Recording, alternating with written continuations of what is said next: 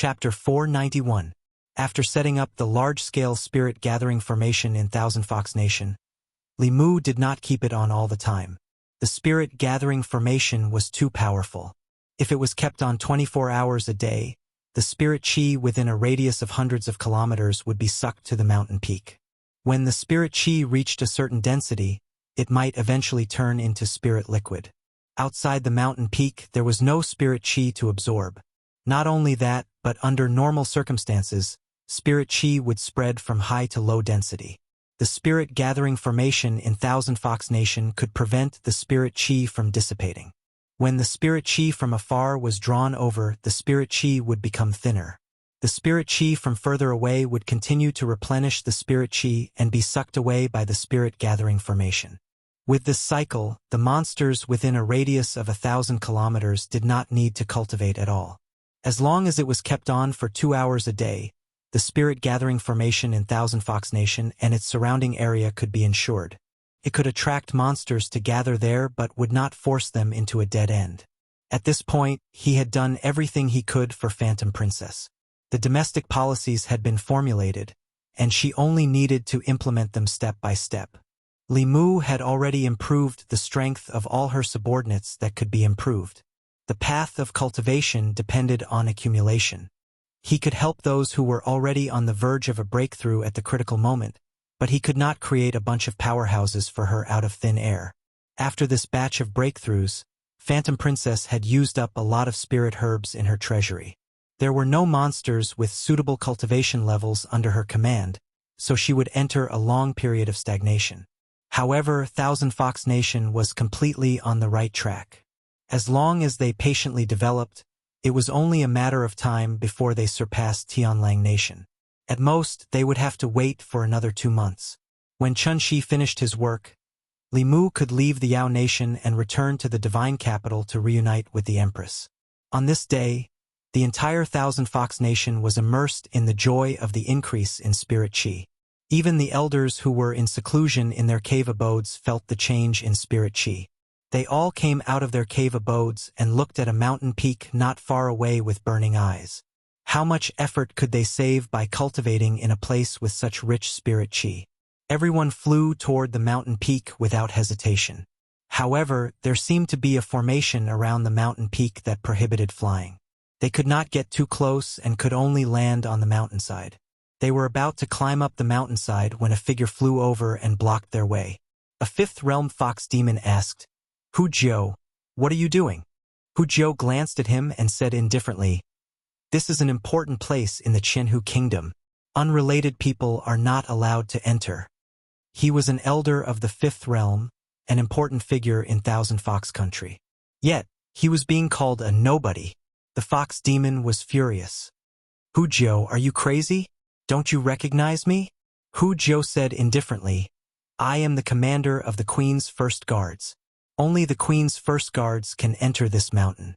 All the miscellaneous demons can go back to where they came from." The elder raised his head and looked at the cultivation treasure land close at hand. His throat moved as he said, "All right, I'll join the Queen's Guards now." Hu Jiu sneered and asked, "What do you think the Queen's Guards are? You can be or not be. The Queen's Guards are full. With your cultivation, you don't meet the criteria to make an exception. Go back." The elders were stunned. What did she mean by their cultivation level? The Heavenly Lord and First Elder Huan Yun were both in seclusion to heal their wounds, and even the Queen was only in the fifth realm. They were the mainstays of the Thousand Fox Nation and had great strength. How could they be looked down upon by Hu Jiu? Did Hu Jiu go crazy while they were in seclusion? The fifth realm elder's face darkened. He asked coldly, "Hu Jiu, does the Queen know you're so arrogant?" Hu Jiu glanced at them and said, "I'll say it again. This is an important place in Thousand Fox Country. Unrelated people are not allowed to enter. If you don't leave, I won't be polite anymore." The elders were not angry. The fifth realm fox demon mocked, "Let's see how you're going to be rude." Hu Jiu flicked her finger. A beam of light shot into the sky and exploded. In the next moment, more than a dozen figures rose into the air from all over the Thousand Fox Nation and shot over, surrounding the elders. The elders were shocked when they sensed the auras of more than 10 fifth realms. When did Thousand Fox Country have so many strong cultivators? What shocked them even more was that they were familiar with these new strong cultivators. Who 18, who 27, who 36.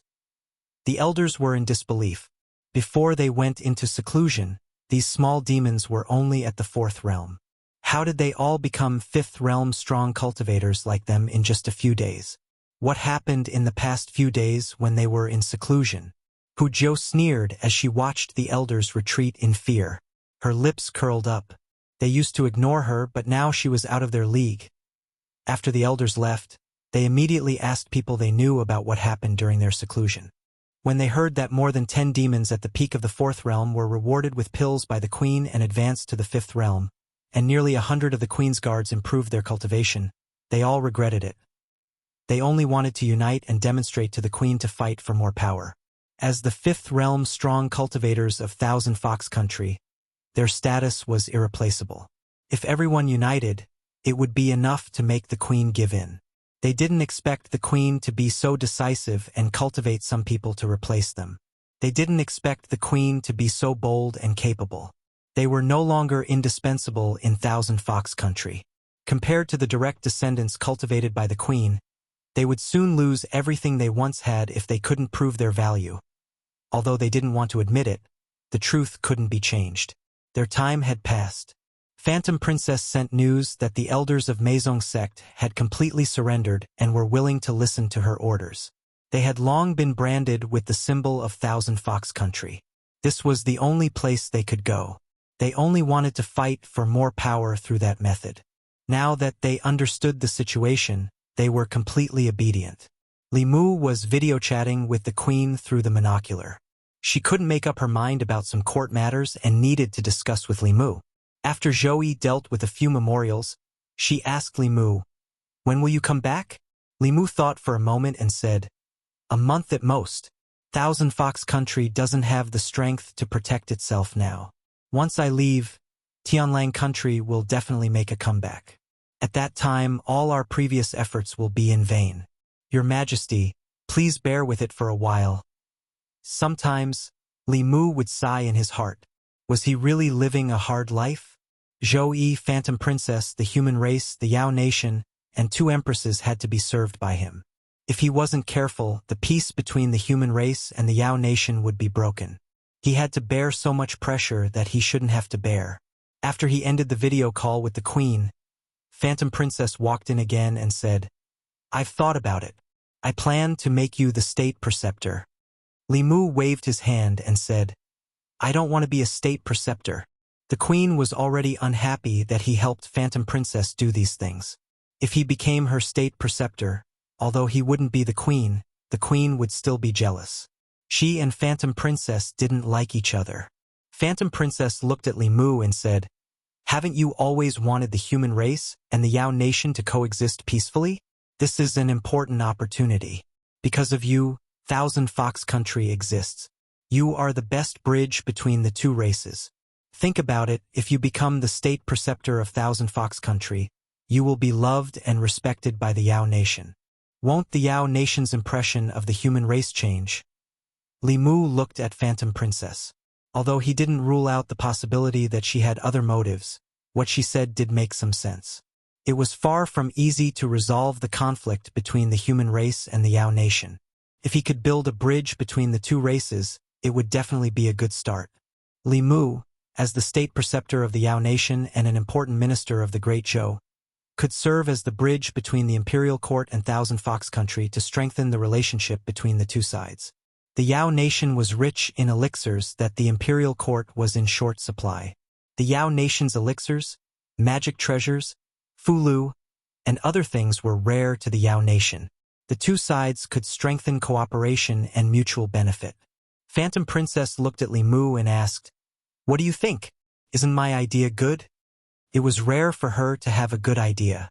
After Li Mu understood the pros and cons, he didn't refuse. However, he didn't expect Phantom Princess to be so serious about this matter. It was beyond his imagination. Not only did she gather all the Yao officials of Thousand Fox Country to hold a grand ceremony for the state preceptor, but she also had her personal guards post notices all over the streets and alleys of Thousand Fox City. Overnight, all the Yao Nation citizens knew that they had a human state preceptor. Humans and Yao Nation couldn't coexist. They were originally resistant to this matter. However, when they saw the humans' contributions to Thousand Fox Country from the notices, this trace of resistance quickly disappeared without a trace. He was the one who helped the queen defeat Bai Xian and regain control of Thousand Fox Country. He was also the one who used a magic treasure to stop the Blue Wolf King and save Thousand Fox Country from disaster. He was the one who set up the spirit gathering formation in the city. He allowed all the Yao Nation citizens to bathe in rich spirit qi and greatly increased their cultivation speed. In addition, he also refined precious elixirs and helped Thousand Fox Country create a large number of powerhouses.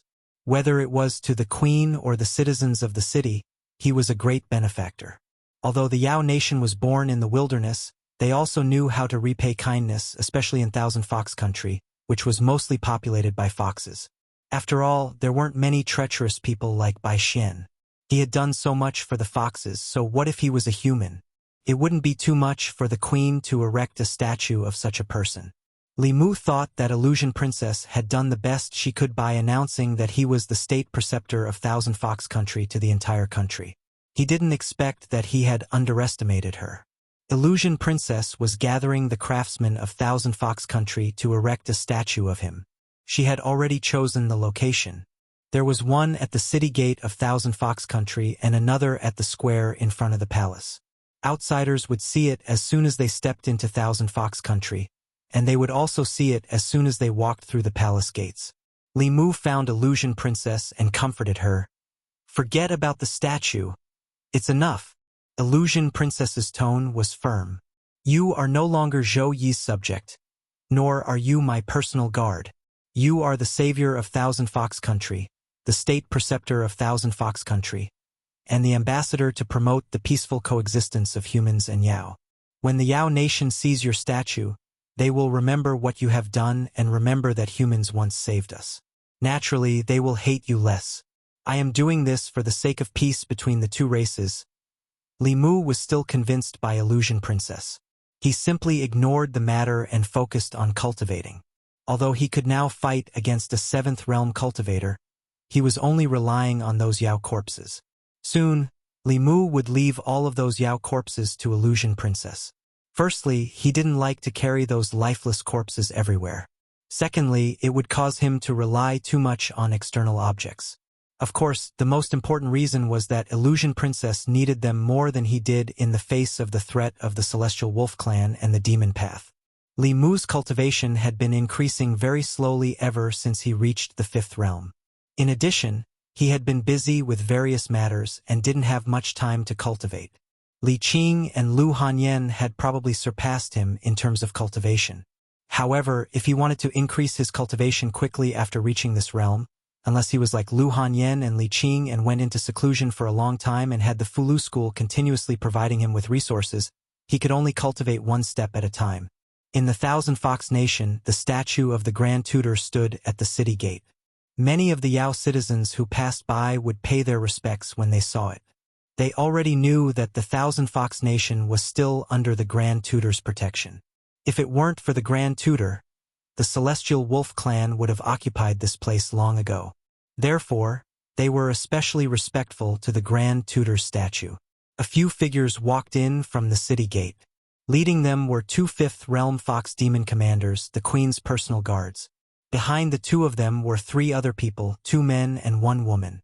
They were all humans, and they followed behind the 2 Yao corpses with nervous expressions. The 3 of them were disciples of a small sect in the Zhejiang County of the Great Zhou. Due to an accident in the sect's elders' cultivation, they needed a few spiritual herbs to refine pills. Therefore, they ventured into the Yao Nation to look for the spiritual herbs. Unexpectedly, before they could find the spiritual herbs, they encountered a few powerful wolf demons and almost died in the wolves' mouths. Fortunately, 2 Yao corpses appeared later and saved them, bringing them here. Although their lives were saved by the 2 Yao corpses, the Yao Nation and the human clan had always been at odds. Who knew if they had just escaped the wolf's mouth and entered the fox's den? Along the way, The three of them were constantly worried, not knowing what they would face next. After entering the city gate, they passed by a statue that stood at the city gate. The two fox demons stopped and bowed to the statue a few times. The Grand Tutor was like a legend in the Thousand Fox Nation. The reason why their cultivation could increase was because of the pills that the Grand Tutor had given them. They respected the Grand Tutor more than anyone else. When the three human cultivators saw the statue, a trace of doubt appeared in their eyes. "Senior brothers, don't you think that the statue looks a little familiar?" "I think so too, but I can't remember where I've seen it. It looks like a human, but why would a human statue be here?" The three of them cautiously transmitted their voices and followed the two demon corpses to a magnificent palace complex in front of them. Along the way, they already knew that this was the Thousand Fox Nation, one of the four major demon clans of the Yao Nation. The statue erected at the city gate was of the Thousand Fox Nation's Grand Tutor, who seemed to be very respected by the demon corpses here. In the palace, Li Mu had just finished his closed-door cultivation. This closed-door cultivation consumed a lot of spiritual jades, but the growth of his dermic powers was still very limited. Li Mu lamented the difficulty of cultivation in his heart. Suddenly, he seemed to have sensed something. He raised his eyebrows and performed the guiding technique. In the Thousand Fox City, something invisible seemed to be sucked out of the two statues and entered Li Mu's body. At this moment, his dermic powers increased significantly, even far exceeding those of the days when he was in closed-door cultivation. Li Mu was stunned for a moment, but he soon understood the reason. This was the psychokinesis of the demon corpses of the Thousand Fox Nation. It was essentially the same as the psychokinesis he obtained from the people of the Great Zhou. In fact, because the strength of the demon corpses in the city was mostly above the transformation realm, there was no lack of fourth and fifth realms. Although the quantity of psychokinesis could not be compared to the people of the divine capital, the quality was too high, and the effect was not inferior to the people's psychokinesis. Phantom Princess sensed the change in Li Mu's aura and flew out of the palace. She said, "Now you know how good I am to you, right?" Li Mu finally understood her intention. Erecting two statues of him in the Thousand Fox Nation was equivalent to erecting temples in the Great Zhou. As long as the people worshipped, their psychokinesis would be attached to the stone statues, and through some mysterious method, it would be directly gathered in the ancestral temple in the divine capital. Although Li Mu could not absorb the psychokinesis remotely, as long as he came here once in a while, he could absorb the psychokinesis stored in the statues. This was equivalent to having two statues to cultivate for him, and Li Mu could do his own things. The royal families of the various countries on the continent mostly cultivated in this way. Phantom Princess, this little fox, knew how to repay kindness. She had not done so much for him in vain. A few figures walked over from afar. Two demon fox approached and said respectfully, "Greetings, Your Majesty." "Greetings, State Preceptor." Phantom Princess glanced at the three people behind her and asked, "Who are they?" One of the demon fox commanders said, "Your Majesty, when we were patrolling outside, we found two wolf clan spies had a conflict with these three humans. We worked together to defeat the two wolf clan spies. We did not know why these three people appeared in the territory of the Thousand Fox Nation, so we brought them back." At this moment, the female cultivator among the three looked at Li Mu. She seemed to have thought of something and blurted out, You're Li Mu, Lord Li?" Li Mu looked at her and asked, "You know me?" The female cultivator said happily, "I've seen Lord Li once at the Zhejiang County office." Li Mu recalled that when he dealt with the Zhejiang County king, he stayed there for a few days. This woman's cultivation was at the fourth realm. She seemed to be one of the cultivators recruited by the Zhejiang County office. Li Mu asked casually, "What are you doing here?" The female cultivator said respectfully, "Something went wrong with the cultivation of the elders of the sect, and they need a few spiritual herbs. Those spiritual herbs can only be found in the demon nation, so we took the risk to come here to look for them. They were all humans, so he would help them if he could." Li Mu continued to ask, "What spiritual herbs do you need?" The female cultivator hurriedly said, 7-star grass, purple profound ginseng, and calming flower." Li Mu asked directly, "Your elders' primordial spirits are injured and need to refine spirit congealing pills, right?" The female cultivator nodded repeatedly. Yes. Li Mu stretched out his hand, and a bottle of pills appeared in his palm. He threw it to the female cultivator and said, "This bottle is for repairing primordial spirits. It's better than spirit congealing pills. Take it." "Thank you, Lord Li." They thought that this trip would not bode well, but they did not expect to meet their own kind in the Demon Nation and obtain pills to treat their elders. It was simply a joy. One had to know that even if they found the spiritual herbs, the alchemist might not be able to refine them successfully. The three of them were pleasantly surprised and bowed repeatedly to express their gratitude. Li Mu waved his hand and said, "It's nothing. The Demon Nation hasn't been peaceful recently. Don't come here if you have nothing to do. I'll get someone to send you back." When the three of them were escorted out of the Thousand Fox Nation by two fox race powerhouses, the female cultivator took one last look at the statue in the city and asked a fox demon, "Senior, why do you call Lord Li the State Preceptor?" At the mention of the State Preceptor, the fox demon revealed a look of admiration and said, "It's a long story. Zhejiang County. Recently, a legend began to spread in Zhejiang County. The State Preceptor of the Thousand Fox Nation, one of the four great demon nations in the Demon Nation, was actually a human and was extremely respected in the Thousand Fox Nation. Speaking of the State Preceptor, he was a legend. As everyone knew, a few months ago, the situation in the Demon Nation changed drastically. With the support of the Demon Dao, the Celestial Wolf Tribe and the Thousand Fox Nation wantonly annexed the various races of the Demon Nation. Once they unified the Demon Nation, the border counties of the Great Zhou were in danger. For this reason, the Imperial Court even sent a Seventh Realm powerhouse to negotiate with the Demon Nation, but it ended in failure. Just as the Imperial Court was at their wits' end and the people of Zhejiang County and several other border counties were in a state of panic, a person silently entered the Demon Nation. He went undercover in the Thousand Fox Nation and endured humiliation. After going through many hardships, he successfully gained the trust of the ruler of the Thousand Fox Nation. At the critical moment, he instigated a portion of the demon race to rebel, launched a coup, and appointed a new ruler. He disrupted the Demon Dao's plan and persuaded the new queen of the Thousand Fox Nation to get along with the humans of the Great Zhou. The queen of the Thousand Fox Nation appointed him as the State Preceptor with his own strength. He changed the situation in the Demon Nation and delayed the Celestial Wolf Tribe's progress in unifying the Demon Nation. He resolved the crisis of the Great Zhou border counties and made a great contribution to promoting harmony between the two races. This person was none other than Lord Li Mu.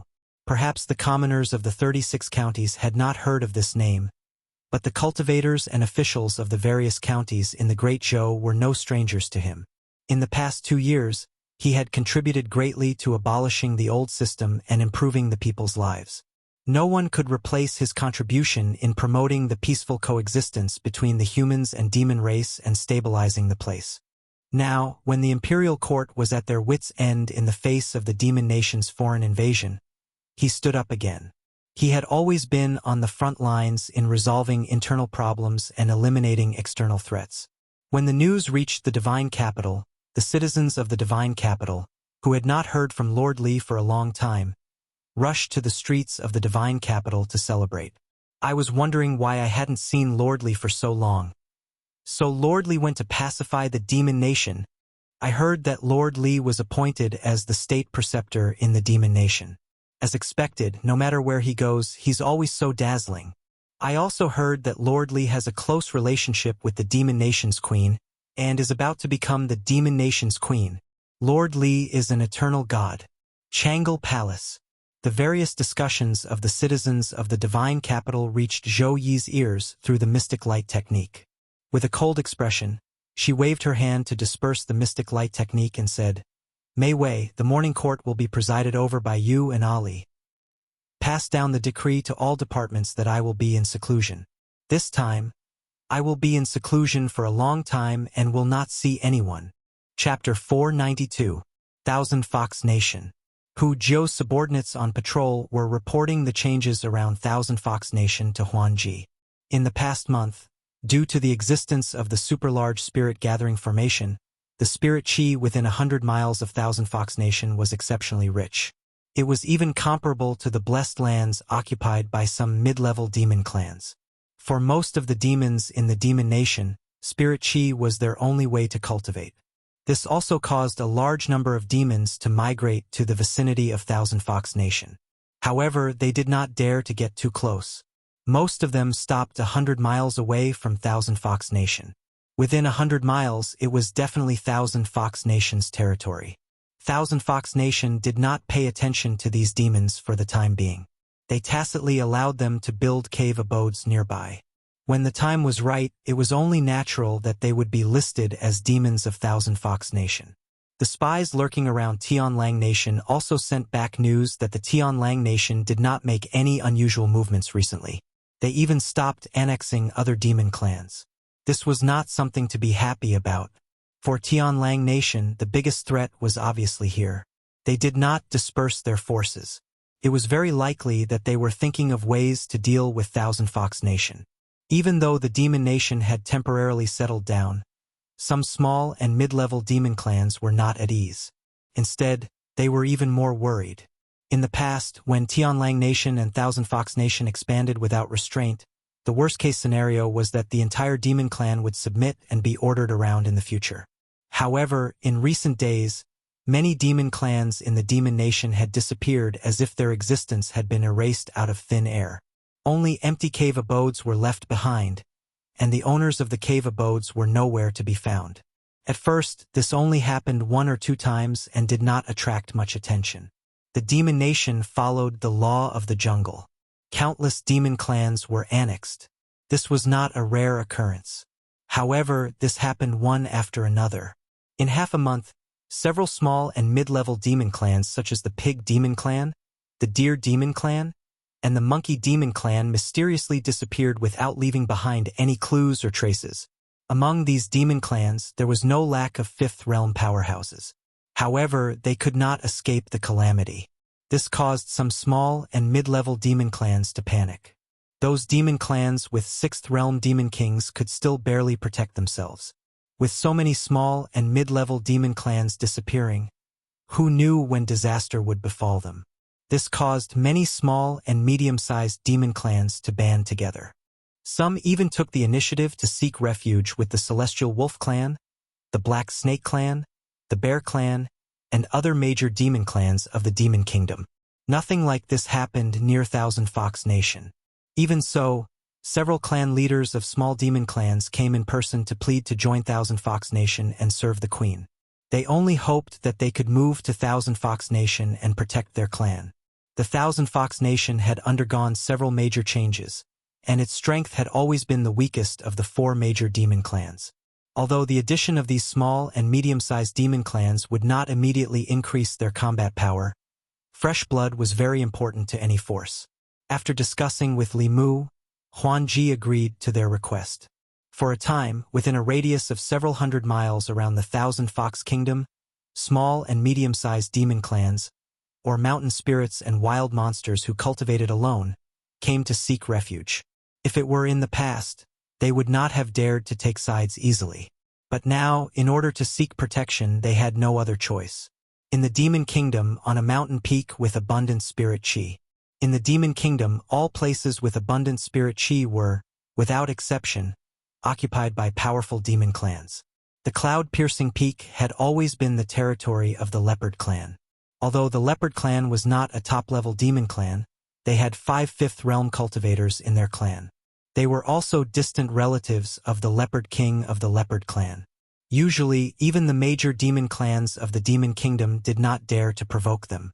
The Leopard Clan had occupied the cloud-piercing peak for decades. They had been cultivating here peacefully until today. The 5 Fifth Realm leopard demons each had a large hole in their abdomens. Only their shells were left. Their demon souls had long disappeared. The mountain peak was littered with the bodies of the leopard demons. The Leopard Clan, which was considered one of the major demon clans in the Demon Kingdom, had no survivors. There were also no traces of battle on the mountain peak. The Leopard Clan's extermination had obviously happened in a very short period of time. A figure covered in gray fog floated in the void. The gray fog surged, and the surrounding leopard demon corpses all disappeared. Other than the missing leopard clan, everything on the cloud-piercing peak returned to normal. The gray fog instantly disappeared. Thousand Fox Country. Huan Ji was also very shocked when she heard the news of the leopard clan's extermination. Although the leopard clan's strength was far from the fox clans, they were still one of the powerful clans in the Demon Kingdom. It was too unbelievable that they had been exterminated so silently. Even an ordinary sixth realm cultivator would not be able to exterminate the leopard clan so easily. Huan Ji made a prompt decision and said, "Tell all the demon clans around Thousand Fox Country to enter the range of the bell. Summon all your subordinates back and temporarily put down the missions at hand." At the same time, the Nine Heavens Xian Snake Clan, Tianshan Bear Clan, and Tianlang Clan raised their guard in response to the mysterious disappearance of the major demon clans. They also opened up their territories and allowed the major demon clans to join them. They provided protection and took the opportunity to strengthen themselves. While the Demon Kingdom was in a state of panic, a gray fog drifted between the mountains of the Demon Kingdom. Most of the demon clans that had formed a sizable force had already attached themselves to the four major demon kingdoms. For a moment, he could not find a suitable target. At a certain moment, the gray fog flew past a hidden valley and rolled back to hover above the valley. A lush valley was formed between a few mountain peaks. The valley was filled with lush vegetation, and no matter how one looked at it, it was just an ordinary valley. In the gray fog, two red lights flashed past, and an unexpected voice was heard. "What a brilliant concealment array. I almost misjudged it." The gray fog slowly descended. When it reached a certain height, the scenery in front of it suddenly changed. It was no longer a barren valley below, but a small city. There were fields outside the city, and there were all kinds of buildings in the city. The streets of the city were crowded with people, and their bodies emitted a faint demon aura. Without exception, all of them were demons that had transformed and above. There were even a few that had reached the fifth realm. This city gave off a very strange feeling. It was clearly a city of the Demon Kingdom, but it felt like a human city. The streets were spotless, and the entire city was orderly and full of order. Although the four major demon kingdoms also imitated human cities, they were much more chaotic than this small city. The figure in the gray fog was only surprised for a moment. He raised his palm and gently pressed down. A huge palm appeared in the sky above the small city. The palm covered the entire small city. Once it pressed down, the city would definitely be destroyed, and the demons inside would not be able to escape death. Boom! After a deafening sound, a mountain peak was crushed by the huge palm. The gray fog dissipated, revealing a figure within. A dim light flickered in the middle-aged man's eyes as he looked at the nearby valley. The city still existed. Just a moment ago, he was moved thousands of feet away, and even the Dharma spell he used was offset. A look of surprise appeared on his face. Just as he was about to fly towards the city again, a voice suddenly sounded in his ears. "Death." As the voice sounded, the middle-aged man's expression changed drastically. At this moment, he felt that his body was showing signs of decay. At this moment, a second voice sounded in his ears. "Destruction of the soul." When he realized that his primordial spirit was also beginning to disperse, the middle-aged man's heart was filled with extreme fear. He turned into a silver light and fled into the distance. The collapsed mountain peak stirred up a cloud of dust. When the dust dissipated, the small city in the mountain in the distance had already disappeared, and it was once again a barren valley. 1,000 miles away, the Green Wolf King looked behind him with lingering fear. This was the most cowardly and frustrating battle he had ever experienced in his life. He did not even see his opponent's face, and he had lost at least 3 years of cultivation for no reason. Could it be that he had encountered some old monster of the Demon Kingdom that had hidden away from the world? Although his cultivation was already rare in the world, the Green Wolf King knew very well that he was far from being invincible in the Demon Kingdom. In the Demon Kingdom, the truly terrifying ones were not that snake, that black bear, or that old fox. Those old monsters who were nearing the end of their lifespans and were in seclusion somewhere in search of a breakthrough were the most terrifying ones. Could it be that he was unlucky enough to run into one of those existences today? The Green Wolf King silently cursed his bad luck. He silently committed that place to memory. Just as he was about to return to the Tianlang Kingdom, a streak of light suddenly streaked past in the distance. As if sensing the Green Wolf King's presence, the streak of light turned back and stopped a few hundred feet away from the Green Wolf King. An extremely beautiful woman looked at him and asked, "May I ask, how do I get to the Thousand Fox Kingdom?" The Green Wolf King looked at this female cultivator, who was only at the 5th level of cultivation, and asked, "What are you doing in the Thousand Fox Kingdom?" The woman said, "I'm looking for someone."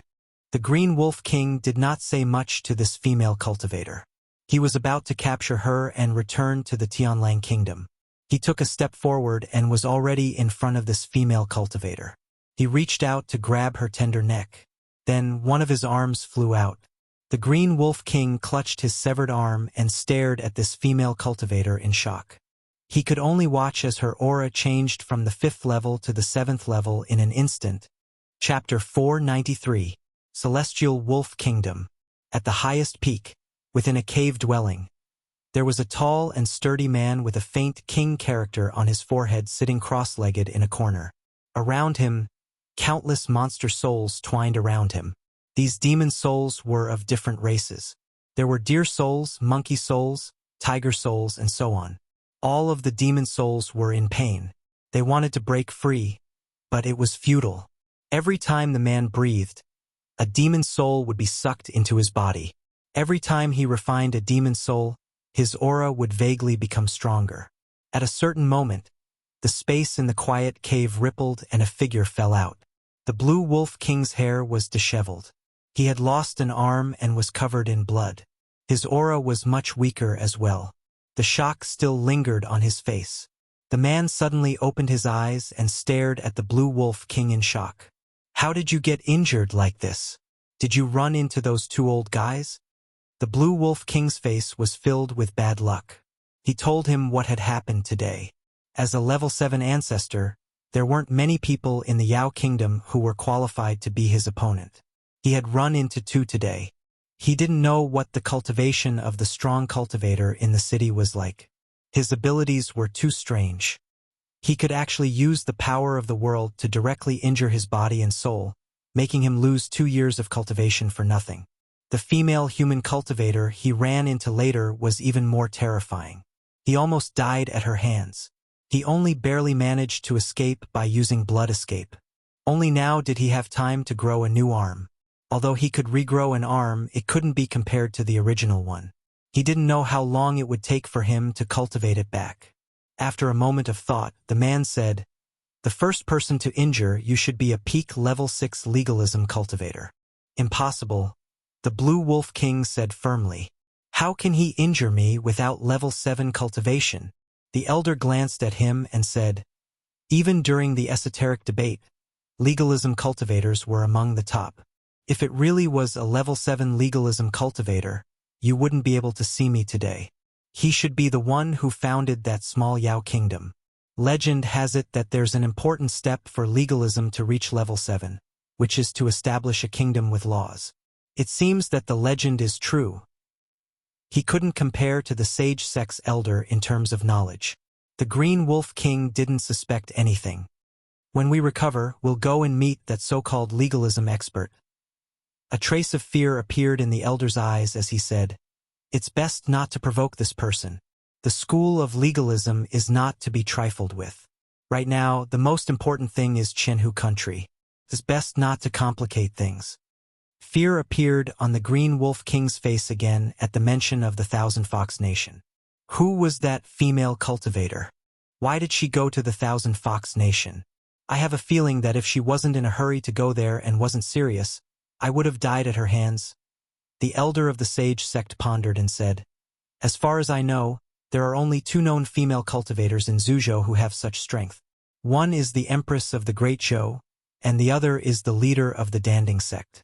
The Empress of the Great Zhou won't leave Luoyang. The leader of the Danding sect may have come here to look for elixirs. Do you have a portrait of her?" The Green Wolf King shook his head. "She's much stronger than me. I can't use the mystic light technique to create a portrait of her. Her appearance may not be her original appearance either." He looked confused and asked, "Why would such a strong cultivator go to Qianhu country?" The elder of the sage sect knew what he was worried about. "Don't worry. No matter who she is, she won't stay in Qianhu country for long. She won't affect our plan." "I'm worried about the 8 corpses," the Blue Wolf King said. "What's so scary about those 8 corpses? Even if all 8 of them work together, they can only stop one of us temporarily. Myriad illusions won't recover his strength that quickly. As long as we break that bell, either of us will be able to suppress Thousand Fox Nation." The elder of the sage sect said in a deep voice, "You're too naive. Do you know what 8 level 6 corpses mean?" "What do they mean?" the Green Wolf King asked. The elder of the sage sect Taoist priest said, "Even the Fulu school of the 6 Taoist sects only has 7 level 6 first seats. After Myriad Illusion died, the corpse sect didn't even have a level 6 cultivator. The fact that they can produce 8 level 6 corpses means that there's a very powerful organization behind Qianhu country.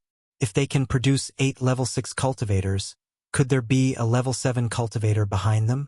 What's more, when did such a powerful force appear on the continent that we've never heard of before? And it's obvious that they're our enemy, not our friend." The Green Wolf King's expression turned serious as he pondered the elder of the sage sect's words. This was still a mystery for the time being.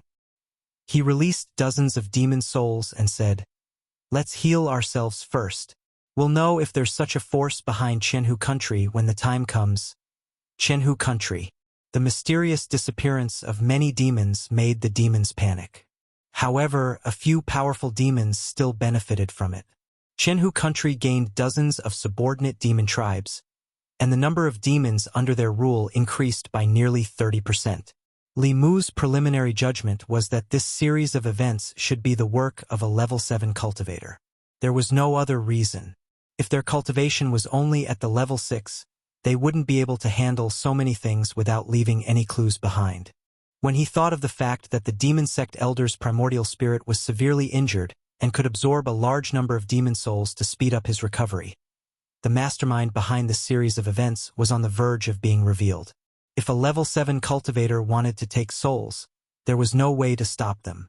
The only thing they could do was to protect more small and medium-sized demon tribes as much as possible. In the past 2 days, Li Mu found something rather strange. The Empress hadn't checked on him for 2 days in a row. It didn't seem very likely that she was angry because he had become the state preceptor of Qianhu country. Li Mu had asked her in advance, and she had expressed her understanding. Li Mu was about to take the initiative to ask when Hu Jiu suddenly walked in and said that someone from the Great Zhou court had come. Li Mu walked out in confusion. The Empress didn't tell him that the court had sent someone to Qianhu country. When he walked outside and saw Mr. Mei standing beside his statue in front of the palace, he was stunned for a moment. Then he asked in surprise, "Sister Mei, why are you here?" It was undoubtedly a big surprise to be able to see relatives and old friends in the divine capital in the distant demon nation. Mr. Mei glanced at him and said, "The court wants to establish an alliance with Qianhu country and never attack each other. Her Majesty sent me to discuss with Qianhu country." Li Mu took the initiative to say, "Don't worry, leave it to me." Mr. Mei looked at the tall statue and said, "It seems that Fox treats you well. She even built a statue for you." Hu Jiu heard the Great Zhou female official call the Empress and said unhappily, "I don't know what status you have in Great Zhou, but this is Qianhu country. You'd better show some respect to Her Majesty." Mr. Mei glanced at Hu Jiu indifferently. Thump! Hu Jiu's condensed body felt weak in the legs and fell to the ground. Cold sweat broke out on his forehead. He didn't know why, but the Great Zhou female official's gaze was so terrifying that he felt fear from the bottom of his heart. Even his legs felt weak. Hu Jiu was ashamed and angry, but she didn't dare to reprimand the Great Zhou female official anymore. She got up from the ground and said to Li Mu awkwardly, "I have something else to do. You take care of the people of Great Zhou yourself." Li Mu took Mr. Mei to the palace where he was temporarily living. Mr. Mei looked around and asked, "Are you living in that fox's harem?" Li Mu said, "Don't get me wrong. I picked a place randomly." 4 graceful figures walked out and bowed to Li Mu. They said obediently, "Sir, you're back. Mr. May looked at the quadruplet rabbit demon sisters, then looked at Li Mu and asked, "You picked them randomly too?" Li Mu glanced at her and said, "Why are you like Her Majesty? Why do you care so much? Come in first." Li Mu dared to admit that he was a lecher in front of the Empress, so of course, he wasn't afraid of Mr. May. These 4 rabbit demons were actually maids that he had prepared for Lu Hanyen and Li Qing, but he didn't even bother to explain to Mr. May. He just let her think whatever she wanted. Mr. May glanced at the 4 rabbit demons and didn't ask any more questions. He sat on the main seat that should have been Li Mu's and said, "I heard that you're going to be the Empress of the Thousand Fox Country?" Li Mu raised his head and said in surprise, "Who did you hear that from? Although she does have this intention, am I that kind of person? How can a man be someone's Empress?" Mr. May said lightly, "That's what people outside say." Li Mu twitched the corner of his mouth and said, "Can you believe those words? Some people even said that I'm going to be the Empress of the Great Zhou. Why don't you ask Her Majesty if she has this intention?" Chapter 494. Mr. May glanced at him and asked, "If Her Majesty wants to, do you dare?" Li Mu said decisively, "No." Putting aside her identity as the Empress, even if she was a 7th realm cultivator, for a lecher, there was nothing he wouldn't dare to do. A 7th realm cultivator was still a woman. Sooner or later, he would cultivate to the 7th realm and wouldn't be unworthy of her. But being an Empress was out of the question.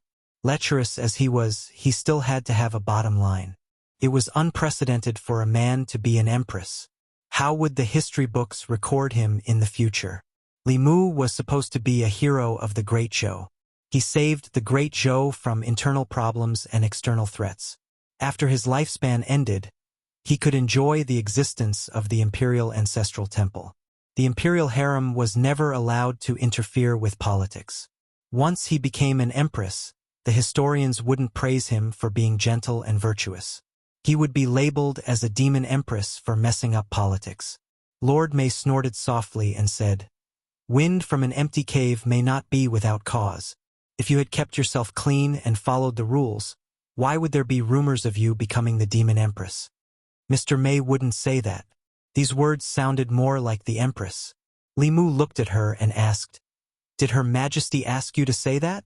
Mr. May didn't admit or deny it. Li Mu said unhappily, "You're so heartless. Who am I doing this for? For me, for the demon nation, and for Her Majesty. I've only been married for a short time, and I've already been separated from my wife. I've been suffering from lovesickness every day. For the Great Zhou, for the Empress, I've risked my life to go deep into the demon nation and deal with the 7th realm. Is it all to make Her Majesty suspicious?" Feeling Li Mu's anger and resentment, Mr. May panicked and said, "That's not what Her Majesty meant." Li Mu said, "You're not Her Majesty. How would you know what Her Majesty meant? Her Majesty likes to make wild guesses." Mr. May asked, "Is His Majesty such a person in your eyes?" Li Mu glanced at her and said, "You've been by Her Majesty's side for so long. How can you not understand her? Her Majesty looks magnanimous, but she's actually more petty than anyone else. If you accidentally offend her, she'll chase you into your dreams and beat you up." A meaningful smile appeared on Mr. May's face as he asked, "So you're not the only one who thinks so. Is there anyone else?" Li Mu finally found a soulmate and said, "Also, whatever she thinks, she never says it out loud. It's all based on my own guesses. It's fine if I'm right, but if I'm wrong, she gets angry and tries to find ways to torture me. It's just me. If it was anyone else, they wouldn't be able to stand her." Inside Huanji's palace, Huanji had just received news from Hu Lu. She confirmed once again, "You said that someone from the Great Zhou court came?" Hu Lu nodded and said, "The person who came is Commander May of the Great Zhou Empress. She's one of the most trusted female officials of the Great Zhou Empress. She was the one who captured me back then." Huanji frowned and said, "Why did she come to Thousand Fox Country?" Hu Lu said, "She said that she came on the orders of Empress Zhou Yi of the Great Zhou Empress to discuss an alliance with us. However, this might not be her real purpose. She's been with the state preceptor the whole time and has no intention of discussing with us." Huanji thought for a moment and said, "I'll go and take a look." Hulu stopped her in time and said, "You're the queen of Thousand Fox Country. How can a queen of a country take the initiative to meet an envoy from another country? Wouldn't this make you look inferior to Zhou?" What Hulu said was what she couldn't accept the most. Huanji immediately dismissed the idea. She looked at Hulu and said, "Go and help me find out." Hulu nodded and said, "Okay." Just as she walked out of the door, Huanji suddenly said, "Wait." After complaining about the Empress with Mr. Mei, Li Mu felt much better. Mr. Mei sat on the main seat with a faint smile on his face. He asked Li Mu, "Her Majesty wants me to ask you, when will you go back?" Li Mu said, "Soon." Mr. Mei said, "You say that every time. Her Majesty wants an exact time." Chun Shi's meeting was almost over. Li Mu thought for a moment and said, "Not more than half a month." While they were talking, Hulu walked in from outside. Li Mu introduced her to Mr. Mei first. "This is—" Mr. Mei looked at Hulu and his eyes flashed. He said lightly, "No need to introduce her. When she was undercover in Shindu, I caught her with my own hands." Li Mu was the one who reported Hulu, and Mr. Mei caught her. The atmosphere in the hall was a bit awkward when the three of them met again. Seeing Hulu's expression, Li Mu tried to smooth things over. "Let's not talk about the past. We're all friends now, and harmony is the most important thing." Mr. Mei glanced at Hulu. "Who's friends with this fox?" Hulu didn't back down. "Do you think I want to?" The man and the fox just met, and there was a strong smell of gunpowder in the air. Li Mu felt a headache coming. He deliberately put on a straight face and said in a deep voice, "Both of you, stop talking." According to his expectations, whether it was Lord Mei or Hulu, they should give him face. But this time, Li Mu miscalculated.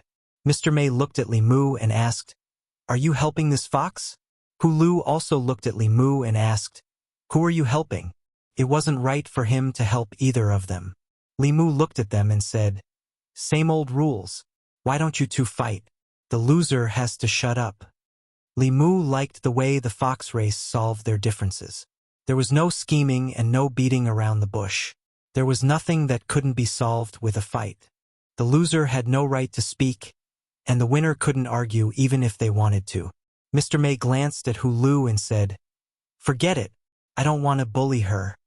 Hulu sneered and asked, "You're afraid of losing, right?" Li Mu wanted to persuade Hulu, but she glared at him. To be honest, Hulu didn't know what was good for her this time. Her master, Phantom Princess, was only at the 5th level. How strong could she be? Li Mu didn't know how strong the Empress was. Mr. Mei had been with the Empress for many years, and he wasn't weak among the 5th level. It would be fine if Phantom Princess fought, but Hulu had no chance of winning. Where did she get her confidence from? Suddenly, Li Mu felt that Hulu's aura was slightly different from before. He seemed to think of something. He looked at Hulu's eyes and found a trace of slyness deep in her eyes. Li Mu was shocked. This Fox 6 was actually a transformed Phantom Princess. The Fox race was also very good at illusion techniques, and Phantom Princess was an expert. No wonder she was so confident this time. She was deliberately bullying Mr. Mei because he couldn't see through her illusion. Hulu wasn't Mr. Mei's opponent, but Mr. Mei couldn't defeat Phantom Princess no matter what. Li Mu wanted to stop her, but Hulu looked at him with a trace of threat. Li Mu thought about it carefully. If he exposed her here, a queen of a country would become his subordinate and bully another country's ambassador. It would be too tasteless. Wouldn't people laugh their heads off if they heard about it? Who knew better than him the embarrassment of having a fake identity exposed? Letting Phantom Princess die was much more serious than Mr. Mei losing to Hulu. Li Mu looked at Mr. Mei and said, "Sister Mei, let's forget about it." Mr. Mei said calmly, "Why should we forget about it? We've already agreed. If we back out now, we'll lose face for Her Majesty." Li Mu could only look at Fox 6, who was disguised as Fantasy Princess, and remind her, "All right then, don't go too far." "Got it." Phantom Princess answered casually. 5 foxtails appeared behind her and attacked Mr. Mei. Without the use of Dharma treasures, a fox demon's tail was their most powerful weapon.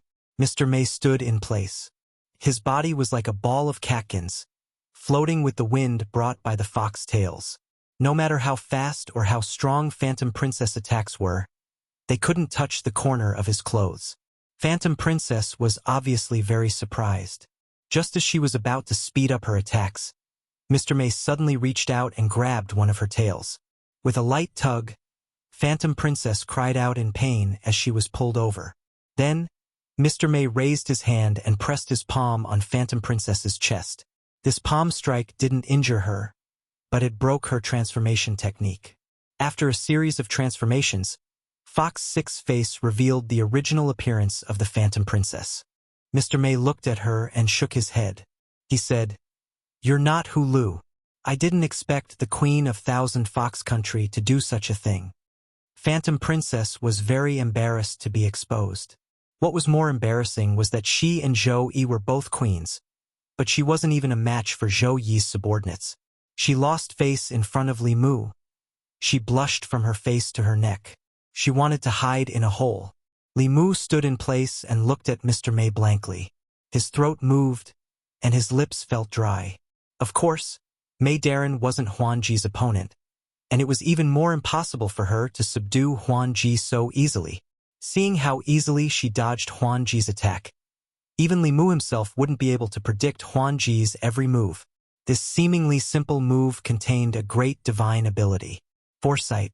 A cultivator at the 6th realm of Taoism had a certain chance of being able to divine a sliver of the heavenly secrets with a pinch of their fingers. Only at the 7th realm would this ability reach a minor accomplishment. They would be able to divine even more heavenly secrets. When facing an opponent whose cultivation was far inferior to theirs, using divination to predict their movements was even more common. Li Mu's eyelids twitched. He squeezed out a smile and said, "Sister May, you've improved so much in just a few months. Congratulations." Mr. May sat down again and asked, "Where were we?" Li Mu said, "Speaking of His Majesty just now, His Majesty is magnanimous, gentle, intelligent, and considerate. During my time in the Demon Nation, I've been missing His Majesty all the time. I really hope that I can finish my work here soon, so that I can see His Majesty sooner." Mr. May's mouth twitched.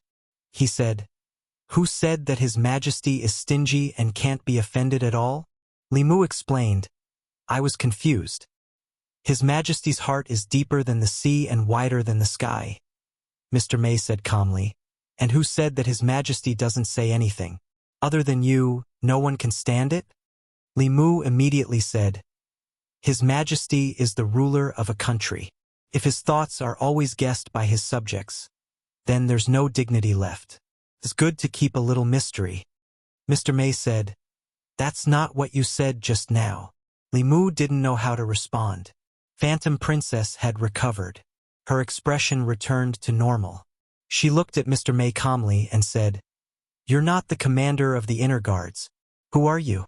She was a little ashamed of losing to Zhou Yi's subordinate. But when she came back to her senses, she realized that something was wrong. She was very confident in her abilities. Unless she met someone like Li Mu, she wasn't afraid of anyone below the 6th level. How could she lose so easily? Mr. May looked at her with a kind of supreme dignity. He asked, "What? Didn't we meet in the monocular? Don't you recognize me already?" As soon as she finished speaking, light flowed around her body. She quickly changed from Mr. May to another beautiful woman. Phantom Princess's expression changed from anger to shock and then to fear. She hid behind Li Mu and pointed at Zhou Yi. She said in a trembling voice, What are you doing here?" Li Mu looked at Phantom Princess with a pitiful expression. This fox really kicked an iron plate this time. In the monocular, she attacked the Empress. Now, the stingy and vengeful Empress chased her to her home. But she hid behind Li Mu and acted submissively. She didn't have the arrogance she had when she faced the Empress through the monocular. Obviously, the first confrontation between the two Empresses ended with Phantom Princess's defeat. Not only did she lose, but she lost completely. This was a merciless suppression of strength. Li Mu looked at the Empress and didn't speak for a long time. The Great Zhou wasn't a small demon nation like the Thousand Fox Nation. The Empress couldn't even leave the Great Zhou easily, let alone leave the Great Zhou and come to the dangerous demon nation. If the old officials in the imperial court heard about this, they would probably have a brain hemorrhage from anger. Of course, this wasn't a big deal. After all, it wasn't the first time the Empress was so willful. The problem was, if she wanted to come to the Yao nation, then so be it. Why did she have to disguise herself as Lord Mei so that Li Mu would let his guard down? She had already said what she should and should not have said. There was no chance for her to salvage the situation. Li Mu sighed. "Your Majesty, why are you here?" Zhou snorted and said, "If I didn't come, you would have fallen into the hands of this vixen sooner or later." Phantom Princess poked her head out from behind Li Mu. Just as she was about to refute, Zhou glared at her. She was angry and annoyed, but under Zhou Yi's powerful aura, she didn't even have the courage to speak. After losing the monocular, she realized that other than envy, jealousy, and unwillingness to submit to Zhou Yi, there was also fear in the depths of her heart. In front of the Empress, Phantom Princess became a cowardly fox. Zhou Yi looked at Li Mu and asked, "Am I narrow-minded?" Under her sharp gaze, Li Mu took a step back. Zhou Yi took a step forward and continued to ask, "Am I making wild guesses?" Phantom Princess hid behind Li Mu and spoke up for him. "If you weren't making wild guesses, why would you use the monocular to monitor her all the time? If you didn't have any suspicions, why would you come here?" Zhou Yi glanced over. Phantom Princess shivered and instantly appeared outside the door. She continued, "Whether you have any suspicions or not, you know best in your heart." Chapter 495. Although Illusion Princess didn't have the confidence to scold the Empress because she was afraid, it was undeniable that what she said made sense. She said what Li Mu didn't dare to say. The Empress was even more suspicious than Lu Hanyan. Just as Illusion Princess said, if she trusted Li Mu, why would she use the telescope to check on Li Mu every day? Why would she come here personally? The Empress looked at Illusion Princess again, and Illusion Princess instantly disappeared behind the door. Li Mu was now in an awkward situation. Just now, in front of the Empress, he not only said that she was narrow-minded and liked to be suspicious, but he also asked the Empress if she wanted him to be the Empress of the Great Zhou. He had narrowed his own path. No, this wasn't narrow-mindedness. He had personally cut off his own path. Zhou Yi looked at Li Mu. Li Mu also looked at her. His lips moved a few times. He wanted to explain, but he realized that his words were too harsh. He couldn't explain it now. He didn't plan to explain it. He lowered his head and said, "I'm guilty. I shouldn't have talked about your Majesty. Please punish me." Since he couldn't explain, he might as well give up. With his understanding of the Empress, she would at most let him stand here for a while. Zhou Yi glared at him and said, "Stand here for a while. Don't do it again." How could she really punish Li Mu? Not to mention that she admitted to what Li Mu said. If she punished him here, wouldn't she be giving that fox a chance? If she hurt his heart, that fox would take advantage of the situation and seduce him to become the Empress of Thousand Fox Country. Who would she cry to? Illusion Princess was outside the door. It would be best if Zhou Yi punished Li Mu severely. That way, she would have a chance to interfere. Unexpectedly, Zhou Yi didn't fall for it. Illusion Princess couldn't help but poke her head out and mock. "That's it." Zhou Yi waved her hand and Phantom Princess's body flew hundreds of feet away. The door of the main hall was closed immediately. The matter between the two of them could not be interfered with by others, especially by this fox with evil intentions. 300 meters away, Illusion Princess's figure appeared and immediately flew back. However, she found that as long as she was within 3 meters of the palace gate, she would be teleported 300 meters away again. After a few times, she stood 300 meters away and angrily pointed at the palace gate, shouting, "Surnamed Zhou, this is my place. Get out here." The person she disliked the most and the person she loved the most stayed in her harem, only she was chased away. Huan Ji was so angry that her entire body trembled. But in the face of absolute power, she was helpless. A deep sense of helplessness surged from the bottom of her heart. In the square, Phantom Princess's chest heaved up and down. She had never desired power as much as she did now. But in the end, she could only fiercely stomp her feet, turn around and leave. Li Mu was surprised by the arrival of the Empress. She had actually turned into Mr. Mei. Li Mu's intuition told him that this was not the first time. After thinking about it, there were a few times when Mr. Mei was not quite right. After Li Mu complained about the Empress to her, he was ravaged that night. Li Mu did not dare to mention this matter, in case the Empress became angry again. The person she was most unhappy about coming to the Yao Kingdom was Illusion Princess. Li Mu had not seen her for 2 whole days. In front of a true Empress, her identity, status, strength, and everything else was mercilessly crushed. The prideful Illusion Princess chose to escape when facing the Empress. In the past 2 days, Li Mu had drafted a treaty of alliance between the Thousand Fox Nation and the Great Zhou. This treaty did not involve the common people. It was mainly about the trade between the 2 courts. In the Great Zhou's Department of Consecration, there were consecrators who were responsible for refining weapons, refining pills, and writing talismans. They supplied the local government offices of the 36 counties. A large amount of resources were needed here. Although the ancestral state was vast, humans had lived there for thousands of years. All kinds of resources were on the verge of exhaustion. On the contrary, although the life state was far smaller than the ancestral state, it was vast and had few demons. It was rich in all kinds of minerals and spiritual herbs. These were indispensable for refining weapons, talismans, and refining pills. These things were not very useful in the hands of demons. Most demons could only gnaw on spiritual herbs to absorb the spiritual power.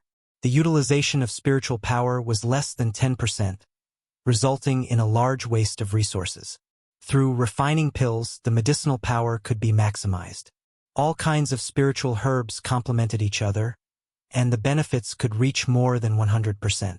The Thousand Fox Nation exchanged minerals, spiritual herbs, and spiritual jades with the Great Zhou Court for pills, fulu, and weapons.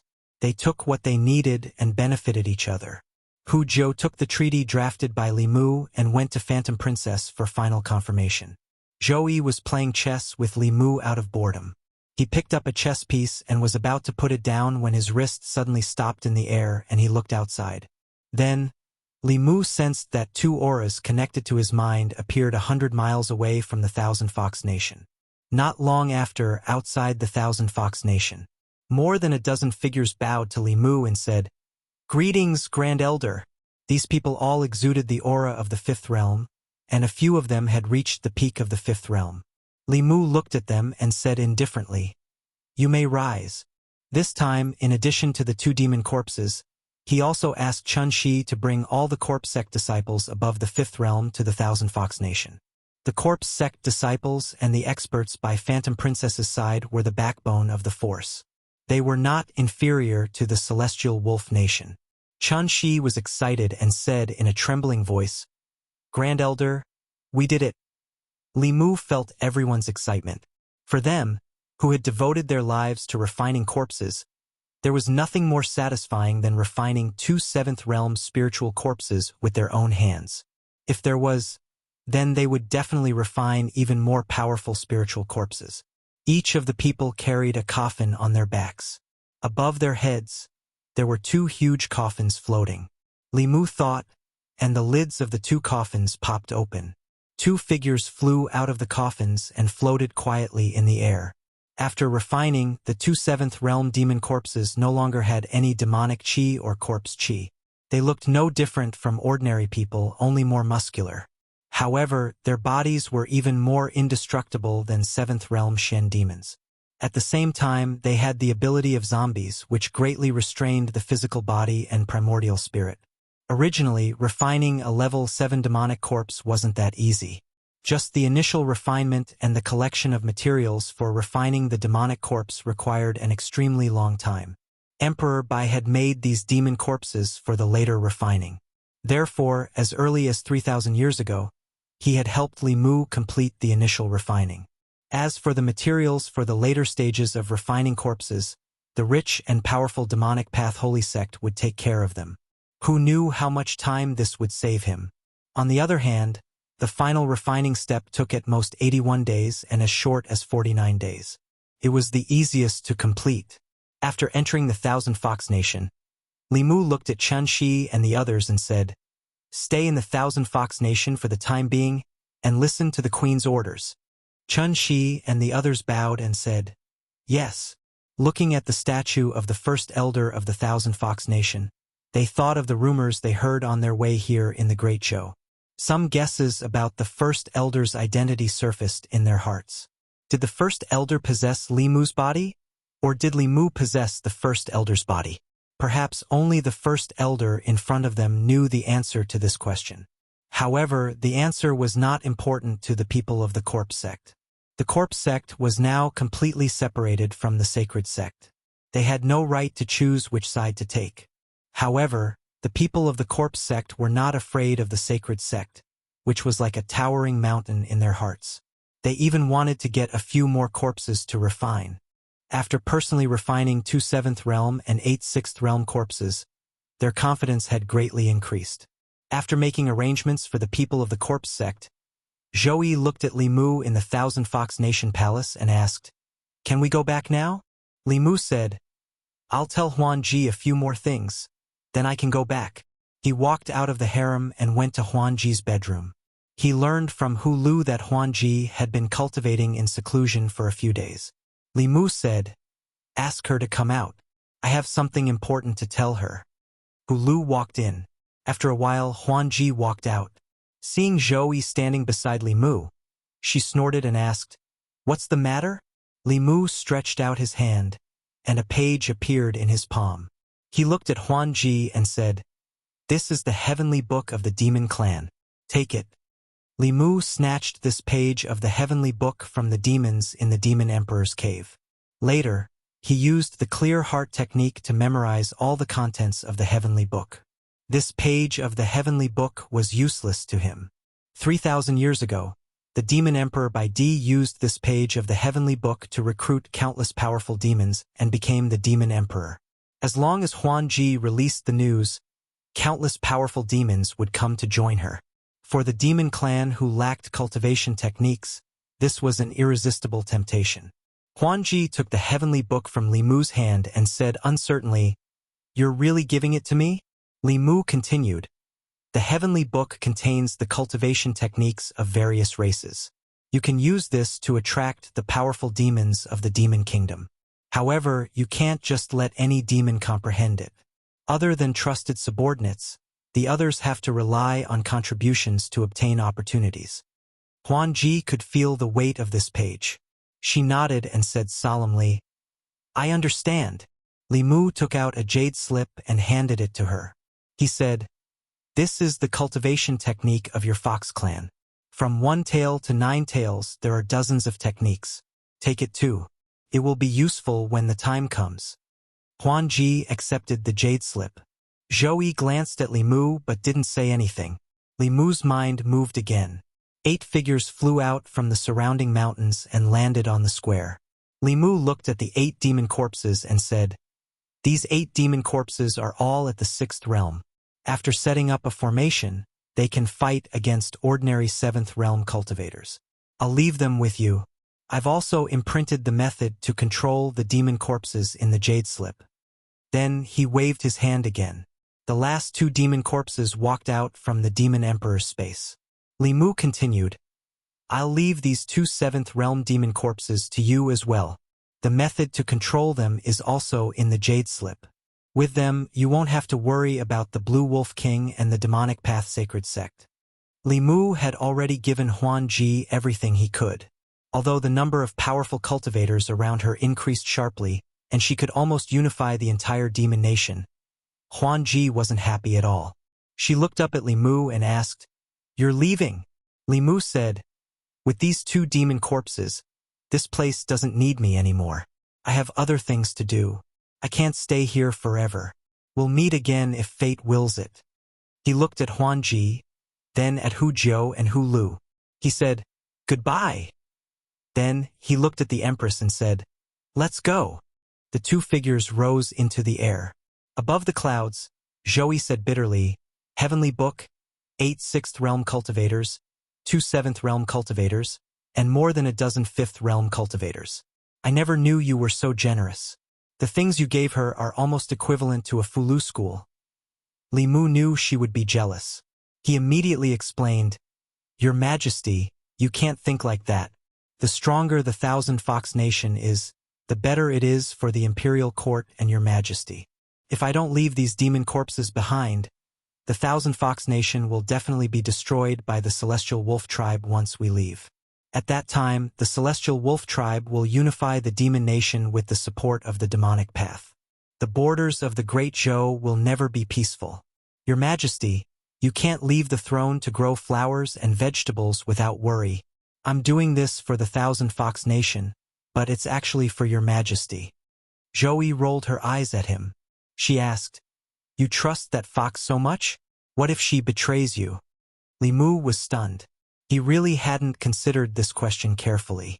Although he and Illusion Princess were friends who had gone through life and death together, distance tests a horse's strength, and time reveals a fox's heart. He and Illusion Princess were far from being friends for long. The Heavenly Book, the demon corpses, and Li Mu had given almost everything to Illusion Princess. If Illusion Princess betrayed him, then he would be in deep trouble.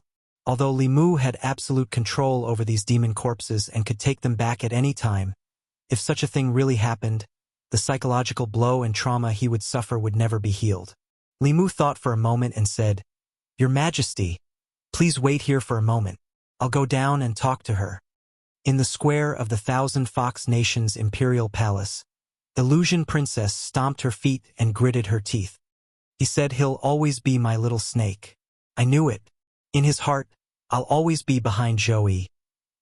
At the mention of Zhou, she was so angry that her chest began to hurt. "So what if you have a high cultivation? With a high cultivation, you can do whatever you want in other people's territory." She took a deep breath and said firmly, "Zhou, remember this. I'll take revenge for today's humiliation in the future." As soon as Illusion Princess's voice fell, Li Mu's figure landed on the square in front of the palace. She was stunned for a moment, then asked in surprise, "You're not leaving?" Li Mu shook his head and said, "Before I leave, I have something to tell you." Illusion Princess asked, "What is it?" Li Mu looked into her eyes and said seriously, "This time, I've given you everything. Don't let me down." Before Li Mu could finish his sentence, Zhou face darkened. She grabbed the air and Li Mu was directly pulled to her side. She grabbed Li Mu's wrist and said angrily, "What are you talking about? Let's go." Just as the two of them were about to leave, in the distant sky, several powerful auras were rapidly approaching. Among them, the two leading auras were particularly powerful. Chapter 496. In the distant horizon, 6 figures were approaching Qianhu Nation. The Green Wolf King and another burly man stood side by side. When they were about to approach Qianhu Nation, the Green Wolf King crossed his arms and said in a deep voice, "Be careful. That bell is unusual. Don't hit it." Behind him, the others stopped abruptly, not daring to fly too fast. The Green Wolf King waved his hand, and a mountain rose from the ground and smashed toward Qianhu Nation. There was no bell projection outside the Thousand Fox Kingdom, but instead, a streak of golden light flew over from another direction. The golden light seemed to contain a rune. After it shot into the mountain that was smashing toward Qianhu Nation rolled back toward the Green Wolf King and the others. Boom! The Green Wolf King punched out, and after a deafening sound, the mountain shattered into pieces and smashed into the ground. Smoke and dust splashed up, and a large number of trees were crushed. Boulders the size of houses rolled in all directions. Although all the monsters within 100 miles of Qianhu Nation had entered Qianhu Nation, there were still many beasts in the mountains that died in this disaster. The Green Wolf King looked in the direction of the golden light, and a beautiful woman's face appeared in his eyes. When he saw the woman, the Green Wolf King's body trembled, and fear rose in his heart. He blurted out, "She hasn't left yet." At the same time, The sage sect elder who possessed the tiger monster was also shocked. He said in disbelief, "The Empress of the Great Zhou. It's the Empress of the Great Zhou." Others might not know the Empress of the Great Zhou, but as the sage sect elder in charge of the affairs between Zhou Province and Life Province, how could he not know the ruler of the most powerful nation in Zhou Province? But the Empress of the Great Zhou was not in Shindu. Why was she here? After a moment of shock, his face lit up with joy. He immediately said, "Let's not worry about Shenhu Nation for now. If we can keep the Empress of the Great Zhou here, it'll be much more meaningful than unifying the Yao Nation." As he spoke, he had already formed a seal with his hands. In the next moment, thick and heavy dark clouds rolled up in the sky above Li Mu's head. The dark clouds rolled and changed crazily, and soon, an inverted lotus shape appeared. The moment the lotus flower took shape, golden lines fell from the petals of the lotus flower to the ground. The lotus flower and the golden thread formed a cage, completely imprisoning this part of the world. The power of heaven and earth coiled around the golden threads. Even a seventh realm cultivator would find it difficult to break this seal within a short period of time. The sage sect elder said to the Green Wolf King, "You and I will work together to deal with the Empress of the Great Zhou first." The Green Wolf King quickly formed a seal with his hands, and a full moon formed above his head. The sage sect elder's lips trembled slightly. Within the confined space, the power of heaven and earth began to vibrate violently. Clearly, he was preparing an extremely powerful spell. Li Mu transmitted an order with his mind, and 10 figures rose from the ground and stood beside him. Then, he summoned the law bell and covered Thousand Fox Nation. The aftermath of the battle between two seventh realm cultivators was enough to destroy the entire Thousand Fox Nation. 10 demonic corpses floated in the air, not concealing their auras at all. Seeing this, the Green Wolf King's wrist trembled, and his hand made a wrong seal. The spell was immediately interrupted, and the full moon above his head disappeared. He looked at the 10 demonic corpses, and his gaze stopped on the last 2. He mumbled, "They must be fake." The sage sect elder clearly did not expect such a turn of events.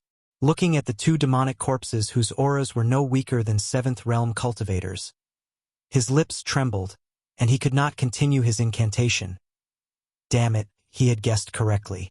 There really was a mysterious faction with 7th realm cultivators on the Zhou continent, and 2 of them at that. Before they came, they thought that it would be 2 7th realm cultivators against 8 demonic corpses whose combined strength was comparable to 7th realm cultivators. It was not a big problem. They did not expect that apart from the 8 6th realm demonic corpses, Thousand Fox Nation also had 2 7th realm demonic corpses, as well as the Empress of the Great Zhou. They were going to fight 2 against 5. The 10 demonic corpses counted as 3, and the Empress of the Great Zhou counted as 2.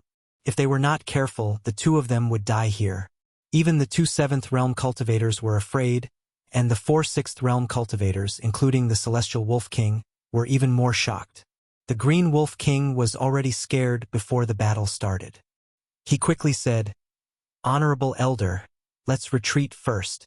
Now is not the time to attack Heavenly Fox Nation." The sage sect elder looked at Thousand Fox Nation trapped by the Black Lotus and gritted his teeth. It's too late to regret now. This array can trap transcendence. Once it's completed, it will disappear after 15 minutes. Before that, we can only break it by force. It was impossible to win 2 against 5, but the Green Wolf King could not scold the sage sect elder for being stupid and cutting off his own escape route before he knew the opponent's strength.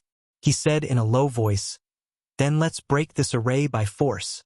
The sage sect elder glanced at him and said, "We can break this array if we work together, but by then we will be exhausted. How can we resist the Empress of the Great Zhou? I will take care of the 2 7th realm demonic corpses. You use all your strength to hold off the Empress of the Great Zhou for 15 minutes. Perhaps we still have a chance." The 2 7th realm demonic corpses had already surrounded them. As soon as the sage sect elder finished speaking, a cloud of black mist erupted from his body and enveloped the 2 demonic corpses. The Celestial Wolf King and the other 3 6th realm demonic corpses went up against the 8 6th realm demonic corpses. After all, they were living creatures with both body and soul. Their strength was stronger than the demonic corpses, but they were far from being able to fight one against two. However, the 8 demonic corpses would not be able to take them down in a short time. The Green Wolf King knew that it was too late to retreat now. A hint of viciousness appeared in his eyes. He roared and turned into a huge wolf with the head of a wolf and the body of a human. The huge wolf spat out a huge beam of light that went straight for the Empress. The Empress formed a seal with her hands, and a huge circular barrier appeared in front of her. The barrier was colorless and transparent, and there were golden runes flashing on it. It blocked the beam of light from the huge wolf's mouth, and a temporary stalemate ensued. In Chenhu Nation, 2 figures flew out from a mountain.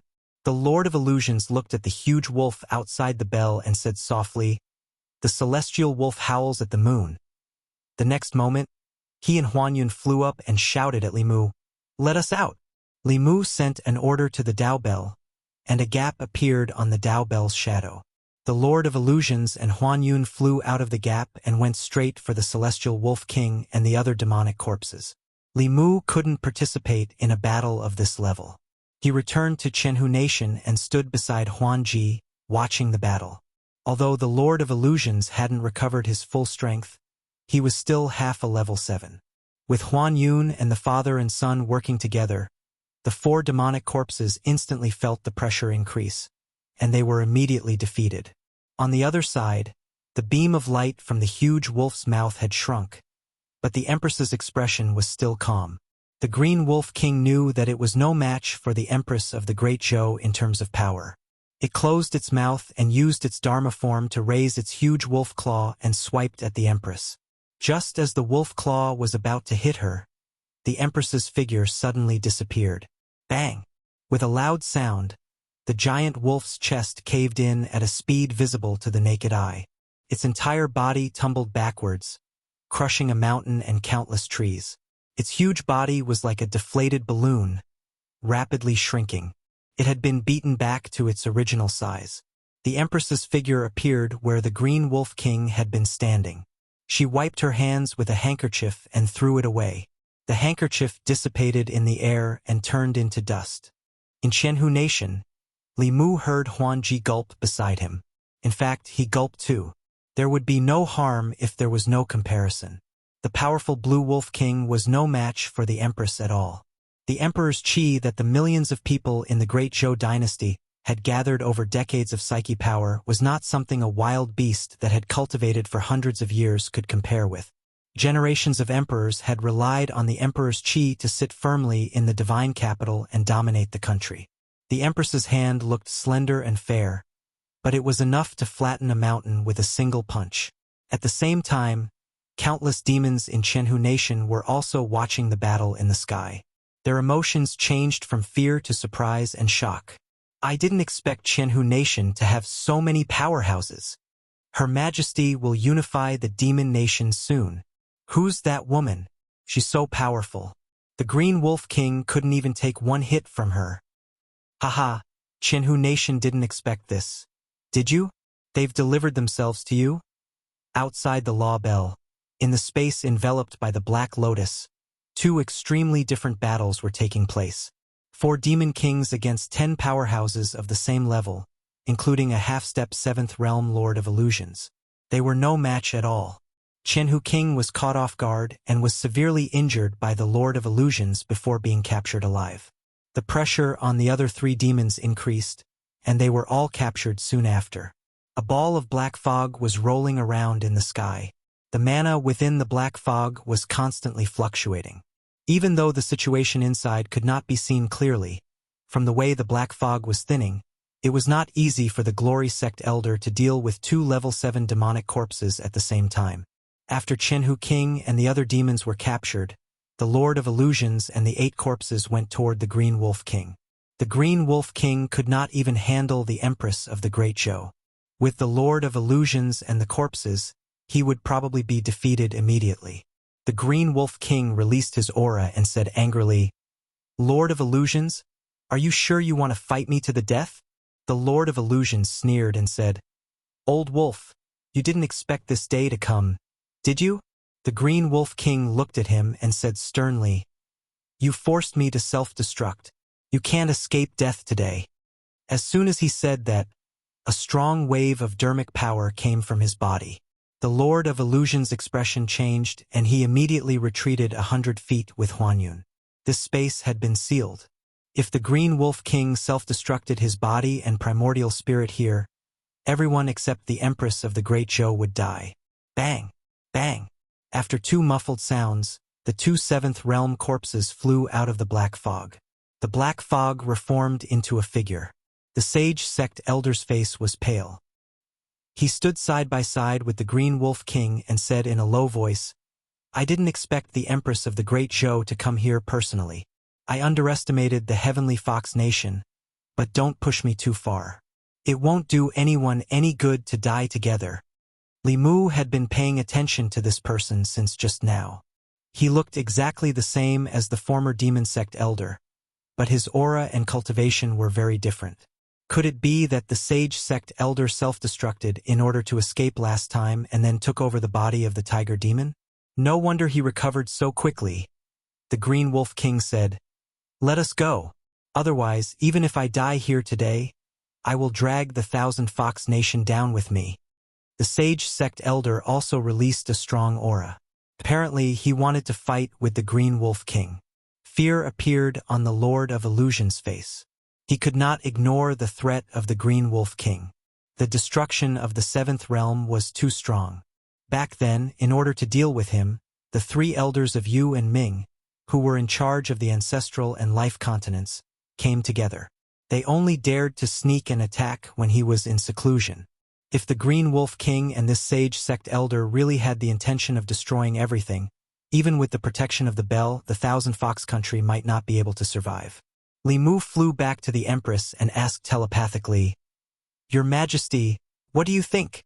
Zhou looked at the Green Wolf King and the sage sect elder and frowned. She said in a low voice, "This space is sealed. The power of their self-destruction will be many times stronger. I may not be able to protect you."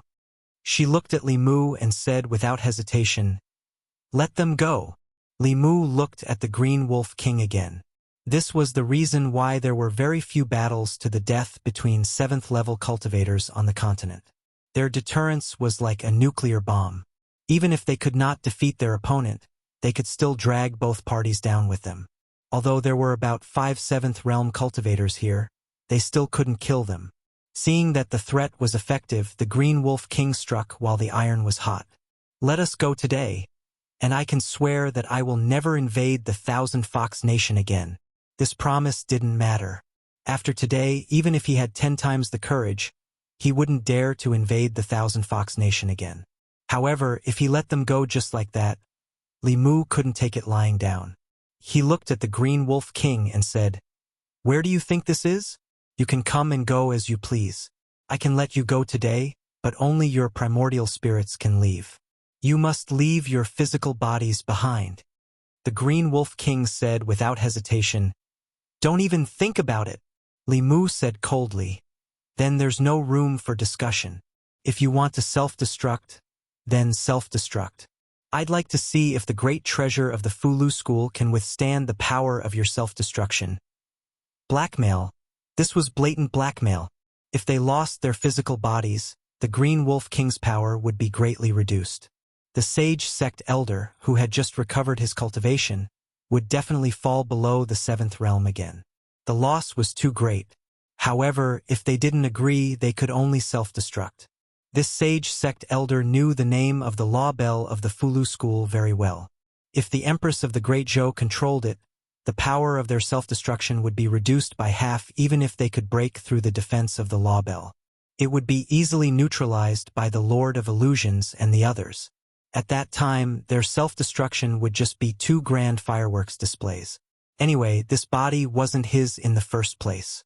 At worst, he could just find another one. Self-destruction was just a threat. He had cultivated for 100 years to reach this level. How could he easily self-destruct his primordial spirit? He turned to look at the Green Wolf King and said in a low voice, "Give it to them. This is our mistake. Don't think about escaping unscathed." How could the Green Wolf King not understand this logic? However, he was truly unwilling to give up on his physical body. The sage sect elder said in a low voice, "This is an order." The Green Wolf King took a deep breath and looked down at his body reluctantly. An illusory shadow floated out from the top of his head. The sage sect elder also abandoned the tiger demon's physical body. Then, the Lord of Illusions released the 4 demon kings. The 4 demon kings' primordial spirits unwillingly left their bodies and followed the 2 primordial spirits into the distance. Li Mu didn't let the demon corpse stop them. The cultivation of high-level cultivators was mostly in the primordial spirit. If they wanted to completely kill a 7th realm cultivator, they would have to pay a terrible price. He didn't want the Empress to be hurt even a little. Besides, now they were no longer a threat to the Celestial Fox Kingdom. From today on, the Celestial Fox Clan was officially the most powerful demon clan in the Demon Kingdom. Chapter 497. Thousand Fox Nation. 6 monster corpses were placed neatly in the square in front of the palace. The Blue Wolf King's was a 7th level body, while the other 5 were 6th level. The former monster sect elder was at the peak of the 6th level. If he wasn't stingy with materials, he could also refine early-level 6th-level spirit corpses. When the time came, the 8 Baron formation would become the 10 Terminal formation. It might not be enough to deal with a powerhouse like the Queen, but it wouldn't be a problem to trap the Blue Wolf King. Chen Shi, Han Shisan, Sun Qi, and the others stood in front of the corpses, rubbing their hands excitedly. Their eyes were like Hu Jiu seeing a peerless handsome man. The Grand Elder was indeed the Grand Elder. He snatched several precious corpses for them as soon as he took action. 2 years ago, the corpse sect could only occasionally come across a 5th-level corpse, and all the corpse refiners in the sect would fight over it. Now, 6th-level powerhouses could be easily refined, and 7th-level corpses were common. They had even personally touched 8th-level corpses. The Grand Elder had brought the corpse sect to a new height of glory. Li Mu looked at Chen Shi and the others and said, "I'll leave these corpses to you." Chen Shi said solemnly, "Don't worry, Grand Elder. We won't let you down." The Blue Wolf King and the other monsters had lost their corpses, and their strength was greatly reduced. They needed to find new bodies and cultivate again. They wouldn't be a threat to Thousand Fox Nation in the short term. After Thousand Fox Nation's display of strength today, they wouldn't dare to have any ideas about this place even if they recovered their full strength. Li Mu could go back without worry. He looked at the powerful monster corpses and couldn't help but worry. He looked at Phantom Princess and said, "These are all I have. I'll give them all to you. In the future, don't. Let's go." Zhou Qiong performed an incantation gesture in her sleeve, and Li Mu's lips closed. Then she waved her sleeve and took Li Mu with her, transforming into a streak of light that left the state of Thousand Foxes and disappeared over the horizon. Huan Ji looked in the direction they left and sighed. "It's already the 12th lunar month. I thought he could stay here for the new year. Father and brother are going into seclusion. I'm the only one left this year." Above the clouds, Li Mu's clothes were fluttering in the wind. The Empress was flying at an extremely fast speed, and they were soon out of the Yao Nation. When they passed by Mount Baiyun, Li Mu hurriedly said, "Your Majesty, please stop for a moment. I need to make a trip back to Mount Baiyun. It will be the new year soon, and I need to bring my wives back." Baiyun Mountain. Li Mu and the Empress, who had turned into Mr. Mei, descended on the main peak. This time, regardless of whether Lu Hanyan and Li Qing still had plans to go into seclusion, Li Mu was going to bring them back. It would be fine at other times, but during the new year, the family had to be reunited. Not long after, on a flying boat, Li Mu looked at Lu Hanyan and Li Qing, who had already reached the peak of the 5th realm. He was speechless for a long time. Among the 3 of them, he was the first to break through, but now he was the one with the lowest cultivation. Li Mu glanced at the Empress, who was standing at the bow of the boat. If it wasn't for her, under the bombardment of resources from Fulu School, perhaps he would already be the youngest 6th realm cultivator on the continent. In the past, his cultivation was only below that of the Empress. Now even Lu Hanyan and Li Qing were above him.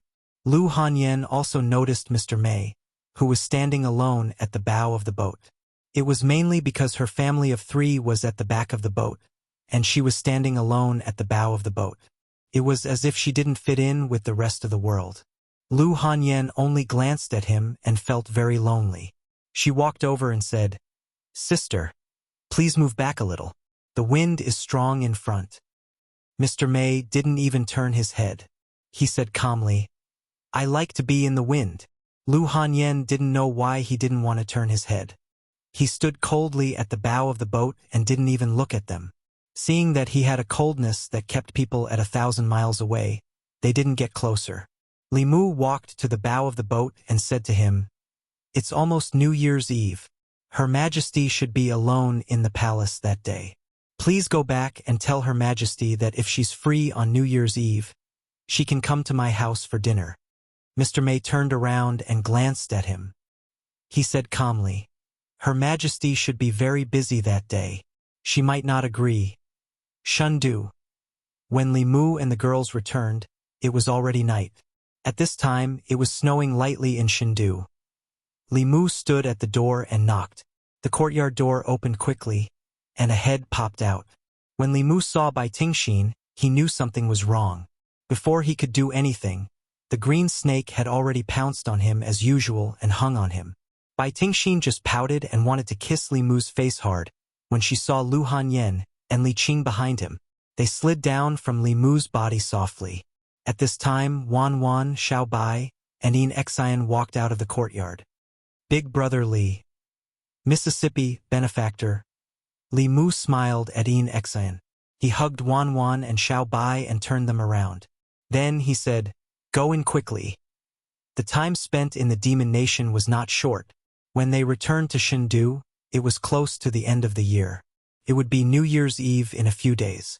Compared to last year's desolation, this year's house was much livelier. Not only did Lu Hanyan and Li Qing return early, but there were also the 2 sisters, Yin Xian and Tingxin, in the house. In addition, the 4 rabbit demons were also released by Li Mu from the Demon Emperor's space. The originally desolate house immediately became lively. It was just that there were more women than men. However, there were benefits to having more women in the house. As the end of the year approached, Li Mu did not need to worry about anything in the house, be it purchasing New Year's goods or decorating the house. After serving Phantom Princess for a few months, he only needed to lie down at home. Xiao Bai and Wan Wan could serve him comfortably. Ziwei Palace. It was the last morning court session of the year. The atmosphere in the court was fiery. In the past year, the Great Zhou's national power had turned from extreme decline to extreme prosperity. The faith of the people in the country had greatly increased. The southern countries had submitted, the demons in the 36 counties had submitted, and the Great Zhou had established diplomatic relations with the Demon Nation for the first time. All these major events made the court officials extremely excited. The huge dragon of the Great Zhou had been sleeping for too long. Finally, this year it began to awaken. The Minister of Rights stepped forward and bowed. "Your Majesty, with the achievements of the court last year, the end of the year should be celebrated. I propose that on New Year's Eve, we hold a banquet in the palace for all the officials to celebrate together. I second the motion." "I second the motion." In the court, many officials stood up and asked for a memorial. The achievements of the last year were worthy of a celebration for all the officials in the court. Shangguan Li walked behind the curtain and quickly came out again. "His Majesty has spoken. New Year's Eve is a day for family reunion. In the past year, all the officials have worked hard for the court. The morning court session ended and you have neglected to accompany your families. His Majesty has specially allowed the officials to spend New Year's Eve at home. After the first day of the court session, he will invite the officials to a banquet in the palace." When Shangguan Li finished speaking, the court was silent. These words made them feel extremely ashamed. The improvement of their faith, the deterrence of the various countries, the incorporation of the demons, and the establishment of diplomatic relations with the Demon Nation. All of these were due to Li Mu's contributions.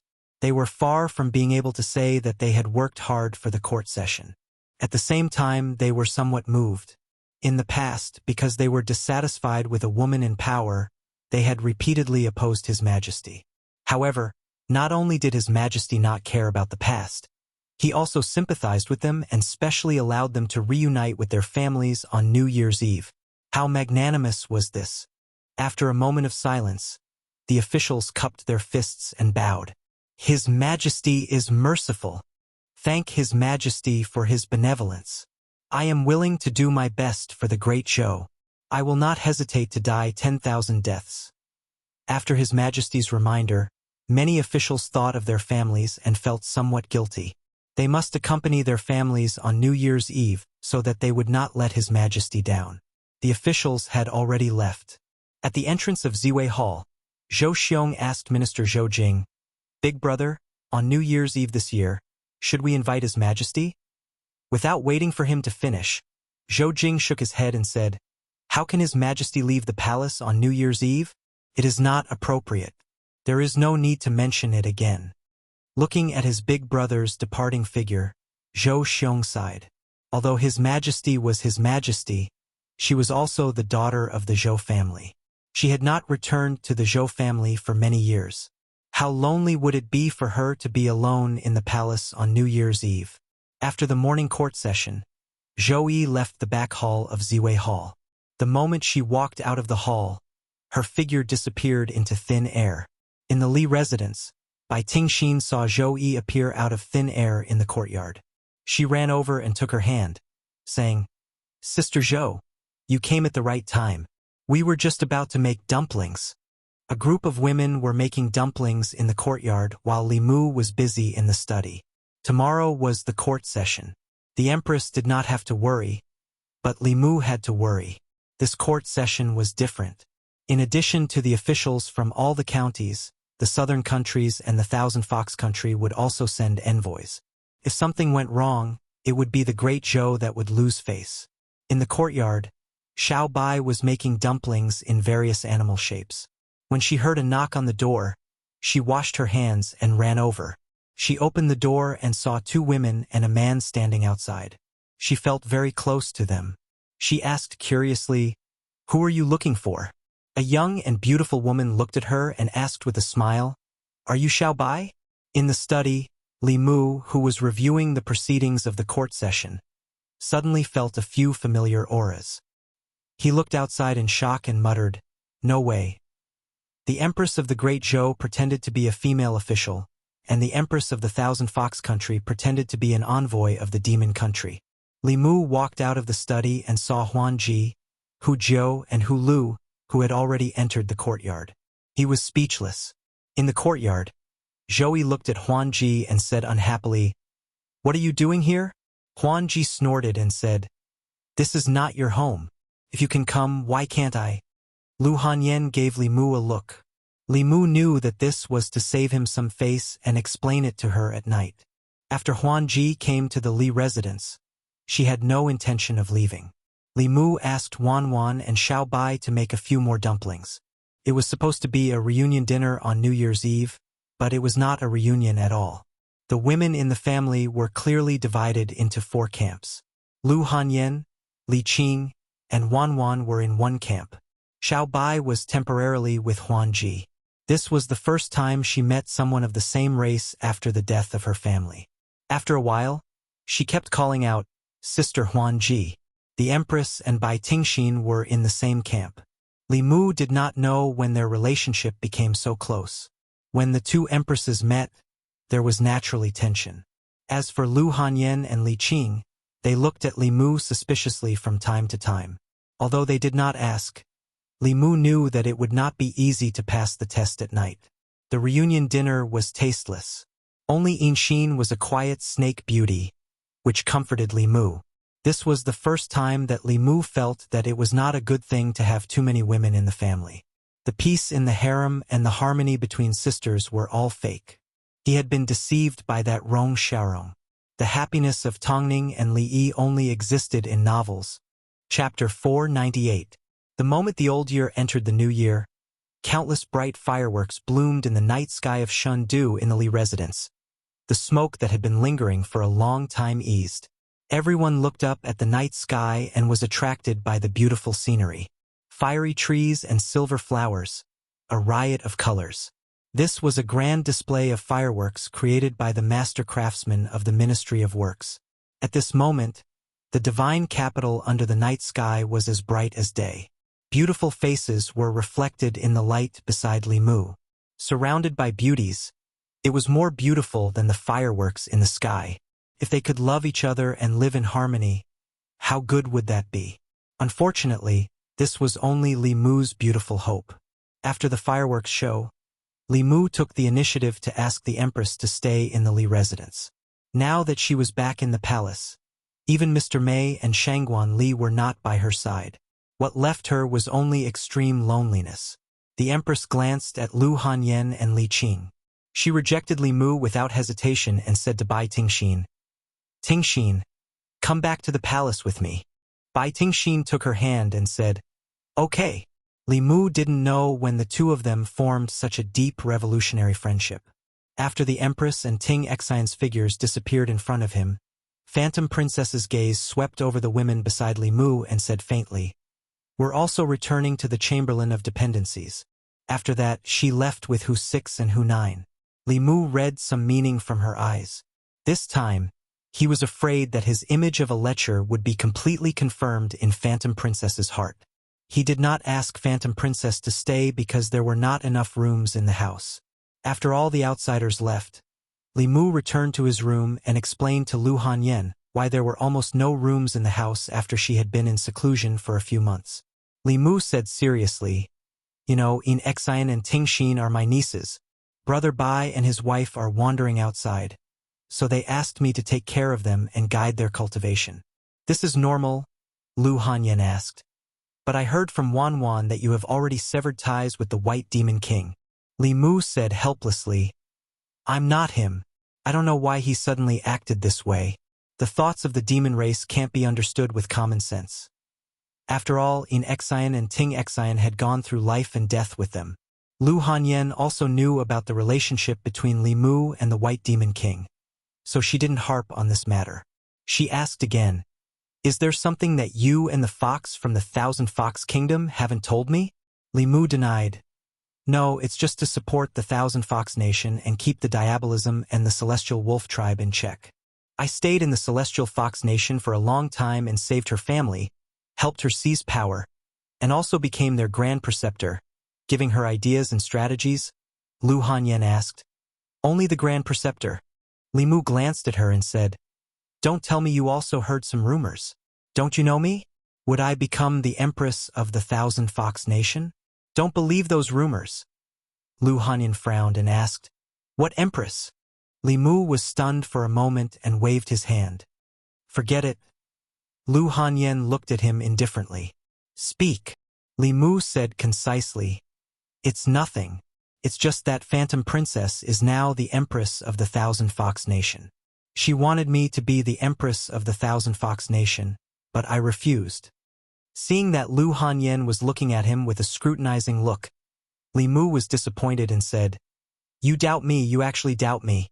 We've been married for so long, and you've been in closed-door training at Mount Baiyun. Do I have any complaints? These days, I've kept my chastity to you and never flirted with other women.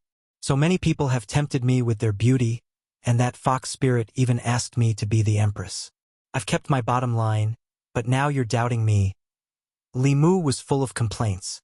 Lu Hanyan thought carefully and realized that after they got married, she had indeed spent very little time with Li Mu. A look of guilt appeared on her face. She grabbed his hand and said, "Didn't I keep Wan by your side? She and Xiao Bai only have you in their hearts. They'll be yours sooner or later. It's your fault for keeping your chastity." Li Mu waved his hand and said, "They're still too young. I still think of them as children. Xiao Bai and Wan, one was a fool and the other was a fool." Li Mu couldn't convince himself for the time being. Lu Hanyan looked at him and said, "You think Wan and Xiao Bai are too young, but Her Majesty isn't young, right? She's almost mature." Li Mu covered her mouth and said, "What are you saying?" As a woman, there were some things that Lu Hanyan could sense with her intuition. Many years ago, when she first saw the Empress, who was still the crown princess, she had inexplicably felt some hostility toward her. Only now did she realize where that trace of hostility had come from. At that time, she had a premonition that that woman would steal her man in the future. At this moment, she couldn't describe what she was feeling. Lu Hanyan shook her head and tossed this thought to the back of her mind. She then gave Li Mu a look. Li Mu understood. With a flick of his finger, he extinguished the candles in the room. Every year on the first day of the first lunar month, the imperial court would routinely hold a grand court assembly. During Emperor Xian's reign, the 36 counties were unstable. The Yao Kingdom and the Ghost Realm repeatedly invaded, and the small countries in the south also began to harbor disloyalty year after year. In the entire Grand Court Assembly, there were very few good things worth mentioning. After the Grand Court Assembly, the officials would often sink into a long period of worry. So in the end, Emperor Xian simply cancelled the Grand Court Assembly. Out of sight, out of mind. This Grand Court Assembly was the one that the officials had looked forward to the most in the past few decades. In the past year, Great Zhou had achieved too much. The number of crimes in each county had decreased, the faith of the people had increased, and the incorporation of the demons had been exceptionally smooth. Now, each county no longer needed the Department of Worship to govern. The cooperation between the government and the demon department was enough to ensure the peace of the land.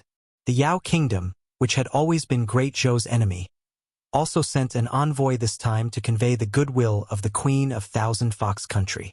The ambassadors of the southern countries, except for Shin Country, all expressed their allegiance to Great Zhou.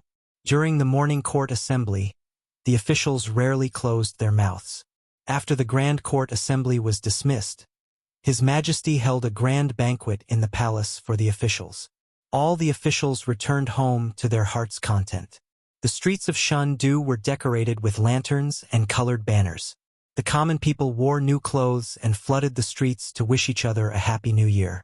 After the banquet, the officials returned to their manners. This was their longest holiday of the year. Except for a few important yamens, the rest of the yamens would only open after the Lantern Festival. Li Mu walked out of the palace gates and strolled on the streets. It had been a long time since he felt the greetings of the common people. Lord Li, Happy New Year. Long time no see, Lord Li. Lord Li, you're amazing. You even settled the Yao Kingdom. I heard that the Queen of Thousand Fox Country wants Lord Li to be her empress. Is that true? After not seeing Li Mu for a few months, the common people's enthusiasm did not diminish. In fact, it was even greater than before. Everyone knew that Lord Li had not been slacking off in the past few months, nor did he abandon the common people. Instead, he had gone to the most dangerous Yao Kingdom to fight on the front lines to protect Great Zhou and the common people. Once again, reality proved that this was a person they could always trust, no matter what. The feeling of bathing in the mind power made Li Mu feel very comfortable. As he walked, he continuously absorbed the mind power of the common people. At a certain moment, Li Mu's body suddenly trembled and he stood rooted to the ground. At the same time that he absorbed the mind power, a huge surge of heaven and earth power suddenly descended from the sky and surged into his body. The heaven and earth power was originally very violent, but this surge of heaven and earth power was very gentle. After entering Li Mu's body, it directly merged with his primordial spirit. Li Mu's cultivation level at this moment jumped from the early stage of the fifth realm to the peak of the fifth realm. Li Mu stood rooted to the ground in shock. He was caught off guard by this huge surprise. On the path of cultivation, whether it was cultivating the body or the primordial spirit, it was all about finding ways to allow the body and the primordial spirit to hold more dharmic powers. The primordial spirit was like a container. The larger the container, the more dharmic powers it could hold, and the stronger it would be. The path of cultivation was to expand the container. After this surge of heaven and earth power merged with Li Mu's primordial spirit, his primordial spirit instantly became much stronger. The dharmic powers it could hold also greatly increased. There was only one reason for this situation to occur so inexplicably. The Taoist technique that he created had received the approval of heaven and earth. Just like Xiaoyu back then, with just a few short sentences, it had resonated with heaven and earth. It had instantly raised her from a small Yin spirit to a fifth realm evil spirit. Li Mu had once been very unhappy about this. Now, he finally experienced Xiao Yu's happiness. Just as he was feeling puzzled, a trace of understanding suddenly rose in his heart, establishing a heart for heaven and earth, establishing a life for the people, inheriting the lost knowledge of the past saints, establishing peace for all ages. These were once just grand words that he had said.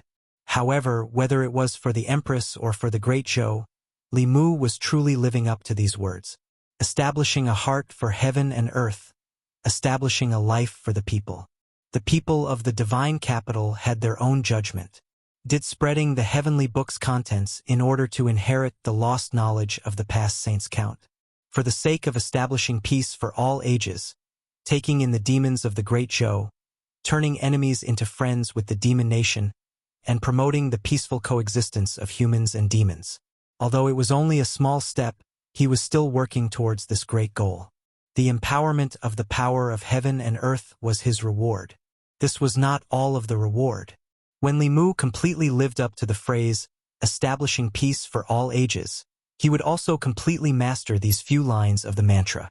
At that time, who knew what level the empowerment of the power of heaven and earth would allow him to reach? Li Mu let out a long sigh of relief. His previous thinking was indeed correct. This was the true shortcut of cultivation. When Taoist techniques appeared in the world, other than the empowerment of the power of heaven and earth, they would also be accompanied by supernatural powers. For example, Xiao Yu's snow domain. Within a certain area, the enemy's supernatural power would be weakened, and her power would increase greatly. Who knew what kind of powerful supernatural powers these 4 lines of mantra would allow Li Mu to master? Of course, he would not test it out in public. If something happened again, he would be embarrassed in public. At this time, he needed to find someone who was powerful, who could protect him, and whom he trusted very much. Thus, Li Mu turned around and returned to the palace. In Chang'e Palace, Zhou Yi looked at him and said with great surprise, "What did you do? How did your cultivation level increase so much in such a short time?" Li Mu gave her a simple explanation. Then, he walked out of the palace and began his first attempt. He silently chanted the 4 lines of mantra in his heart. Nothing strange happened around him. However, Li Mu quickly realized that after chanting the mantra, he could control the power of heaven and earth in a certain area around him. As everyone knew, cultivators could control spiritual energy, but they could not control the power of heaven and earth. They could only use the mantra and handprints to mobilize the power of heaven and earth to perform a fixed supernatural power. This was teaching a man to fish. If he could directly control the power of heaven and earth, then it would be filled with endless variables. After all, he could control the power of heaven and earth at will. In principle, he could use it however he wanted. He would not be restricted to one supernatural power. This was teaching a man to fish. If other Tao techniques were fish, then these 4 lines of mantra would be fishing gear. With a fishing rod, fishing line, and bait, he could theoretically catch any fish he wanted. In fact, Li Mu had already thought of a wonderful way to use them. He could directly control the power of heaven and earth, and not use the mantra and handprints to mobilize it. In this way, all Tao techniques would be no secret to him. He did not need to know the mantra and handprints. He only needed to use the power of heaven and earth to simulate them, and he could achieve the exact same effect. Li Mu planned to test it out with the Empress. Suddenly, a ray of light flew out of his ear. The Tao bell rapidly became the size of a palm, and circled around Li Mu. Li Mu was stunned for a moment. Then he understood. Every time a new supernatural power or Tao technique appeared, the origin power of heaven and earth would be born. This was the Tao bell's favorite thing. Although this was not the first time that these 4 lines of mantra had appeared, this was the first time that Li Mu had used a Tao technique.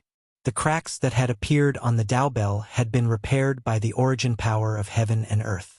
The origin power of heaven and earth produced by those minor Tao techniques could repair and strengthen the Tao bell. Would such a heaven-defying Tao technique be able to increase its power? If the Tao bell could be strengthened, Li Mu would be even more fearless in the future. The Tao bell circled Li Mu faster and faster, and it showed no signs of stopping. Li Mu had never seen it so excited before. It looked like there was a lot of origin power of heaven and earth being born this time. He also started to look forward to it. Beside Li Mu, Zhou Yi was also looking at it with interest. At a certain moment, the Tao bell suddenly stopped spinning. A dazzling light shone from the body of the bell. Li Mu instinctively closed his eyes. When he opened them again, the Tao bell had already disappeared. A naked little girl was floating in front of him. The little girl was about 2 feet tall. She had an oval-shaped face and beautiful black hair. Li Mu had no time to pay attention to the little girl. His expression changed, and he blurted out, "Where's my bell?" Zhou Yi was stunned for a moment. Then, she quickly formed a seal and a set of clothes appeared on the little girl's body. The little girl's eyes were blank for a moment. When she saw Li Mu, her confusion turned into clarity. She flew toward him and said in a childish voice, "Father!" Li Mu instinctively caught the little girl and hugged her. The little girl looked left and right, then reached out to Zhou Yi and said sweetly, "Mother." Zhang Chun and Prince Shou, who had just walked out of the Imperial Clan Temple and were planning to return to their residences for a long vacation, stood in a daze. They looked at the 2 figures in the square in front of the Changle Palace. They did not move for a long time, as if they had been petrified. Her Majesty, and Li Mu actually secretly had a child. Chapter 499. Inside Changle Palace. Li Mu looked up and down at the little girl floating in the air. Even now, he still couldn't understand how the law bell could become a human. He had only heard of plants, animals, and insects becoming spirits. He had never heard of a transcendent artifact becoming a spirit. Li Mu looked at her and asked the question he was most concerned about. "Can you still become a bell?" As soon as she finished speaking, a small clock appeared under the little girl's body. She sat on the clock and blinked her large eyes as she looked at Li Mu. Li Mu relaxed. As long as the law bell was still there, it was fine. If he really lost the bell, not only would he lose a powerful transcendent artifact, but he also wouldn't be able to answer to Flu School. Then he said to the little girl, "Actually, you misunderstood. I'm not your father." The little girl said stubbornly, "Father." Li Mu wanted to correct her, but the Empress waved her hand and said, "It's useless for you to say this to her. Because of you, she was able to transform. In her heart, you are her father. In fact, this is the case." Li Mu's lips moved, but he didn't say anything else. The Empress's words made sense. Although the law bell had existed for a long time, it was much harder for a transcendent artifact to gain intelligence than a creature that was born with intelligence. She had been influenced a lot by Li Mu.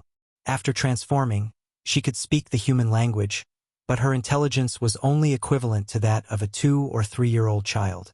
She was born because of Li Mu, so naturally, she saw him as her father. The first person she saw was the Empress, so she saw her as her mother. Many animals had similar habits. If the word father was macroscopic, it wasn't just limited to biology. It wasn't wrong to say that Li Mu was her father. After all, it was Li Mu who created her. But no matter what, her mother should be Lu Hanyan. Li Mu wanted to explain to her, but she stretched out her arms to the Empress and said, "Mother, hug." The Empress reached out and hugged her. A smile that Li Mu had never seen before appeared on her face. Li Mu swallowed the words he was about to spit out when he saw the overflowing maternal instinct of the Empress.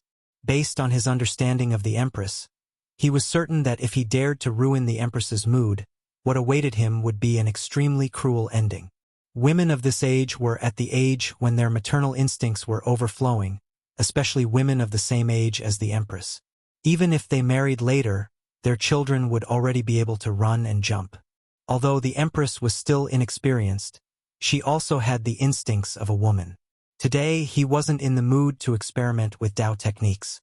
With complicated feelings, he said to the Empress, "Your Majesty, how about I bring her back first?" For such a young lady to appear in the imperial palace, beside the Empress, and even call her mother, if this matter were to spread, the entire imperial court, the entire Shindu, and even the entire Great Zhou would be in an uproar. The Empress clearly knew this as well. She gently kissed the young lady's face and said to her, "Go home with your father first. Mother will come and see you later." As Li Mu carried the young lady out of the imperial palace, he was still pondering over the empress's words. No matter how he listened to them, they sounded strange. It was as if this young lady was really Li Mu's child. However, Li Mu quickly put this matter to the back of his mind and cast an invisibility spell on the young lady. The outside world had always been saying that he was the empress of the demon kingdom. If the people of the Shindu saw this, who knew what kind of gossip would spread? Changle Palace. After Li Mu left, Zhou summoned Shangguan Li and lightly said, "Have the Assistant Minister of Personnel, Zhang Chun, and Prince Shou come and see me." After returning to the Li mansion, Li Mu discovered that the courtyard was very lively. Not only was Ting Xianin Xin at home, even Phantom Princess was there. He removed the invisibility spell on the young lady. Wan Wan, who ran over, was stunned. She asked, "Young master, whose child is this?" Lu Hanyan, Li Qing, and the others also looked at Li Mu. Under the gaze of so many people, the young lady seemed to be a little shy. She hugged Li Mu's neck and nervously said, "Father." Wan Wan and Xiao Bai were dumbfounded. The other pretty faces in the courtyard also turned pale with fright. Li Mu hurriedly said, "Listen to me. It's not what you think."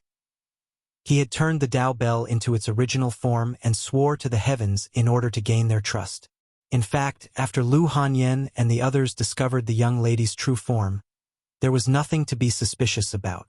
She was clearly a spiritual body. She couldn't have been born by Li Mu or a ghost. The adorable young lady quickly ignited the radiance of motherly love in the girls. They surrounded Li Mu and touched her face and pinched her arms. Xiao Bai suddenly asked, "Benefactor, what's her name?" Li Mu was stunned. He hadn't thought about this question.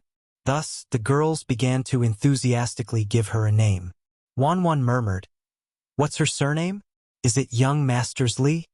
Li Mu thought for a moment and said, "Her surname is Zhong." After all, the Tao Bell was from the Fulu school. It wasn't appropriate for her to take his surname. Even if he was the future sect master, it wasn't appropriate for him to take the sect's assets as his own. The girls all expressed their opinions about the name of the young lady, but no one could convince anyone. Lu Hanyan looked at her pink little face and suddenly said, "Since she's a consciousness created by the Tao Bell, why don't we call her Zhongyi?" Li Qing agreed. "This name has a good meaning." Xiao Bai also chimed in, Zhongyi, Zhongyi, it sounds very nice." Li Mu shook his head decisively. "This name won't do, definitely not." Lu Hanyan had thought of this name with great difficulty, but Li Mu rejected it for no reason. She said in dissatisfaction, "Why don't you tell me why this name won't do?" Li Mu didn't know how to explain it to her. Just as he was in a dilemma, Yin Xen suddenly stepped forward and helped Li Mu out of his predicament. "How about the name Zhongling?"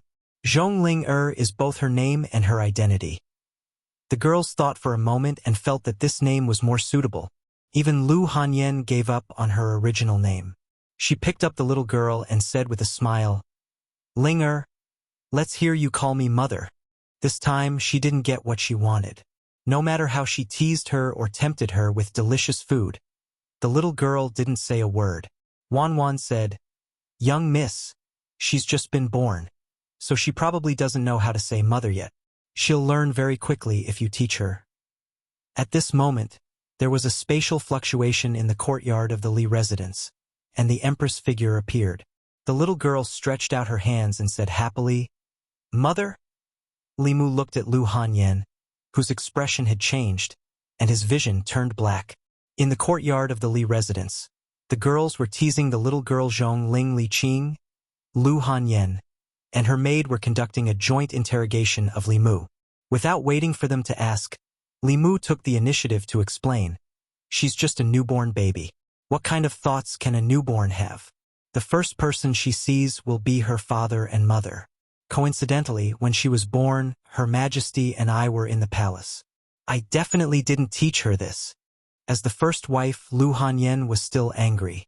Li Qing pulled her wrist and said, "This isn't his fault." Lu Hanyan said unhappily, "Why are you always protecting him?" Li Mu felt gratified that one of the judges had already betrayed him. Since he met Li Qing as the leader, she had always protected him. This kind of feeling was not something that Lu Hanyan could understand. Wan also held Lu Hanyan's hand and said, "Miss, I think what the young master said this time is right." Li Qing and Wan both stood on Li Mu's side. Even if Lu Hanyan was angry, she couldn't vent it on Li Mu. Li Mu struck while the iron was hot. He grabbed her hand and said, "She's a child. She doesn't know anything. She'll know everything after I teach her." Li Mu pulled her back into the courtyard and said to Zhongling, "In the future, when you see her, you have to call her mother. Do you understand?" Zhongling nodded as if she understood. She looked at Lu Hanyan and said in a childish voice, "Second mother?" Li Mu's vision darkened again. He no longer hoped that this little brat would be able to improve the harmony of the family. As long as she didn't destroy it, it would be fine. No one would be able to tolerate the first wife becoming the second mother. Li Mu temporarily let the empress take her away. He could forgo the Dao Bell, but he had to coax his wife well. When he walked into Lu Hanyan's room, he just happened to see Illusion Princess fanning the flames in front of Lu Hanyan. She pretended to be considerate of Lu Hanyan and said, "Let me tell you, Zhou has bad intentions towards your husband. You have to be careful. Don't let your husband be snatched away by someone else." Lu Hanyan glanced at her. The empress might have other intentions, but this fox was definitely not a good fox. Li Mu formed a seal with his hands and Illusion Princess was teleported out. Then the door immediately closed. Illusion Princess stood in the courtyard. She wasn't angry at all. She hummed a song and left. She couldn't win against Zhou, but someone else could. No matter how high her status was or how strong she was, in front of someone, she was still an outsider. Li Mu walked to the bedside and sat down next to Lu Hanyan. He said, "Why are you angry with a little girl who just gained intelligence?" Lu Hanyan said, "Why am I not angry? The three of you are like a family. What am I? Second mother?" As his legal wife, she did have a reason to be angry. Li Mu hugged her and comforted her. "It's my fault. I should have considered the possibility that she could transform. I should have considered that she would call people randomly. I should have let her transform at home." Hearing Li Mu say this, Lu Hanyan felt that she was being unreasonable. She shouldn't blame him because of an accident. Li Mu said again, "In a moment, I will tell her that she can't call Her Majesty Mother anymore. I will have her call you. If she doesn't listen, I will spank her. If she still doesn't listen, I will send her back to Fulu school." Lu Hanyan glared at him and said, "Why are you arguing with a little girl?" Li Mu hugged her and asked, "You're not angry anymore?" Lu Hanyan turned her head away and didn't say anything. Li Mu thought for a moment and said, "Aren't you just jealous of Her Majesty? Zhongling calls me father and she calls me mother, but I still call her Her Majesty. We have our own relationships?" Lu Hanyan huffed softly and said, "We don't have to have our own relationships. If you have the ability, marry Her Majesty and bring her home. What's wrong with letting her be the first wife of the Li family?" Li Mu said, "We have already gone through the wedding ceremony and are married. No matter when, you will always be the first wife." Lu Hanyan looked at him and asked, "You really want to?" Li Mu said seriously, "I swear, I don't want to." These words came from the bottom of his heart. After experiencing the twists and turns of the past 2 days, Li Mu understood that Lu Hanyan and Li Qing being able to get along was already his good fortune. In this family, other than Wan and Xiao Bai, there was no room for another woman. Even if there was room, they would build another courtyard next door. This was for his own sake. Lu Hanyan's tone suddenly softened. "Actually, I know that little sister Qing and I are always in seclusion and can't accompany you for a long time. This is unfair to you. Wan and Xiao Bai are also too young. If you want, you can have someone who can always accompany you by your side. Besides Her Majesty, I think Tingxin and Yinxin would also be willing." Li Mu sneered in his heart. If Li Qing had said this, he might have believed it a little. Coming from Lu Hanyan's mouth, he couldn't even believe the punctuation marks. If he dared to nod his head now, he would have to sleep alone in the study for the next 3 days. After knowing each other for so many years, How could Li Mu not understand her tricks? Li Mu waved his hand and said, "Are you joking?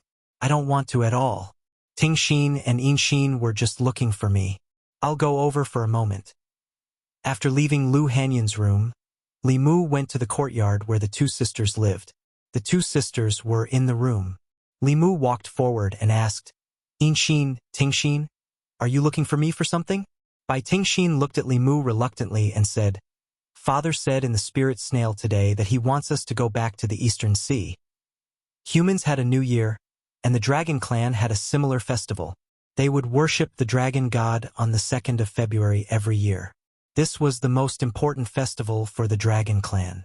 Both Ting Xin and Yin Xin had half of the Dragon Clan's bloodline. The White Demon King and his wife had already gone to the Eastern Sea in advance. Li Mu said, "I'll get someone to send you to the Eastern Sea." Yin Xin smiled and said, "No need, we'll go by water. There won't be any danger." Li Mu thought for a moment. With their current strength and wealth, even a fifth realm cultivator would have to avoid them. Normally, there wouldn't be any danger. However, just in case, Li Mu still gave them 2 realm breaker pills. He refined these pills when he was in the Demon Kingdom. Other than giving them to Phantom Princess's subordinates, Li Mu also kept a few for himself. Ting Xin and Yin Xin's strength had increased rapidly in the past few months, especially Ting Xin. Her cultivation had already surpassed Yin Xin. She was only 1 step away from the 5th realm. Needless to say, this was naturally due to the Empress's efforts. As long as she could hug the Empress's thigh, her cultivation path would be smooth. Li Mu used 3 days to help them refine the realm breaker pills. He waited until their cultivation had broken through before sending them away. Before they left, the two sisters took the initiative to hug Li Mu. Ting Xin even gave Li Mu a spirit snail for communication. Considering her clingy personality, Li Mu was worried that she would call the spirit snail every day to annoy him. He didn't want to accept it at first, but he was also worried that they wouldn't be able to contact him if something happened. Thus, he could only reluctantly accept it. Without the two sisters, the house was much quieter. Lu Hanyan and Wan Wan went to Great Music Lane. Xiao Bai took Phantom Princess to Tour Shindu. Other than the 4 maids, only Li Mu and Li Qing were at home. The two sat on the swing in the courtyard with their fingers interlocked. Li Mu asked, "When are you returning to Mount Baiyun this time?" Li Qing said softly, "Sister said that we'll wait until after the Lantern Festival." Li Mu was a little silent, but that was all. Li Qing and Lu Hanyan were not ordinary women. It was impossible for them to stay at home like ordinary women and help their husband and children. They couldn't give up their cultivation. Li Mu was the same. However, his cultivation method was special. He relied on psychokinesis instead of seclusion. Beside Li Mu, the one who didn't care about cultivation and only wanted to grow flowers and plants was the Empress, who had the highest cultivation. Li Qing felt Li Mu's disappointment and said with some guilt, "Sister, and I know that this is unfair to you. If there was someone who could always be by your side, we wouldn't object. But I heard from Sister that you refused?" Li Mu looked at her blankly and asked, "You mean, she wasn't joking?" Changle Palace. Zhou hugged Zhong Ling. The little girl shook her head and looked at her and asked, "Mother, does Father not want us anymore?" Zhou kissed her face and said, "He'll be here in a while." Not long after, Li Mu walked into Changle Palace with a look of regret. Zhong Ling flapped her arms and flew into his arms. Li Mu sighed, looked at the Empress, and asked, "Your Majesty, what should we do?" Zhou glanced at him and said, "Don't ask me about the trouble you caused." Li Mu thought about it. If he forcefully corrected Zhong Ling, it might cause irreparable damage to her young heart. No matter what, the child was innocent. So he looked at the Empress and said, "How about this? In the future, Ling will call me Father and you Mother. I'll call you Your Majesty, and you can call me Li Mu. How about we call each other?" Chapter 500. The Empress had no reason to reject Li Mu's suggestion. If they didn't go their separate ways, would they get married on the spot just because Zhong Ling called them Father and Mother a few times? That was ridiculous. After resolving this awkward matter, Li Mu planned to continue the Dao technique experiment that he had put on hold. He looked at the Empress and said, "Your Majesty, can you use any mystical power or Dao technique?" Zhou didn't ask any questions. She made a few hand seals, and a circular shield with flashing runes appeared in front of her. Li Mu had seen this move before. She had used this move to block the Green Wolf King's full-powered attack. When the Empress used this technique, Li Mu was acutely aware of the trajectory of the power of heaven and earth around them. But she was too fast, and Li Mu couldn't remember it at all. Li Mu said, "Your Majesty, slow down. Do it again." Zhou dispersed the mystical power and cast the spell again. Li Mu closed his eyes and carefully sensed it. "Do it again." Again. After 5 or 6 times, Li Mu didn't speak again. He didn't recite any mantras, nor did he make any hand seals. But a defensive shield with flashing runes slowly took shape in front of him. Li Mu was overjoyed. His guess was right. The essence of Dao techniques and mystical power was the transformation of the power of heaven and earth. Mantras and hand seals were only the key to opening the door. If he could directly open the door, why would he need the key? But controlling the power of heaven and earth was really inconceivable. Since ancient times, no one had done it. Li Mu's ability was more like he had received the approval of heaven and earth. This sounded a little difficult to understand, but if the approval of heaven and earth was connected with the approval of the people, it wasn't hard to understand. In the end, it was because of telekinesis.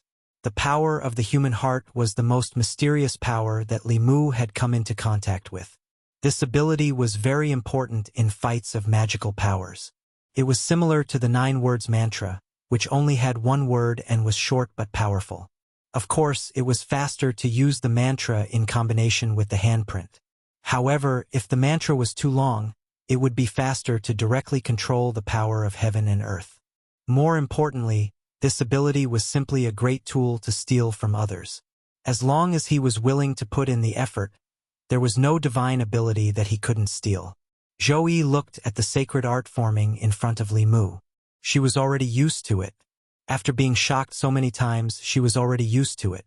Li Mu did not hide anything from the Empress, and told her everything that had happened. As for other things, Li Mu didn't mind sharing them with the Empress. However, this time, even if he told the Empress the method, she wouldn't be able to learn it. The 4 mantras needed to be practiced with one's own body. It wasn't something that could be learned by simply reciting a few mantras and forming a few hand seals. When he carried Zhongling home, Li Mu solemnly instructed her, "I don't know if you can understand what I'm saying, but if you don't want to be sent back to Mount Baiyun, you can't be called second mother or third mother. Just call them both mother." Seeing Zhongling nodding her head as if she understood, Li Mu was slightly relieved. After returning home, Li Mu realized that Li Si and Chen Miao Miao were also here. These 2 days were the days to visit relatives and friends. Li Mu sat down with Li Si and said, "Call old Zhang over later. Let's have a few drinks."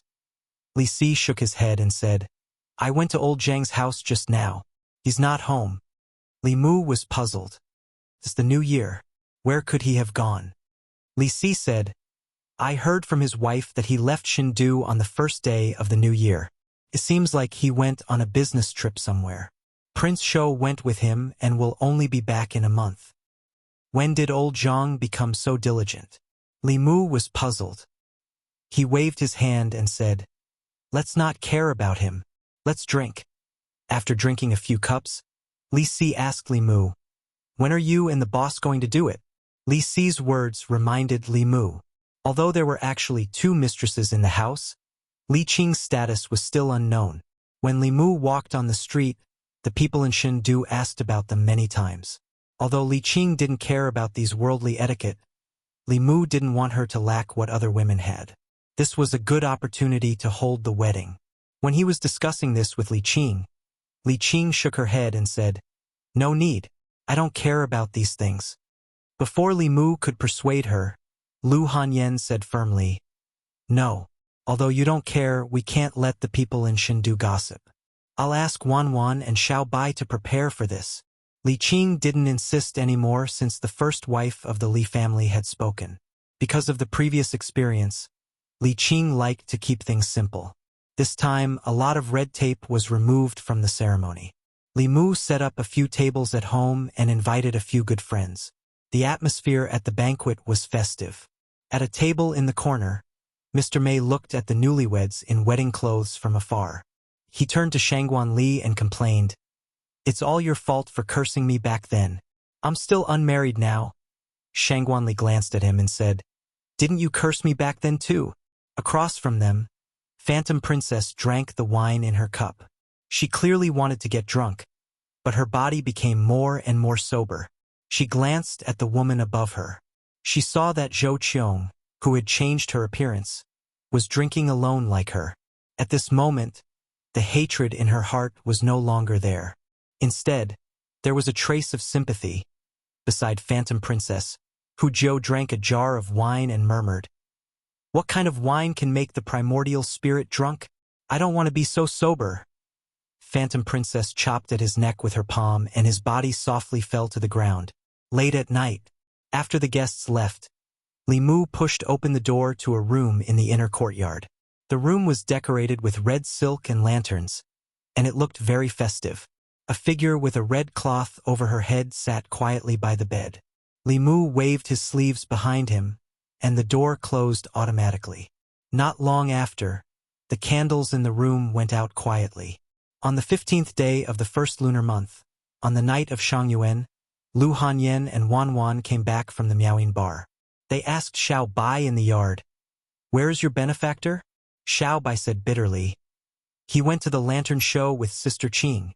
Lu Hanyan snorted and said, "When we got married, I didn't see him so eager. We were together every day, and he didn't find it annoying."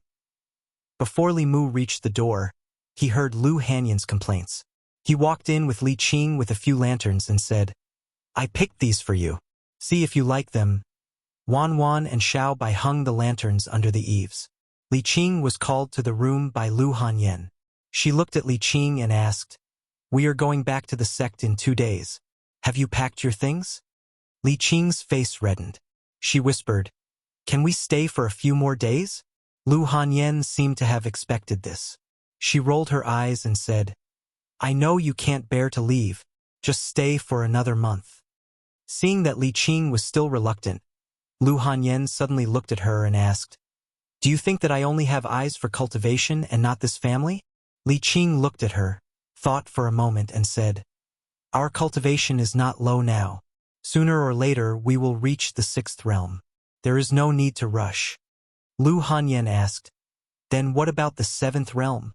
Li Qing shook her head and said, "With our talent, the 6th realm should be the end of our cultivation. No matter how much we cultivate in seclusion, we will not be able to break through." Lu Hanyan asked again, "Then what about husband?" Li Qing was momentarily speechless. Li Mu was the future headmaster of Fulu School.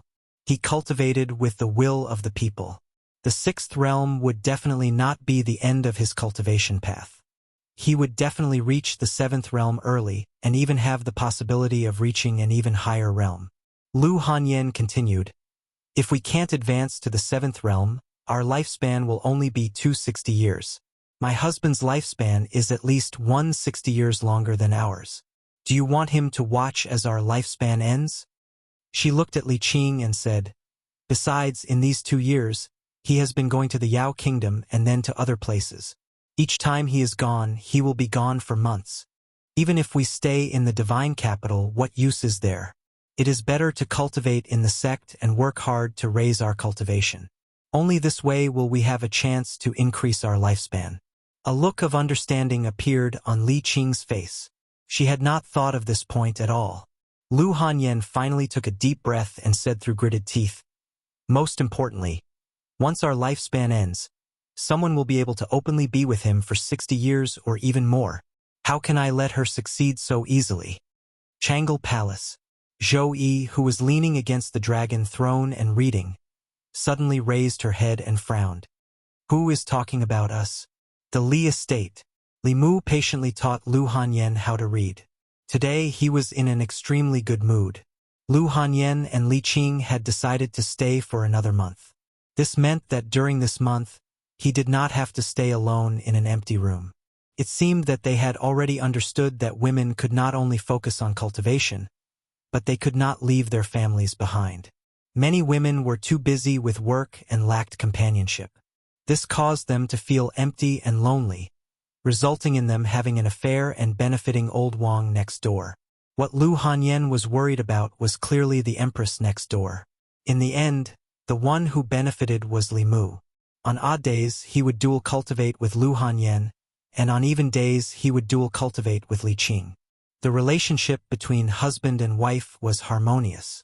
After another month, it was not impossible for the three of them to cultivate together. Under his careful guidance, Zhongling had already changed a lot.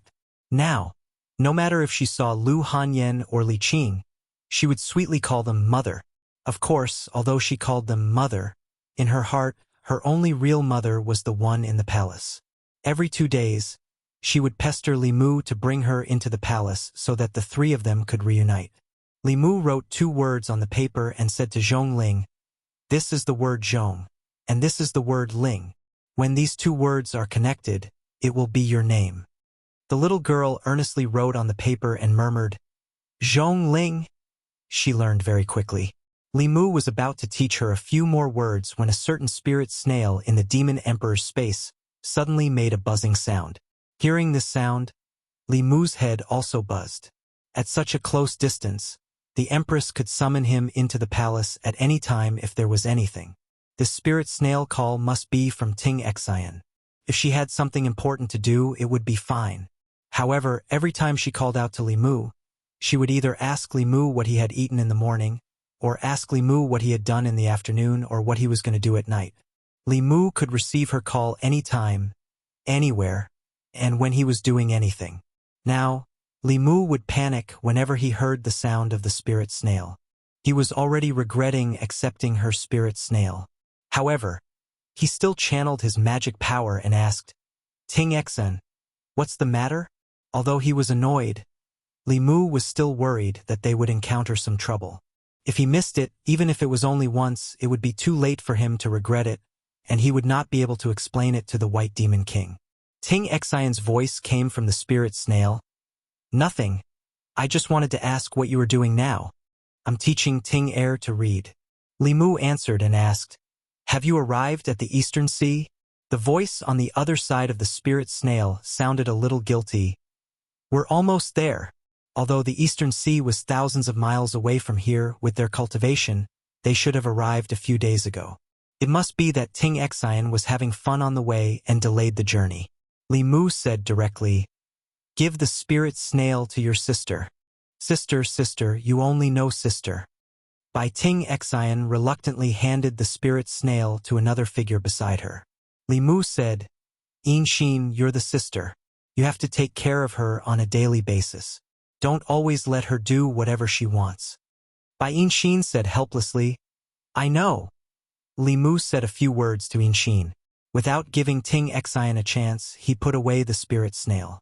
At the bottom of a certain body of water in the eastern county of the Great Zhou, Bai Ting Xian frowned and said unhappily, "How am I messing around? Why do you have to scold me every time? No, give me the spirit snail. I want to have a good talk with him." Bai Xin put away the spirit snail and said, "All right, don't bother him. Anyone will be annoyed if you disturb others all day long." Bai Ting Xian said, "You don't understand. This way, he will think of me every day and won't forget me." Bai Ting Xian said, "You don't understand. There's a saying that absence makes the heart grow fonder. Occasional parting is better than being together all the time. Only when you haven't seen him for a long time will he always think of you and miss you. If you do this every day, he will only be annoyed." Bai Ting Xian looked at her in surprise and said, "What you said makes some sense. Where did you learn all this?" Bai Ting Xian said, "Don't worry so much. Let's hurry up. If we delay any longer, it will be too late. Father and mother will blame us." The two of them wasted a lot of time on the road. Bai Ting Xian did not say anything more. The two sisters followed the flow of the water and moved quickly underwater. The fishes and shrimps at the bottom of the water sensed the aura emitted from their bodies and retreated from afar. At this moment, 10 miles away from them, in a deep cave at the bottom of the water, two lantern-sized eyes suddenly opened. A white shadow swam out from the cave. Under the water, the two sisters who were hurrying on their way suddenly stopped. In front of them, an extremely powerful aura suddenly appeared. Soon, a huge body appeared in their eyes. The body was more than 10 feet long and was completely white. Its body was covered with layers of scales. Its body was like a snake, but it had 4 claws under its body. There were 2 horns protruding from its head. It was like a snake but not a snake, like a dragon but not a dragon. The two sisters recognized at a glance that it was a Jiao dragon. The suppression of their bloodline caused the magic power in their bodies to start to circulate smoothly. The Jiao dragon arrived in an instant and turned into a handsome man. He sized up the 2 women and asked, "Beauties, where are you going?" The Jiao dragon's aura was very powerful. They were probably not a match for it even if they joined forces. Bai Ting Xian protected her sister behind her and said, "We are just passing by. We have no intention to disturb you. Please let us go, senior." The man waved his hand and said, "What, senior? We are actually about the same age. It is fate that we are passing by. Why don't you 2 beauties come in and let me do my part as a host?" Bai Ting Xian refused. "Thank you for your kindness, senior, but we have important matters to attend to and cannot be delayed. Please forgive us, senior." She pulled Ting Xian and was about to leave when the man suddenly moved in front of them and said, "Where are you going? I will send you off." "No need. It's fine." The man took a step forward and wanted to grab the 2 women's hands. Ting Xian took a step back and said, "Are you going to force us to stay, senior?" The man pursed his lips and stopped pretending. He said, "2 beauties sent themselves to me. If I let you go, won't I regret it to death in the future?" Bai Ting Xian's face also darkened.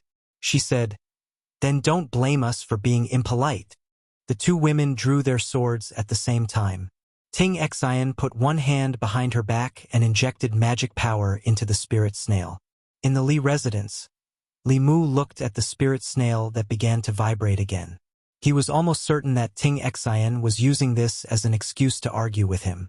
He wanted to ignore it, but after hesitating for a moment, he still picked it up. Just as he was about to speak, his eyes suddenly focused. An unfamiliar man's voice came from the other side of the spirit snail. "Beauties, do you really want to fight with me?" Chapter 501. East County of Great Zhou, somewhere along the Li River. The terrain of Great Zhou was complicated. There were many mountains and hills in the northwest, while the counties in the east were mostly plains. The Li River was the river that flowed through the East County and finally merged into the East Sea. The river was wide and the flow was slow. Many fishermen lived by the river. However, at this time, the usually quiet Li River was surging with waves. Sometimes, huge waves that were dozens of feet high would roll up. Many fish and shrimp carcasses were swept to the shore. The fishermen who were fishing on the river in the distance stopped their boats and pulled to the shore. They looked at the strange phenomenon on the river in horror and stayed far away. Those who saw it had already reported it to the authorities. The nearby cultivators also looked at the river in fear and did not dare to get close. There were obviously powerful water clan fighting under the water. Just a little bit of aura was enough to make them tremble. The East Sea was the world of the water clan. The shore of the East Sea was rich in water. There were also many water demon clans gathered there. They were the most powerful force among the demon clans in the counties. Usually, even human cultivators did not dare to provoke them. Under the river, Inshin and Tingshin stood side by side, controlling their flying swords to attack the man in white not far away. The man in white held a long spear and walked slowly in the water as if he was taking a stroll. He waved the weapon in his hand casually and blocked all the attacks from the sisters. After their strength improved, the sisters were full of confidence. Until they met this flood dragon, their confidence was completely shattered. No matter what methods they used, they were easily resolved by the other party. Not only was the flood dragon powerful and immune to poison, his aura was also suppressing them. Obviously, the dragon clan bloodline in his body was thicker than the sisters. The man in white approached the sisters and said, Beauties, you'd better not resist. I really don't want to hurt you. Bai Yinxin's face darkened and asked, What do you want? The man in white smiled and said, It's nothing. I just want to spend the night with you two beauties. Bai Tingxin shouted, Just give up. We have a husband. If my husband finds out about this, he'll peel off your dragon skin, pull out your dragon tendons, and make it into a slingshot to shoot birds. The white-clothed man said indifferently, I want to see which guy has such good fortune. If he has the guts, tell him to come find me. Bai Tingxin took the spirit snail from her sister and said, Tell me your name. My husband will be here soon. The man in white snorted and said, I am Ao Run, the white flood dragon king of Li River. Bai Tingxin said coldly, Ao Run, you will regret this. Ao Run only smiled and said, Beauties, why don't you just follow me? No one in the East County will dare to mess with you. The two sisters said at the same time, Don't even think about it. Ao Run shrugged and didn't force them anymore. He politely extended his hand and said, Since that's the case, why don't you two beauties go to my cave residence to rest first? When your husband comes, I'll let you know who's the one who's worthy of you following. The two sisters looked at each other. Even if they joined forces, they would not be a match for this flood dragon. It would be better to temporarily hold him down and wait for reinforcements. Bai Yinxin said, We can go with you, but before our husband comes, you can't do anything to us. Ao Run snorted and said, Who do you think I am? If I say I'll wait for him to come, then I'll wait for him to come. All right, what's your husband's cultivation? Bai Tingxin said, Our husband is at the 5th level. Ao Run completely relaxed. In this Li River, let alone a 5th realm expert, even a 6th realm expert wouldn't be able to do anything to him. These two beauties would quickly realize that compared to Ao Run, their husbands were nothing. They would then turn around and throw themselves into his arms. Over the years, countless demonesses had fallen for him like this, unable to extricate themselves. Ao Run smiled at the two sisters and extended his hand. Please! The two sisters maintained their vigilance and followed him all the way to a cave at the bottom of the river several miles away. This cave was rather luxurious. Although it was at the bottom of the river, it wasn't inferior to a human's courtyard at all. It occupied a large area, and there were many rugged strange rocks and huge corals erected inside the cave. It looked very beautiful. Inside the cave, there were many women's laughter and laughter. When they saw the sisters enter, their faces revealed hostility at the same time. These women were all demons. Some were from the beast race and some were from the water race. One of them, a plump Qingyu, swam over and said with dissatisfaction, My king, why did you bring back 2 more snakes? Ao Run hugged her in his arms and said, Don't worry, even with these 2 beauties, I won't forget you, Qing Qing.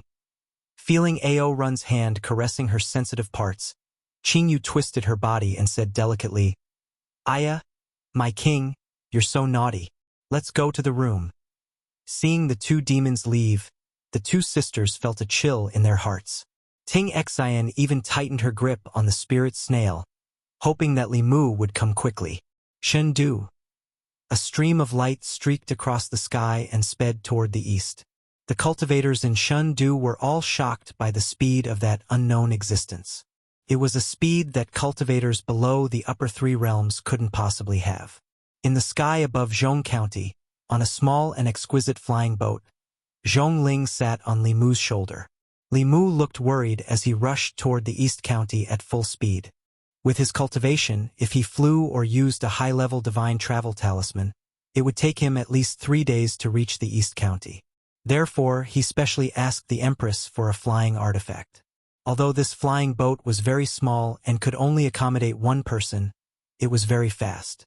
If it was powered by a supreme-grade spirit jade, it could match the full speed of a 7th realm cultivator. A 7th realm cultivator could travel 1,000 miles in a second. Hearing that Ting Xen was in trouble, the Empress was furious. She wanted to go personally, but Li Mu stopped her. There were no 6th realm demons in the Great Show. He could deal with a mere flood dragon alone. More than 2 hours later, East County County Office. A stream of light streaked across the sky and landed in the East County office. The constables in the county office were shocked. They all drew their weapons and surrounded a figure. They shouted, "Who is so bold to barge into the county office?" Li Mu said in a deep voice, "Where is the county governor of the East County?" His voice was like a bell. The magic power in the constables' bodies surged when they heard it. At this moment, 3 figures hurriedly walked out of the county office. The person walking in front was a middle-aged man. When he saw Li Mu, his expression changed. He walked forward and cupped his hands. "Lin Ting, the county governor of the East County, greets Lord Li." The county governor had to participate in the imperial court every year. Not long ago, County Governor Lin had seen Li Mu. Although the county governor and county lieutenant of the East County had never seen Li Mu before, they could guess the identity of this young man from County Governor Lin's attitude towards him. They immediately bowed and said, "Greetings, Lord Li." Li Mu waved his hand and asked, "Do you know that there's a flood dragon called Ao Run in the Li River?" Lin Ting said, "Lord Li, everyone in the East County and the demon realm knows of Ao Run's name. His original form is a white flood dragon, and his strength is at the peak of the 5th realm. With his flood dragon body, he can even fight against a 6th realm demon in the water. The county office once tried to recruit him into the demon division, but he rejected it. Because he's too powerful, the county office didn't dare to force him." Li Mu asked directly, "Do you know where his cave residence is?" Lin Ting said, "Yes." Li Mu said straightforwardly, "Gather the experts of the East County office, Demon Division, and Consecration Department. Follow me to the Flood Dragon's cave residence." Lin Ting still didn't know what had happened, but he knew that Ao Run was in big trouble. Who was Lord Li? With his own strength, he had stirred up the entire demon kingdom. He was a legend who dared to fight against a 7th realm demon and won. Obviously, he wanted to find trouble with Ao Run. No matter how arrogant this flood dragon was, he was going to be in trouble this time. Under Lin Ting's call, in just 15 minutes, dozens of cultivators above the 4th realm gathered in the East County Magistrate's office, the Minister's office, and the Demon's office.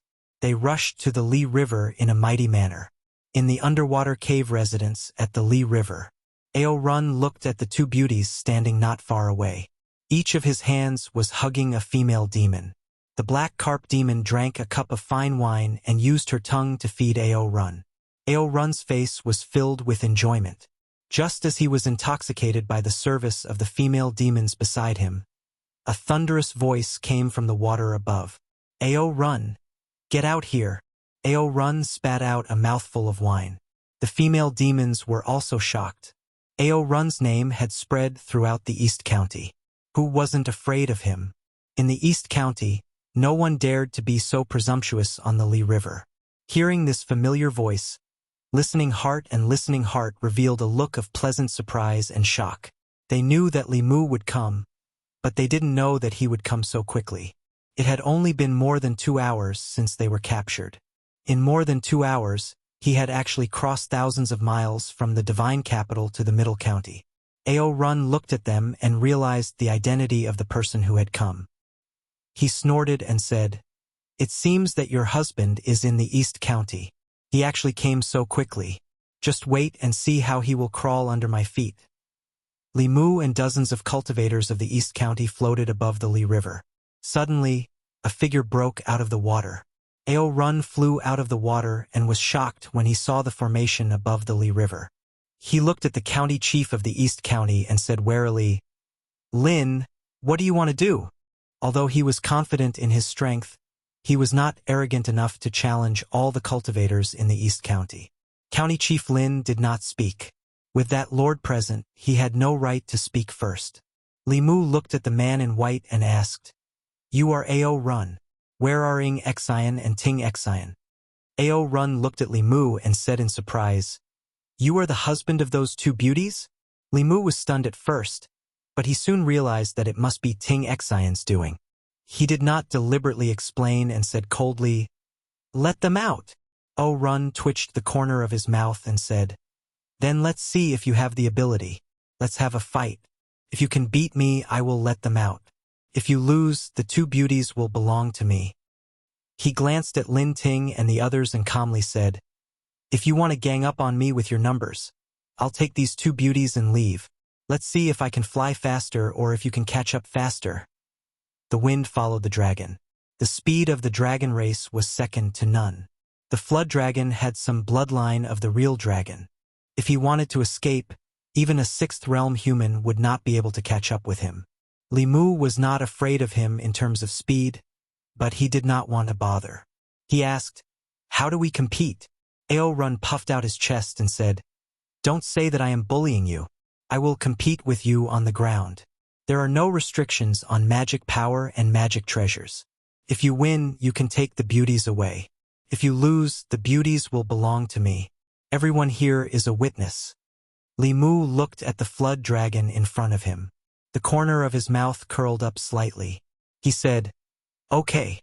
Under Lin Ting's signal, the strong cultivators of the East County government, the Demon Division, and the Minister Division retreated to the side. They were also looking forward to seeing if the legendary figure of the Great Zhou could defeat this flood dragon.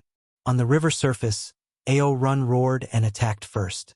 Countless water arrows shot out from the Li River and headed straight for Li Mu. Li Mu's body floated in the air. He calmly formed a seal with his hands. A circular transparent shield with flashing runes floated in front of him. The dense water arrows hit the shield and collapsed into splashes of water. At the same time, countless lightning bolts suddenly exploded beside Ao Run. He was completely submerged in the dense lightning net. Soon, the lightning net dispersed. Ao Run's clothes were tattered and burned in many places. However, his body was not injured at all.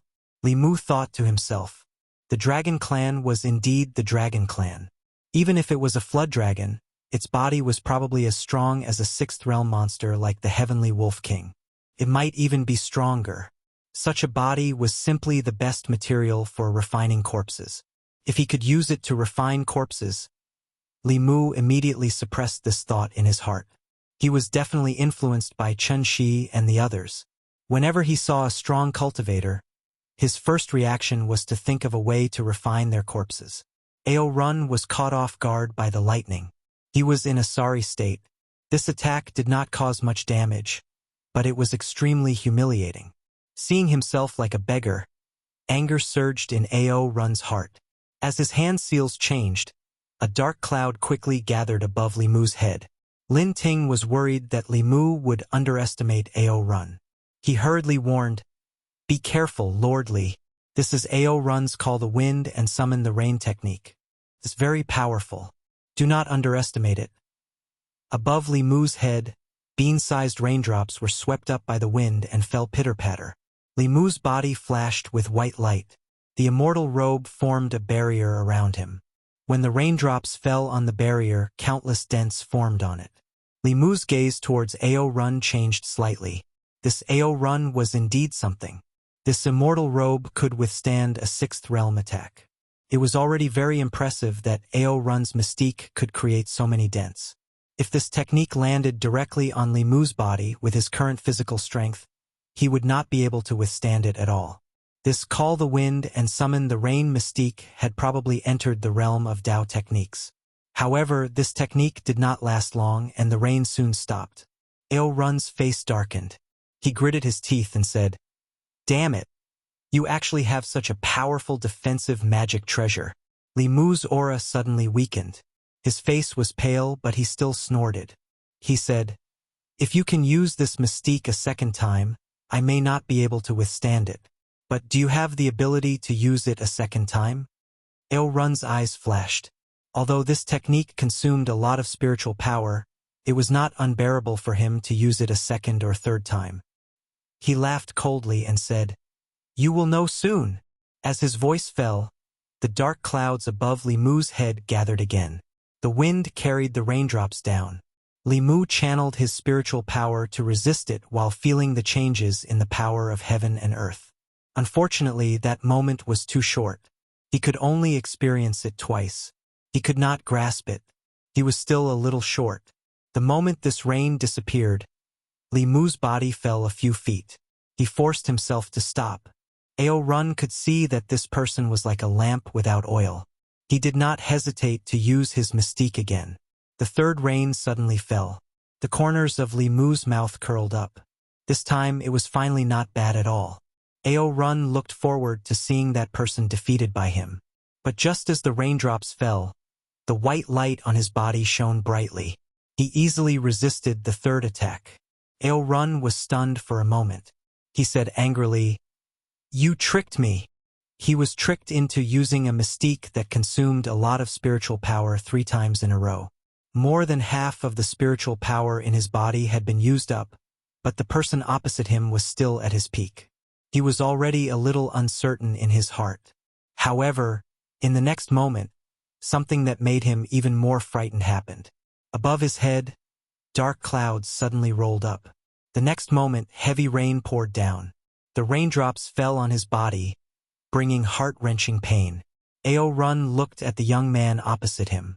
He was extremely frightened. He actually used his mystique. This scene shocked him too much. Ao Run had long lost his will to fight.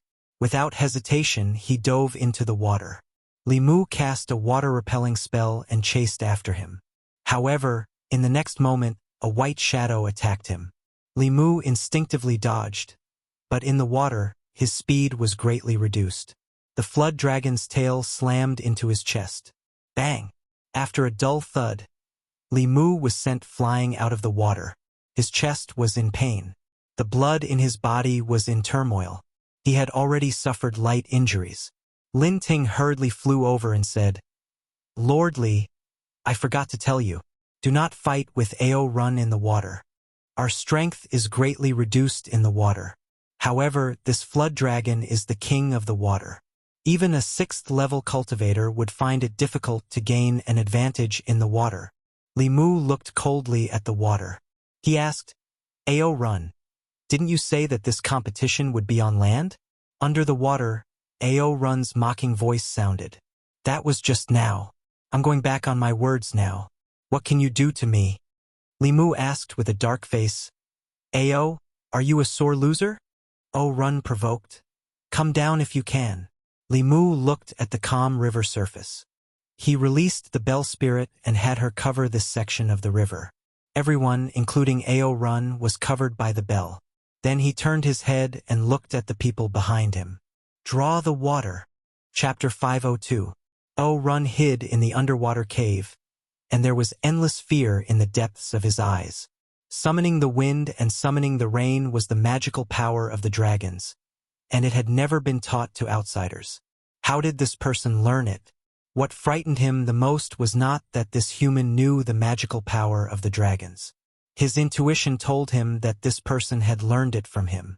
Without using any incantations or gestures, this person could perfectly replicate this great magical power after watching him perform it 3 times. This incredible ability made him feel fear from the bottom of his heart. This was too strange. Driven by this fear, he did not want the beauties anymore, nor did he want the demonesses he had taken in before. He just wanted to escape along the waterway. However, just as this thought arose in his mind, the river water around the cave suddenly became shallow. At first, the cave was more than 30 meters below the surface of the river. Soon it became 15 meters, then 20 meters. In a few breaths, the eaves of the cave were out of the water. After a few more breaths, the river water around the cave was sucked dry, leaving only a wet mark under Ao Run's feet. At some point, a transparent giant bell fell into the Li River and covered the entire cave. The river water flowed past the 2 sides of the giant bell, and the cave that was covered by the bell became a vacuum. A figure descended from the sky and landed in front of Ing Xian and Ting Xian. Seeing that the 2 women were safe and sound, Li Mu was finally relieved. Ting Xian hugged Li Mu's arm with one hand and pointed at Ao Run with the other. She cried, "We were already at the East Sea, but he stopped us and forced us to marry him." "Boo-hoo!" Li Mu patted her hand and said, "Don't worry, I'll avenge you." Ao Run had no fighting spirit at all. His body shook and turned into a white flood dragon. He wanted to break through the bell and escape. However, with a buzz, he was bounced back by the bell wall. Li Mu flew up, and the Dao bell suddenly shrank. The powerhouses of the East County and the two sisters passed through the bell and appeared outside. Only Li Mu and Ao Run were left inside the bell. Li Mu stretched out his hand, and a whip appeared in his hand. Swoosh! With a flick of his wrist, a whip shadow tore through the air towards Ao Run. Ao Run was extremely confident in his own body. He didn't pay any attention to it. He was thinking of a way to escape from the bell and allowed the whip to land on his body. His body did not feel much pain, but when the golden whip shadow landed on his body, the shadow of a flood dragon was knocked out of Ao Run's body. That was his demon soul. The flood dragon was startled for a moment. Then fear appeared in its eyes. Just as it was about to return to its body, it suddenly felt extreme danger. It glanced over and saw a small illusory sword condense above the head of the person opposite it. His intuition told him that this small sword would take his life. The flood dragon spirit floated in the air. Without hesitation, it bent its lower body as if it was kneeling. It nodded its head repeatedly and said in fear, "Spare me, spare me. I am willing to serve you as my master. Please spare my life." Li Mu didn't make a move right away. He was considering whether it was better to keep a flood dragon as a servant or to refine its corpse. The disciples of the corpse sect had refined demons and humans, but they had never refined a flood dragon. Chen Shi and the others would definitely be interested in this project. Ao Run had already sensed that the human opposite him had bad intentions. He immediately said, "Master, you are not good at fighting in the water. In the future I can fight in your place. I am very fast. You can also use me as a mount. You won't have to worry about traveling." It had to be said that this flood dragon had a strong desire to live. In 2 simple sentences, he had clearly stated his value. Li Mu was indeed not good at fighting in the water. Not only him, but all humans and demons on land were not good at fighting in the water. The water was the world of the water. Fighting in the water with the water was a very unwise choice. One couldn't always think of drawing water first. As for mounts, under normal circumstances, Li Mu's speed was not as fast as that of a flood dragon. Although the teleport talisman could greatly increase speed, the higher the level of the Fulu, the more expensive the talisman material needed. It was okay to use it once or twice, but Li Mu couldn't afford to use the Fulu every time. The spirit boat that the Empress lent him was fast. Could be called the Ferrari of spirit boats. However, it belonged to the Empress. It was also precious to 7th-level cultivators. It was the Empress' personal flying tool. The Empress only had one. Li Mu could borrow it in an emergency, but he couldn't just take it for himself. With a flood dragon as a mount, he wouldn't need to use any spiritual stones or mana. Li Mu had to admit that he was tempted by this flood dragon. He looked at Ao Run and said, "Hand over a part of your soul." Ao Run was overjoyed when he heard this. He separated a small flood dragon soul from his demon soul's forehead and slowly flew to Li Mu. To a cultivator, it was extremely easy to kill someone with a strand of hair, a drop of essence blood, or a fragment of soul. Since Li Mu possessed a fragment of the flood dragon's soul, he had the power to kill him. Ao Run's demon soul returned to his body. He knelt on one knee and saluted Li Mu. "Greetings, master." He was very unwilling, but there was nothing he could do. He knew very well that this young man wanted to kill him. If he hesitated for a moment and didn't show his value in time, what awaited him would be the destruction of his body and soul. Death or slavery, he wasn't stupid. He knew which was the right choice. After subduing this flood dragon, Li Mu walked to the 2 sisters on the shore and said, "Use the spirit snail to inform your father and have him come to pick you up." Li Mu was full of resentment towards the White Demon King. He took his wife everywhere, but his 2 daughters were not his own. The snake tribe indeed valued beauty over family. Since the matter here was over, Li Mu asked County Chief Lin to dismiss the strong cultivators of the North County. These people thought that there would be a fierce battle, but they didn't expect that they were just watching the show. The flood dragon that shocked the East County was actually no match for that lord. No wonder even the county chief was so respectful to him. The demon officials of the East County Demon Division bowed to Li Mu before leaving. They were originally just mountain spirits and wild monsters. They should thank the young man in front of them the most for their current status and identity. Li Mu planned to wait here for 2 days until the White Demon King came personally to pick up the two sisters. A day later, a man in white strode into the East County's government office. The two sisters went forward and said happily, "Father." The White Demon King looked at them with a smile. He looked at Li Mu and said, "Brother Li, long time no see." Li Mu said calmly, "I'm afraid the White Demon King has recognized the wrong brother." The White Demon King laughed and said, "Although the way you address me has changed, our friendship has not changed. Thank you for taking care of Inxin and Tingxin during this period." Li Mu waved his hand and said, "There's no need to say these words." The White Demon King looked at Ao Run, who was standing behind Li Mu, and asked, "This is the little flood dragon?" While Ao Run was feeling nervous, a huge fist smashed into his face. Crackling sounds kept coming from the government office.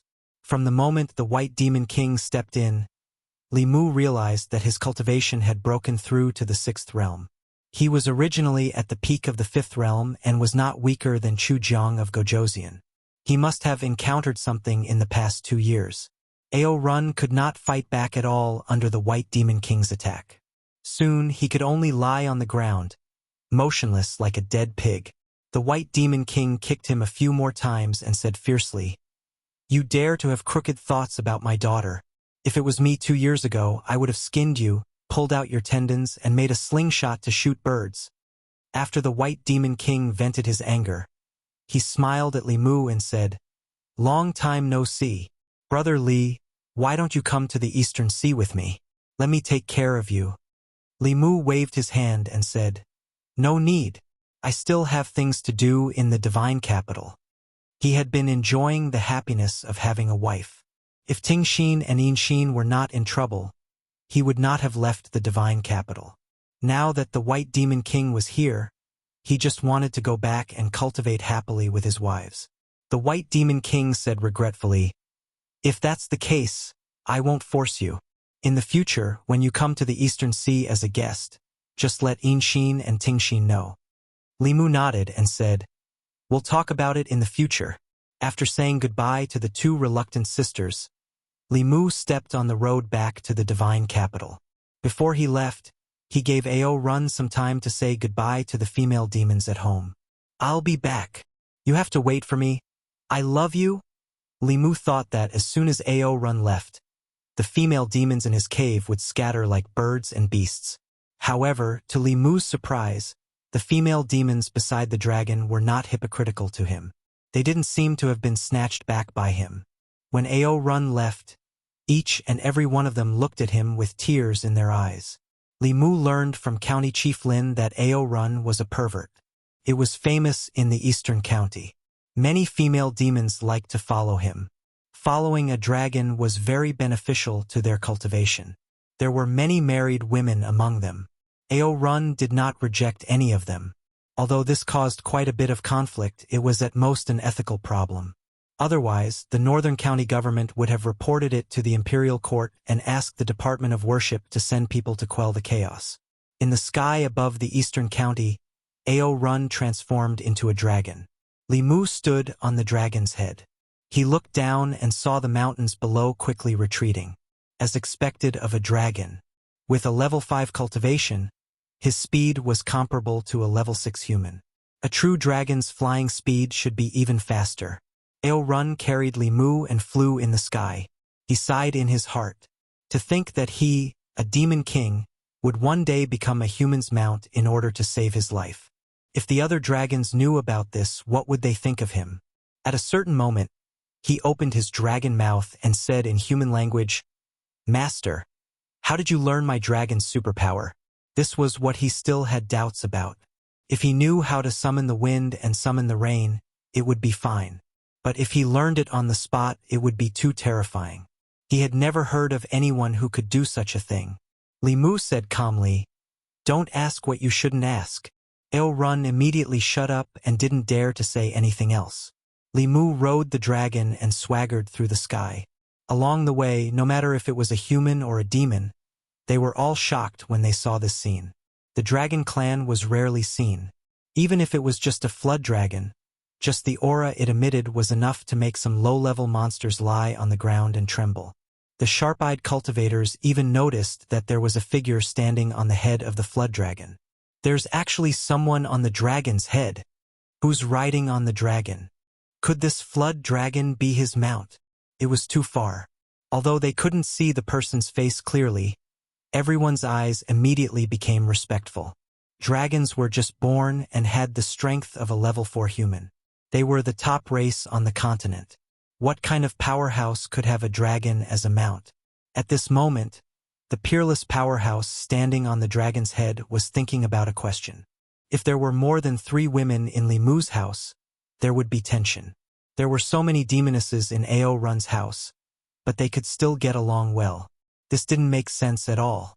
Li Mu pondered for a moment and said, I have a question for you. Ao Run was worried that he wouldn't have a chance to show off. He immediately said, Master, please ask. Li Mu thought for a moment and said, There are so many demonesses in your cave abode. Are they usually so harmonious? Although Ao Run didn't know why his master was interested in this question, he still answered honestly, Occasionally, they'll be jealous, but they're still considered harmonious? Li Mu continued asking, Why are they so harmonious? Ao Run said, Maybe it's because they love me? Li Mu said disdainfully, They're just being forced by you and don't dare to resist. Ao Run, who had always been submissive and didn't dare to disobey Li Mu, actually retorted, Master, you're wrong.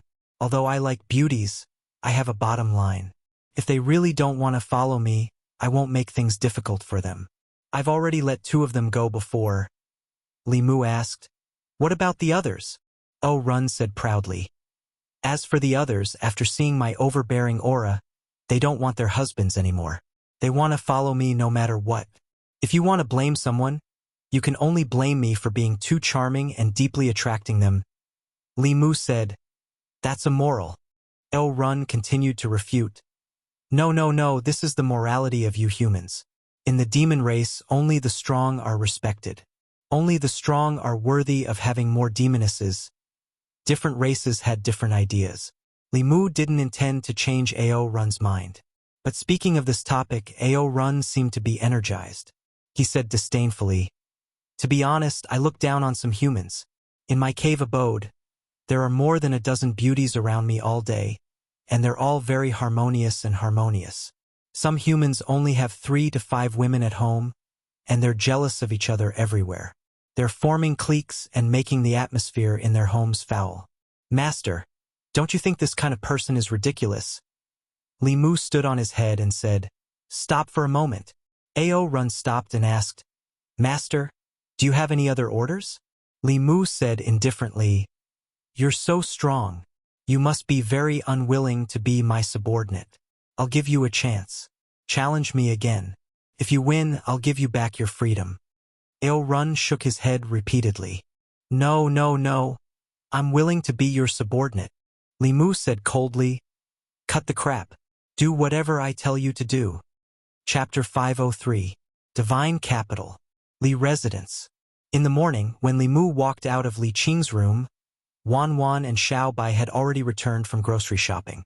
They were washing vegetables at the kitchen door while discussing a strange incident that had been spreading among the people of Divine Capital. A few days ago, more than one person in Zhong County had seen a divine dragon flying across the sky while working in the fields. Divine Capital was inland, so there weren't many opportunities to see the water tribe. Dragons had always only appeared in rumors.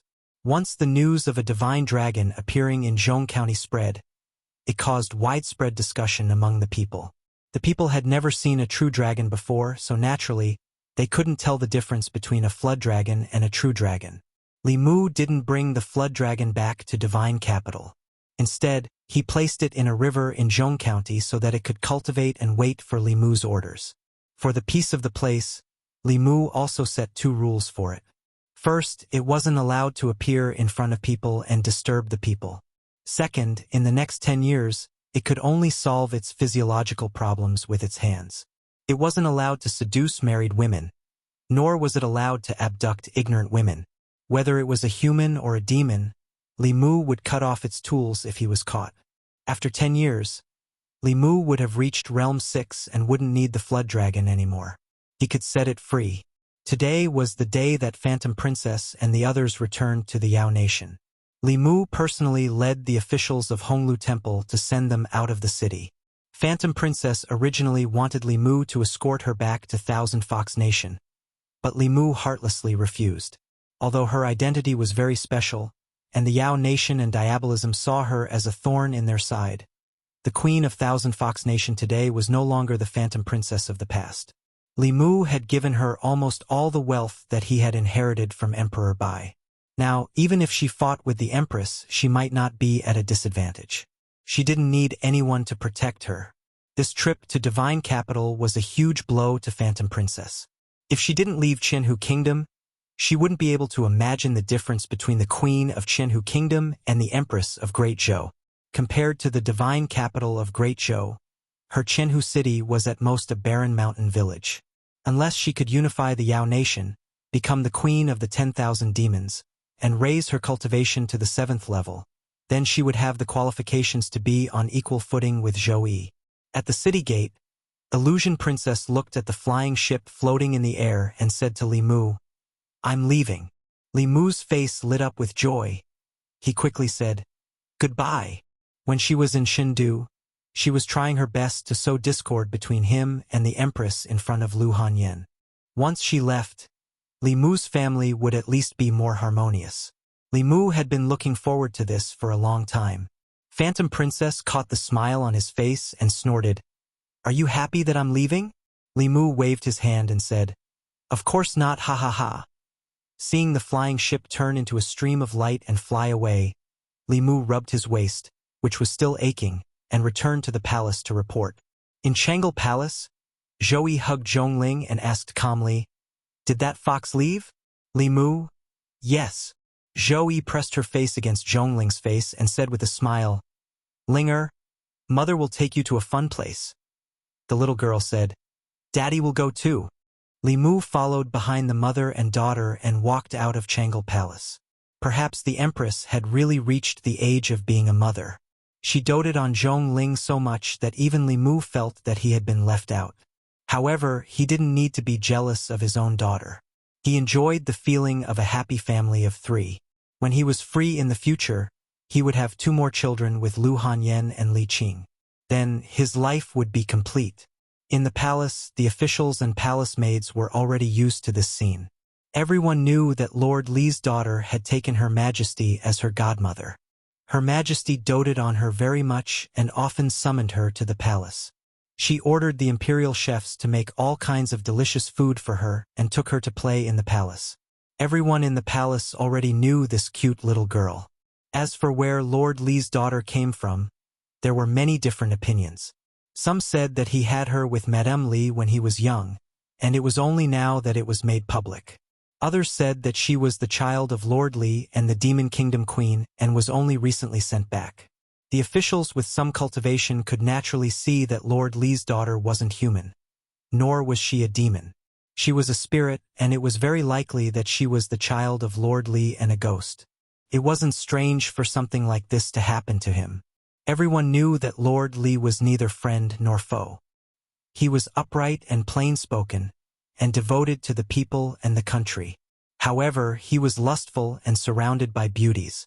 Not only did he have rumors with Her Majesty, but it was also said that he had a good relationship with the Demon Kingdom Queen. This actually proved that Her Majesty doted on him. Since ancient times, there had been many princesses who were children of important ministers, but it was very rare for them to directly recognize their relatives. In the palace, Zhou Yi led Zhongling into the ancestral temple, and Li Mu followed. This wasn't his first time here. Compared to last time, the ancestral temple had changed a lot. The furnishings and decorations were still the same. 36 small cauldrons were connected to a large cauldron, and a golden dragon was swimming in the large cauldron. However, the golden light on each small cauldron was much more dazzling than the last time Li Mu saw them. The most dazzling cauldron was naturally the one in the middle that belonged to the central commandery. The people of the divine capital had the strongest psychokinesis, and it was comparable to the combined power of several other cauldrons. When Li Mu came last time, the cauldrons of psychokinesis in the various commanderies were far from this bright. This meant that in the past 2 years, the psychokinesis of the people of the various commanderies had greatly increased. On the one hand, the abolition of the silver punishment law and the punishment of the corrupt officials had made the people trust the imperial court more. On the other hand, after the demon division was established in the various commanderies, the demons in the Great Zhou also contributed a lot of psychokinesis. In addition to the small cauldrons being brighter, the golden dragon on the large cauldron was also fatter than the last time Li Mu saw it. At this moment, it was happily swimming in the cauldron. 3 elders wearing 4-clawed dragon robes were guarding here. They were the experts of the Shao royal clan. Ever since the Zhou clan stole the emperor's aura, the Shao clan had sent 3 clan experts to guard the ancestral temple to prevent the emperor's aura from being stolen again. These 3 people were almost all of the top combat power of the Shao royal clan. When the 3 elders saw the empress bring Li Mu and Zhongling in, they only looked up and closed their eyes again. Zhongling reached out to grab the golden dragon. Li Mu hurriedly said, "You can't touch it." Zhou Yi glanced at Li Mu and said indifferently, "Why can't you touch it?"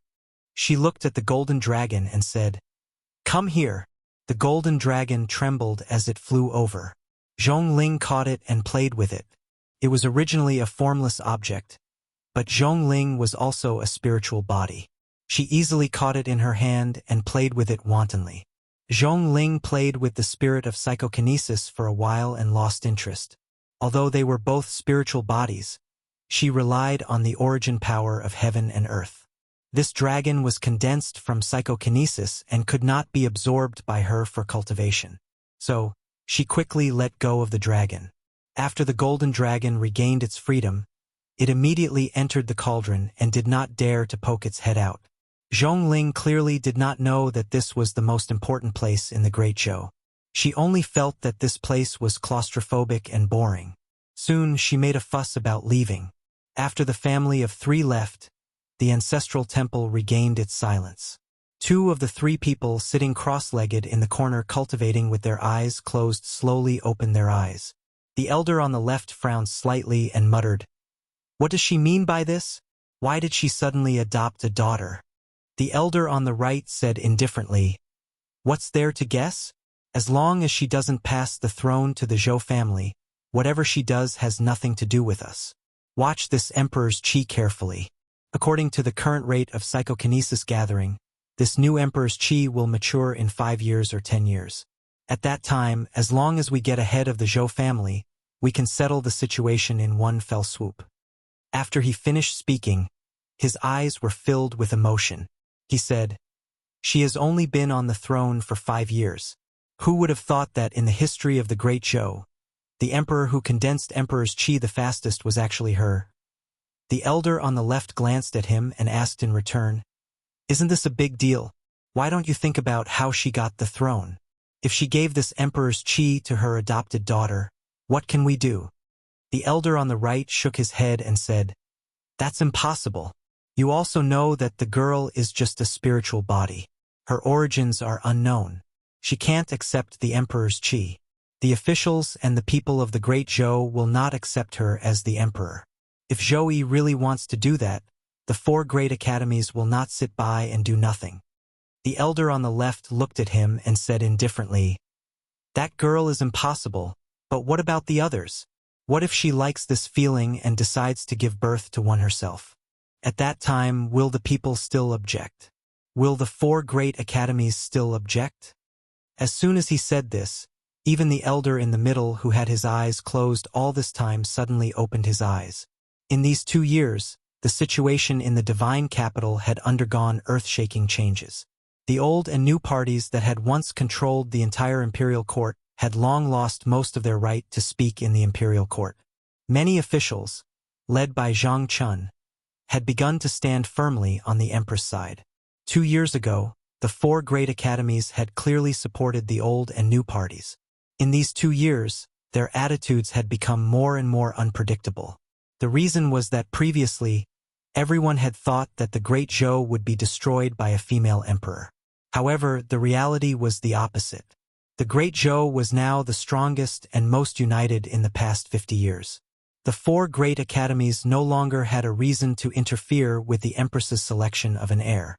With the Empress's current popular support and the power she held, as long as her decision was not too out of line, the people and the four great academies would not object. It was not out of line for her to give birth to a child and pass the throne to him in the future. When the three of them thought of this possibility, they suddenly realized that at some point in time, the Shao clan had completely lost control of the Great Zhou. They looked at the Emperor's qi in the big cauldron, their eyes burning with passion. The Shao clan's loss of power could no longer be reversed. This Emperor's qi might be their last hope. After a long silence, the elder in the middle slowly said, "We must not sit by and watch this happen. Inform King Ping and let them prepare early." Changle Palace. After leaving the ancestral shrine, Mr. Mei and Shangguan Li took Zhongling to the imperial garden to play. Only Li Mu and the Empress were left in the main hall. In fact, a long time ago, Li Mu had been thinking about a problem. Who was the Empress planning to pass the supreme position of the Great Zhou to? He had asked Mr. Mei in a roundabout way before. Mr. Mei had warned him not to guess the Empress's intentions. This was not a question he could ask. At that time, Li Mu and the Empress were not very close. Now he felt that he could ask. Li Mu's tone was calm. He asked casually, "Your Majesty, have you thought about who to give the Emperor's qi in the ancestral shrine?" Zhou said, "To the Shao clan." When she said this, she did not hesitate. It was obvious that she had already planned this. This was the same as Li Mu's guess. If she did not want to pass the throne to the Shao clan, she would not have allowed the three elders of the Shao clan to guard the ancestral shrine. This meant that the Empress had already made this decision when she first ascended the throne. Based on Li Mu's understanding of her, she must have felt that the Zhou clan did not have the right to the throne. The Shao clan had ruled the Great Zhou for hundreds of years. The idea that the Shao clan was the royal family was deeply ingrained. It was reasonable to give the Shao clan the title. Zhou looked at Li Mu and asked, "What do you think?" Li Mu said, "Your Majesty, I will listen to you." He used to think that it was better for the Empress to give birth to her own child than to pass the throne to an outsider. However, seeing how much the Empress doted on her child, she probably could not bear to let her own child suffer. However, the world that they had fought so hard to conquer was given to the Shao clan for nothing. Although he had already guessed this, after receiving confirmation from the Empress, Li Mu still relaxed about the court matters. He was no longer as energetic as before. He did not even care about the matter of Shen Guo's provocation in the border county and the decrease of the psychokinesis in the south county. He left it all to the secretariat to deal with. For 3 consecutive days, Li Mu was late and left early. Today he still left early and got off work early. When he returned home, he took a wedding invitation from Wan Wan. Li Si and Chun Miao Miao had given birth to a pair of twins. Tonight, they invited him to their house for a drink. Li Mu naturally would not refuse and brought Zhongling over tonight. At Li Si's house, Li Mu saw Zhang Chun, whom he had not seen for a long time. He had just returned from a business trip. Li Mu did not know if it was his imagination, but he felt that Zhang Chun was intentionally avoiding him tonight. After the banquet ended, Li Mu waited outside the door. When he saw Zhang Chun walk out, he asked, "Old Zhang, did I offend you?" Zhang Chun shook his head repeatedly. "No, how could it be?" Li Mu asked, "Then why are you avoiding me?" Zhang Chun said flatly, "No, why would I avoid you for no reason?" Li Mu thought that he was thinking too much. He pointed at Zhang Chun and said to the little girl in his arms, "Ling this is Uncle Zhang." Zhang Chun smiled awkwardly at Zhongling. Li Mu asked in confusion, "Why aren't you curious? Who gave birth to this child with me?" Zhang Chun shook his head. "I'm not curious. I'm not interested in this matter at all. I still have matters to attend to at home, so I'll go back first." Li Mu looked at his back in surprise. It had only been a month since they last met, but he had changed so much. He was completely unlike the gossipy Zhang Chun that Li Mu knew. The streets of the fairies' capital were bustling as usual. All kinds of news and topics of conversation gathered here. Today, the commoners were most interested in the private affairs of the Li residents. The sudden appearance of a child by Lord Li's side caused a heated discussion in the fairy's capital. It even overshadowed the matter of the illegitimate child during the reign of the previous emperor. There were differing opinions about who Lord Li had given birth to this child with. Some said that it was Lady Li's, while others said it was the Demon Kingdom's queen. No one knew when it started, but there were rumors that the child was Lord Li's and His Majesty's. In the past, the commoners naturally did not dare to talk about His Majesty. However, after the self-discipline law was reformed, the Great Zhou no longer convicted people based on words. The commoners' topics of conversation became bolder and bolder. At a temporary tea stall on the street, the waiter selling tea whispered to the customers, "Hey, have you heard? Lord Li and His Majesty gave birth to a daughter." One of the customers heard this and said happily, "Is that true?" The waiter was stunned and asked in surprise, "This is something that goes against ethics. Why do you seem so happy?" The customer said without hesitation, "Of course. Like father, like son. The child of Lord Li and His Majesty will definitely be a dragon among men in the future. If she can inherit His Majesty's position, our children and grandchildren will also be able to live good lives." When the customers heard this, they all responded in unison. "Is that true? There's such a good thing? If it's true, then that's great. This is the best news I've heard this year. No, in the past few years." The waiter at the tea stall looked at the crowd in a daze. He had thought that this matter would be criticized and discussed by the common people. He had never imagined that the common people would actually have such a reaction. It was as if they were happier than if they had given birth to a child themselves. Li Mu had also heard the rumors circulating in the marketplace. The common people usually did not have the guts to criticize the empress. There had to be someone pushing this matter behind the scenes. As for who was pushing it, Li Mu did not need to think to know. It was either the Shao clan or the Zhou clan. Their goal was undoubtedly to use the pressure of public opinion to cut off the possibility of the empress passing the throne to someone else in advance. Unexpectedly, the common people's support for the coupling of Li Mu and the empress was so high. In just 2 days, there were already many people calling for the empress to make him empress. The person behind the scenes had gone for wool and come home shorn. More importantly, with the empress's bearing, no one knew the consequences of offending her better than Li Mu. He walked into Chang'e Palace and saw that the empress's expression was extremely ugly.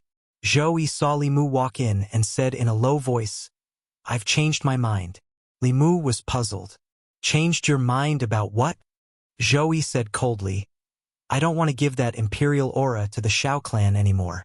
Li Mu said in a daze, "Your Majesty wants to pass it to the Zhou clan?" Zhou said, "No." Li Mu thought for a moment and said in astonishment, "Could it be that Your Majesty really wants to give birth to a child?" Before Zhou could speak, Zhongling, who was in Li Mu's arms, clapped her hands and said happily, "Good, good. I already have a younger brother or sister to play with me. Father, mother, you can have another one." Chapter 504. Li Mu looked at the innocent Zhongling and explained, "Linger, be a good girl. Don't mess around. Father and mother gave birth to you differently from giving birth to a younger brother or sister." The little girl blinked curiously and asked, "What's the difference?" Perhaps she was envious of other children who had siblings to accompany them.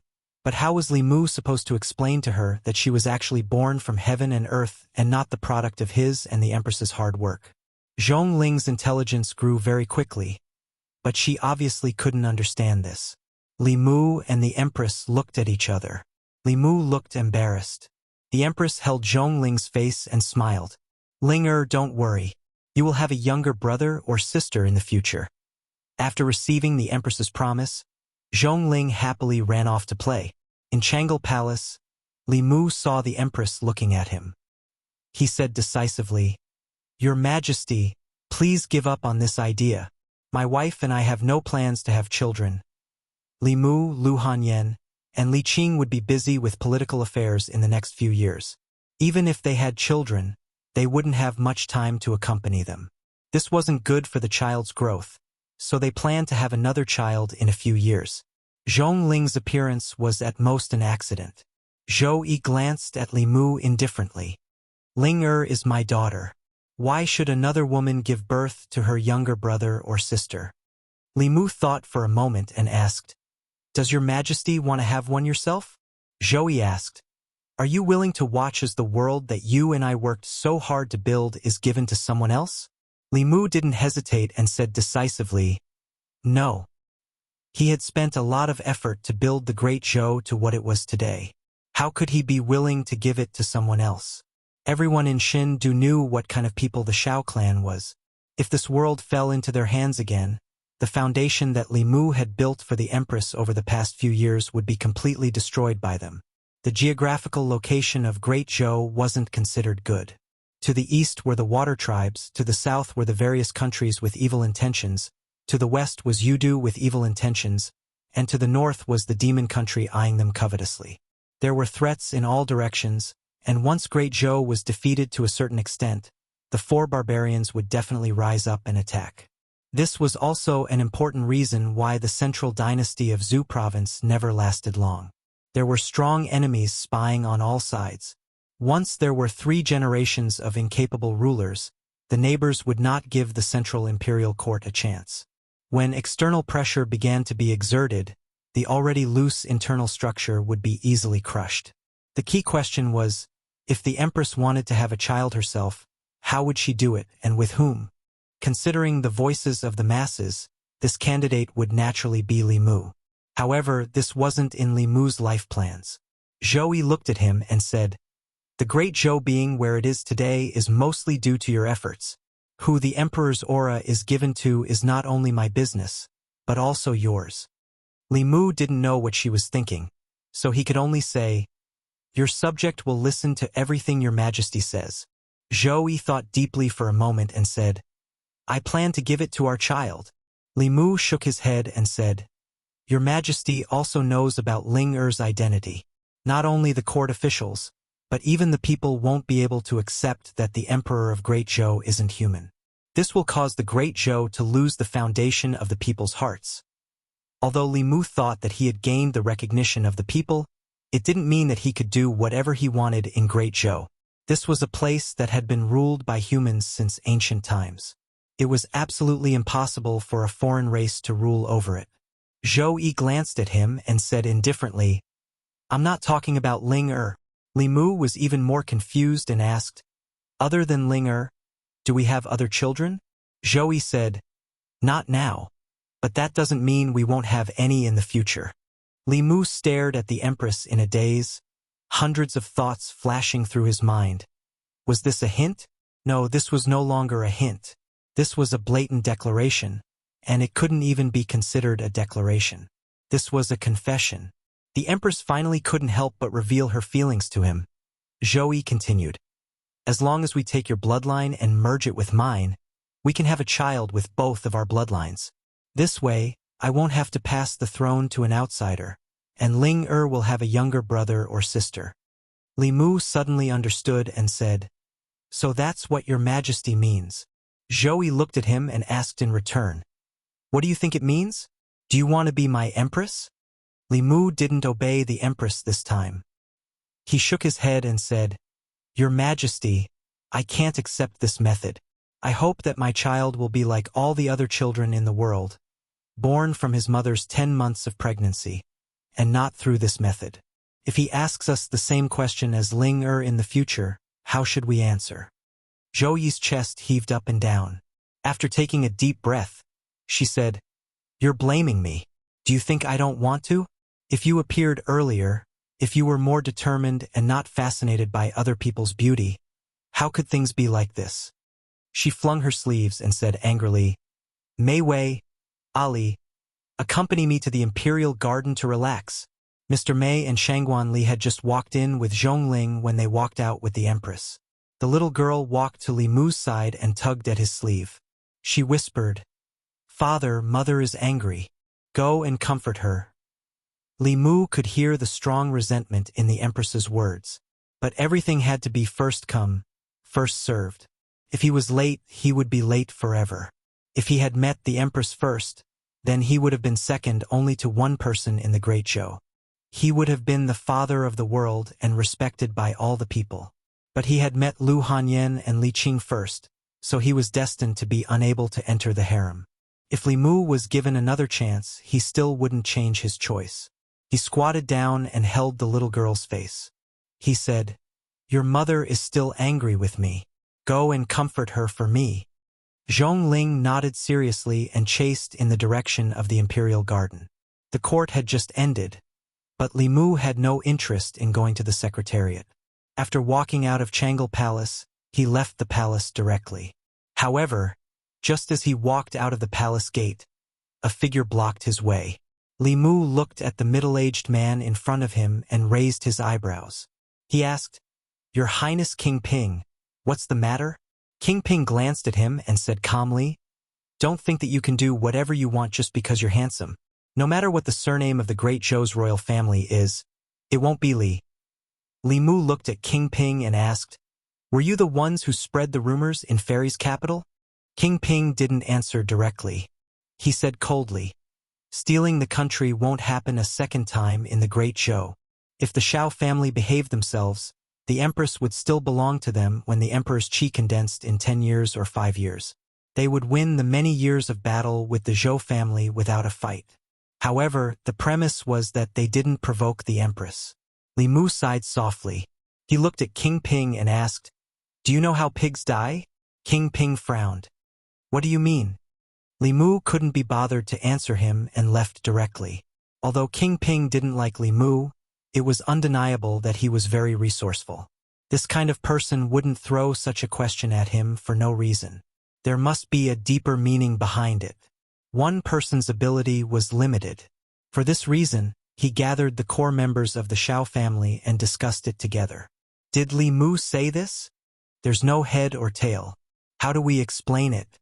The word pig is definitely not as simple as it seems. Is there a reference? Is he secretly cursing the Shao family? He must know that we were the ones who secretly incited the rumors about him and the Empress. While they were discussing, a voice suddenly sounded from the corner. King Shou stood up and asked in disbelief, "You guys spread rumors about Li Mu and Her Majesty in the streets. This kind of thing can't be hidden from Her Majesty." King Ping said, "So what if she knows?" This was meant for him and the Empress to hear.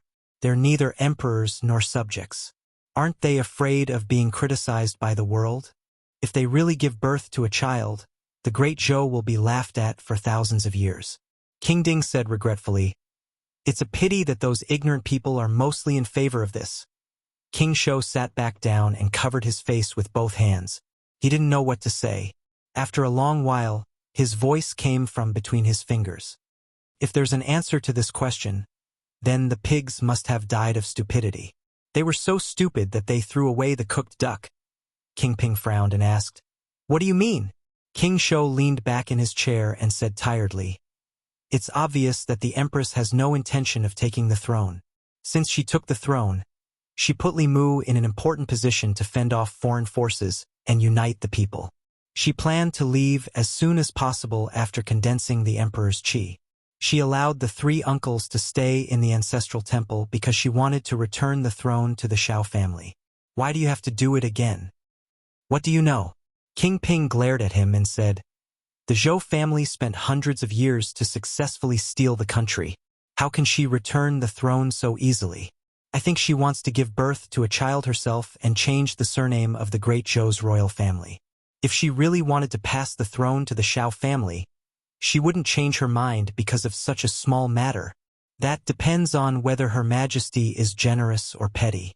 It's very possible that the throne that originally belonged to the Shao family was lost because of this small matter." King Shou thought of his experience in the past month and sighed softly. He said, "Obviously, Her Majesty isn't a generous person." King Ping frowned and looked at him. "You're not her. How do you know what she's thinking?"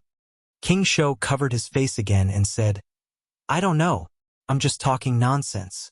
You guys continue. I'll take my leave first." He stood up and walked to the door. His footsteps paused as he said, "Get someone to tidy up the 3 royal uncles' residences. I guess they should be back soon. Not long after King Shou left King Ping's residence, 3 elders descended from the sky. Everyone walked out of the room. King Ping was shocked. Royal uncles, weren't you guarding the ancestral shrine? Why did you come out? The 3 elders' faces were gloomy. The elder in the middle said, "That woman chased us out. She's really coveting the emperor's energy." King Ping stood on the spot in a daze. His face was full of regret as he muttered, "He guessed it right?" The elder asked, "Guessed what?" King Ping's face was solemn. He shook his head and said, "Nothing. Royal uncles, what should we do now?" King Ping naturally could not hide such a big matter. The 3 elders soon found out the reason why they were chased out of the ancestral shrine. The 3 of them could be heard cursing from King Ping's residence. "I'm so pissed. You've messed this up. You're as stupid as a pig. You should apologize to the previous kings." Li Mu's residence. When Li Mu stepped into the house, Lu Hanyan asked in surprise, "Why have you been coming back so early these few days?" In the past, Li Mu was willing to work for the Empress no matter how hard or tiring it was. However, these few days he was working for the future Shao clan. Li Mu was naturally not as motivated.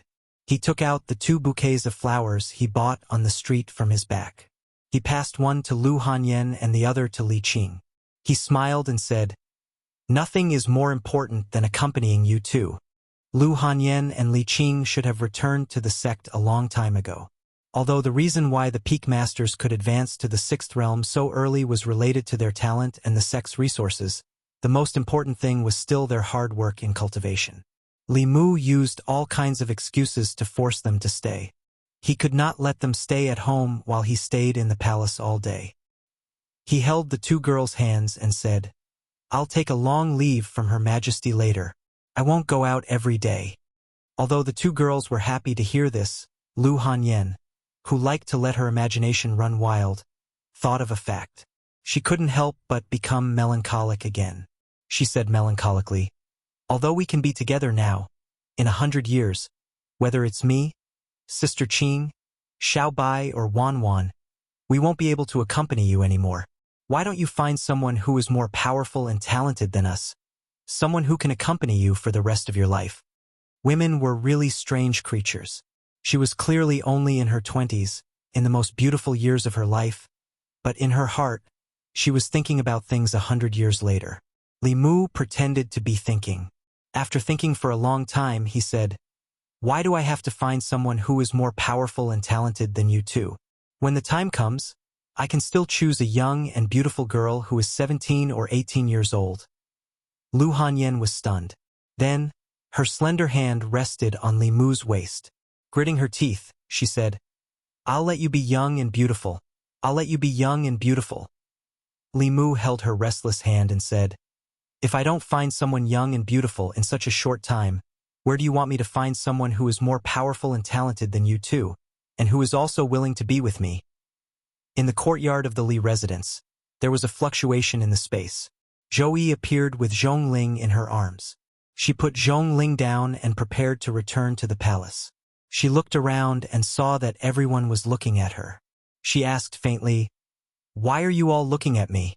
Lu Hanyan stood up and said, "Your Majesty is here to send Linger off?" Zhou nodded slightly and said, "I'll leave Linger to you. I'm going back to the palace." Lu Hanyan looked at her and suddenly said, "It's almost time to eat. Your Majesty, eat with us before you leave. Ling should want you to stay." Zhongling was stunned for a moment. Then, she hugged Zhouyi's leg and said happily, "Mother, stay for dinner. Aunt Mei and Aunt Li will come too." Although the Empress might not listen to Lu Hanyan, she would fulfill all of her daughter's wishes. Therefore, not only did she stay, but she also asked Shangguan Li and Mr. Mei to come as well. When it was time to eat, Lu Hanyan took the initiative to pick up a piece of fish for the Empress. She smiled and said, "Your Majesty, try this. I made it myself." Li Mu almost had a fish bone stuck in his throat. When Lu Hanyan and the Empress appeared together, the atmosphere was extremely cold. It was not an exaggeration to say that it was like falling into an ice cave. Lu Hanyan actually took the initiative to pick up food for the Empress. Li Mu's first reaction was that Lu Hanyan was crazy. In the face of Lu Hanyan's kindness, Zhou Yi quickly responded. She tasted a piece of fish and said, "When I first met you, I only knew that your zither skills were unparalleled. I didn't expect your cooking to be so good as well. You're almost as good as the chefs in the palace." Mr. Mei and Shangguan Li looked at each other. Shangguan Li remembered very clearly that when the Empress was still the crown princess, the three of them went to listen to Lu Hanyan play. Shangguan Li praised her zither skills, and the Empress's comment was, "It's just so." Lu Hanyan also said, "When I first met you, Your Majesty, I was amazed that there was such a beauty in the immortals' capital. It made me feel ashamed of myself." Wan, who was eating with her head down, looked up at Shangguan Li and quickly lowered her head again. If she remembered correctly, when she praised that sister's beauty, Shangguan Li said, "It's just so." Lu Hanyan and the Empress actually started praising each other. Li Mu saw this and his chopsticks fell to the ground. He pinched his thigh hard. The intense pain told him that this was not a dream. Chapter 505. When Lu Hanyan and the Empress began to compliment each other, the meal was especially harmonious. Li Mu was actually able to see the two of them get along well in his lifetime. It could be said that he had fulfilled one of his greatest regrets.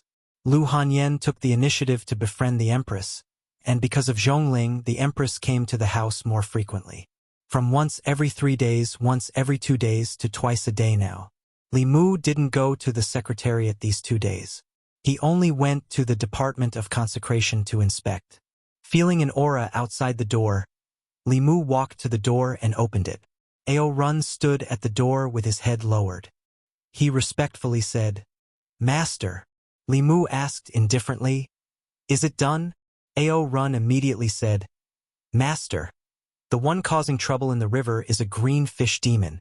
I have already followed your orders and captured it and handed it over to the local Yao division. A few days ago, the Department of Consecration received a request for help from a certain county's Yao division. There was a water demon causing trouble in the county's waters. Because the officials of the Yao division were all land demons and couldn't swim well, the water demon escaped several times. They then asked for help from the Department of Consecration. There were no water demon elites in the Department of Consecration, so Li Mu gave Ao Run an order to deal with it. This time he came to report to Li Mu. Li Mu said, "If you are done, go back and cultivate." Ao Run bowed and said, "Yes." Lu Hanyan asked in the courtyard, "Is there a guest?" Li Mu said, "No, it's the mount I took in." Lu Hanyan didn't know the details. She only knew that Li Mu took in a dragon as a mount. She had never seen it before, so she said, "It's time to eat. Let him eat before he leaves." Since she had already spoken, Li Mu couldn't refute. He glanced at Ao Run and said indifferently, "Come in." Ao Run lowered his head and walked into the courtyard, not daring to look around. The Empress held Zhongling's hand and walked over. The little girl flew into Li Mu's arms and asked, "Father, Mother, when are we going out to play?" When Ao Run saw this, he immediately said to the Empress, "I pay respects to Matriarch." Li Mu kicked him in the butt and glared at him. He looked at Lu Hanyan and Li Qing at the table and said, "Those two are the mistresses. This is His Majesty." It wasn't easy for his family to be harmonious for the past 2 days. If it was destroyed by this stupid flood dragon, Li Mu would definitely peel off his flood dragon skin, pull out his flood dragon tendons, and chop up his flood dragon meat to feed the dogs. Ao Run looked at Zhongling, then looked at Li Mu and the Empress. His eyes swept over Lu Hanyan and Li Qing. Confusion appeared in his eyes. He shook his head vigorously and said, "Master, the relationship in your family is a bit messy. Let me sort it out." When it was time to eat, Li Mu gave Ao Run a bowl and casually picked some food and asked him to squat in the corner to eat. Lu Hanyan looked at Li Mu and asked, "That's not good." Li Mu waved his hand and said, "You don't know.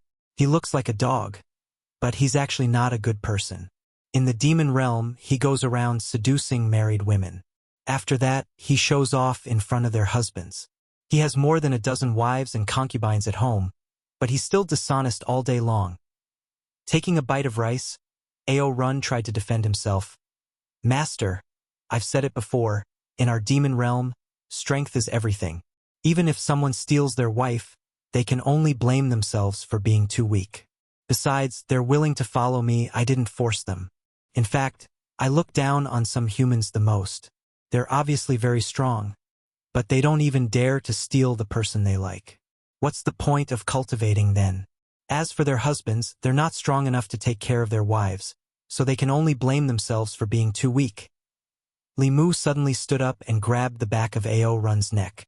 He coldly said, "Stop eating. I'll take you to see something good." On this day, the people of the capital saw lightning flashing in the sky. A flood dragon was rolling in the clouds and howling. Then, its body was charred black and fell into a lake in Zhongjun. Since then, the lake was renamed Fallen Dragon Lake. The people didn't dare to go near it anymore.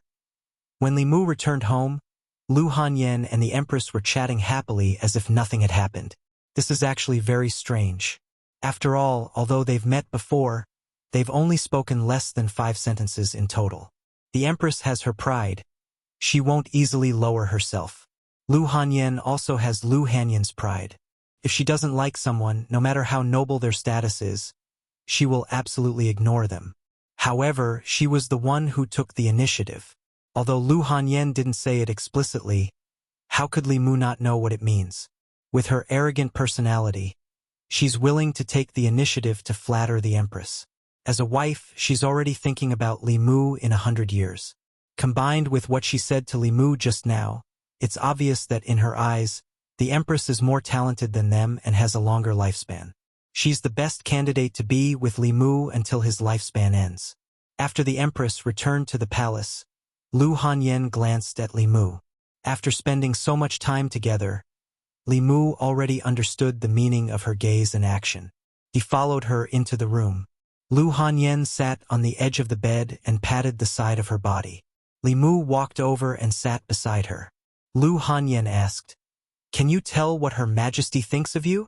Li Mu asked cautiously, "What do you mean?" Lu Hanyan pinched her waist and said, "There are no outsiders here. What's the point of pretending in front of me?" Deeply affected by Lu Hanyan's tricks, Li Mu had long since stopped taking the initiative to fall into them. He asked, "What do you mean? Speak clearly. If you don't say it, how will I know what you mean?" After Lu Hanyan calmed down, she slowly said, "Her Majesty is still so young, but she's already a 7th realm elite. I don't believe you can't see Her Majesty's feelings for you. If you're thinking of waiting until my sister and I reach the end of our lifespans before you can be together with Her Majesty, I advise you to express your feelings to her as soon as possible. Do you want her to wait 100 years for you?" Li Mu looked at her and asked, "Are you not afraid that you'll regret it when you reach the 7th realm?" Lu Hanyan thought carefully, then suddenly waved her hand and said, "Pretend I didn't say anything." Walking out of the room, Li Mu lightly slapped himself because he blamed himself for being talkative. When he walked into the courtyard, his heart sank. Whether it was Lu Hanyan being sentimental or preparing for a rainy day, there would come a day when Li Mu would have to face this problem. He had no doubts about reaching the 7th realm. The legacy of the Fulu school, the telekinesis of the people of Great Zhou, and the telekinesis of the Yao of Thousand Fox Kingdom would allow him to step into this realm in 20 years or even less. But what about Lu Hanyan and Li Qing? What about Wan Wan and Xiao Bai? There was a common understanding in the cultivation world. Transcendence was 10% effort and 90% legacy. An individual's talent and cultivation effort were actually not the decisive factors in whether or not one could reach the 7th realm. The Empress had transcended because of the imperial qi. Hyun Jinko and Yuzenzi had achieved this because of the legacy of the Fulu school. The Blue Wolf King and the 10,000 Illusions God Lord had also gathered the power of the Yao nation and bitterly cultivated for dozens of years to reach their current cultivation. Li Mu was confident that he could advance. Lu Hanyan and Li Qing only had a sliver of hope even though they had the Fulu school behind them. Xiao Bai and Wan Wan didn't even have a sliver of hope. Li Mu was proficient in the techniques of both the human and Yao races, and he had also completely comprehended the heavenly tomes of the Pill Cauldron sect. But there was no way for them to easily cross this natural chasm like he had. unless he used the demonic Tao's blood and soul sacrifice method, similar to the Thousand Illusions' venerable master. But he wouldn't even consider this method. Li Mu thought carefully for an entire day. The only method he could think of was to establish a nation. The fastest shortcut to cultivation was to use the willpower of living beings. The easiest way to gather the willpower of living beings was to do what the Great Zhou and the Yong Kingdom did. They would build a national temple among the commoners and use the power of the nation to nurture the imperial qi. The Yong Kingdom's 5 generations of wise monarchs had worked hard to develop the country. In less than 100 years, they had nurtured 3 strands of imperial qi and created 3 seventh realm experts for the imperial family. Li Mu believed that he could do the same. But if he did, he wouldn't be able to stay in the Great Zhou. He would be letting down the empress. Li Mu walked through the imperial palace with a heavy heart. When he passed by the secretariat, a figure suddenly ran out. Lu Yi grabbed Li Mu's sleeve and asked, "Where are you going, Lord Li?" Li Mu didn't answer. Instead, he raised his eyebrows and asked, "Is something the matter, Lord Lu?" Lu Yi hurriedly said, "It's not that I have matters to attend to. It's that the Secretariat has matters to attend to. Recently, there has been an endless stream of major and minor matters in court. My colleagues in the Secretariat are too busy. I would like to ask, when will Lord Li return to the Yamen?" When Li Mu was in the Secretariat, Louis didn't think much of it. When Li Mu wasn't present, all the heavy responsibilities were placed on his shoulders. Only now did Louis realize how difficult everything was. Big and small matters required him to coordinate and plan. If he could control the various ministries and departments, it would be fine. But with his prestige and strength, he couldn't control the people below him. The imperial qi in the ancestral shrine hadn't been decided yet. He also didn't know who he was making wedding clothes for. Influenced by Lu Hanyan's plans for a rainy day, Li Mu's mind was no longer on state affairs. Waving his hand, he said, "Lord Lu, just pretend that I'm not part of the Secretariat. I'll take my leave first. See you later." Finished speaking, he didn't even look at Lu Yi and directly left. Lu Yi looked at his back with a puzzled expression. He didn't know what was wrong with him. Could it be that his wife had heard the rumors about him and the Empress and quarreled with him? Lu Yi shook his head. He couldn't blame his wife. When the people heard the rumors, they didn't condemn it. Instead, they called for the Empress to make Lord Li Empress and let them have a real child. If he was Lord Li's wife, he wouldn't be able to tolerate it either. Changle Palace. When Li Mu walked into the main hall, he saw the Empress sitting on the dragon throne. She seemed to be thinking about something. Li Mu didn't disturb her. He was thinking about how to talk to her later. Although he couldn't let Lu Hanyan and the others enter the 7th level, he could still let them enter the 6th level early. The Heavenly Book of the Danding Sect had a recipe for breaking through to the creation realm. This pill was at the saint level. As long as there were enough materials, Li Mu could make it. He planned to ask the Empress for a long vacation to gather the materials for this pill. Lu Hanyan's tolerance and generosity made Li Mu feel even more sorry for her. He planned to let them enter the 6th level as soon as possible to prevent her from thinking too much. Zhou Yi was deep in thought for a long time, as if she had made a decision. She looked at Li Mu and said, "I." Li Mu also raised his head and said, "I. You first. Your Majesty, you first." Their gazes met. Zhou Yi nodded and said, "I've decided who to give the next imperial qi to." Li Mu asked, "Who?" Zhou Yi said, "Give it to Lu Hanyan." Li Mu thought he heard wrong and asked in shock, "Who?" Zhou Yi said, "Give it to your wife." Li Mu came back to his senses after a long time. He asked, "Just because she said you were beautiful?" "Of course not." Zhou Yi glanced at him and said, "I've thought about it. I've been on the throne for 5 years. If I don't lose the hearts of the people in the Great Zhou, another imperial qi will mature in 5 years at most. At that time, if I continue to be the Empress of the Great Zhou, this imperial qi can be used to create another 7th level cultivator for the Great Zhou. If the hearts of the people can grow like they have in the past 2 years, then the next imperial qi will mature in less than 10 years. Within 100 years, at least 10 imperial qis can be condensed. Your contribution in condensing the imperial qi is the greatest. At that time, I'll give one to your second madam, one to Wanwan, one to Xiaobai, one to Mei Wei, one to Ali, and one to Ting Xian. There will still be a few left. The Empress's words stunned Li Mu for a long time. Then he suddenly saw the light. If he wanted to condense imperial qi, he didn't need to build a country. Right before him was a huge empire with the largest population and the most united hearts. With the size of the Great Zhou, it used to take at least 20 years to condense one imperial qi, and as long as 50 years.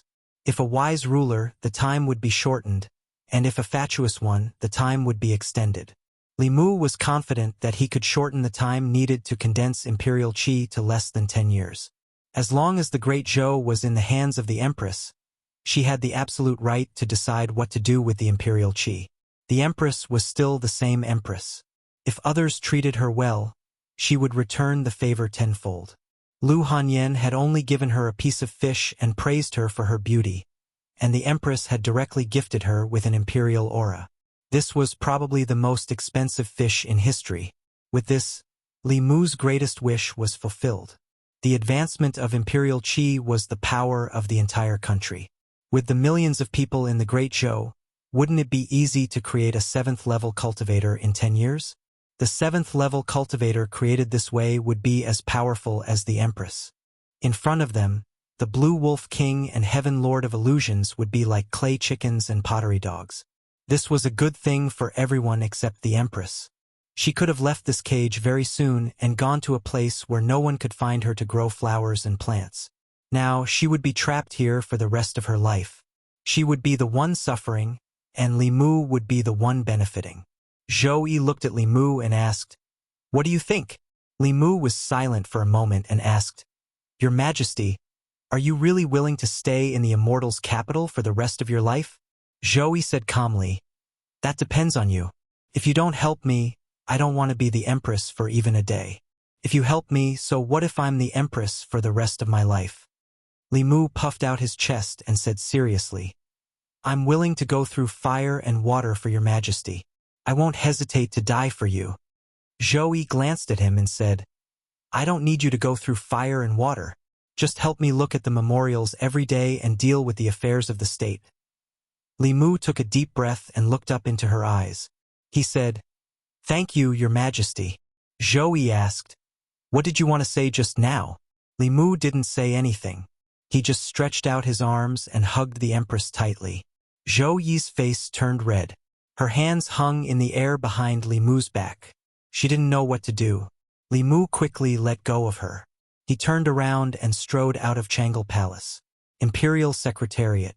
Lu Yi picked up a memorial with a worried expression. Suddenly, a familiar voice sounded from outside the door. Li Mu walked into the office and said loudly, "Let me do it!" Several hours later, Li Mu hurried out of the Imperial Secretariat before the palace doors closed. The feeling of working for himself and working for others was completely different. Before Li Mu looked at each memorial, he would tell himself that he was working so hard not for the Great Zhou court, but for the people of the Great Zhou, for the will of the people, for the gathering of imperial qi, for the sake of being together with the person he loved.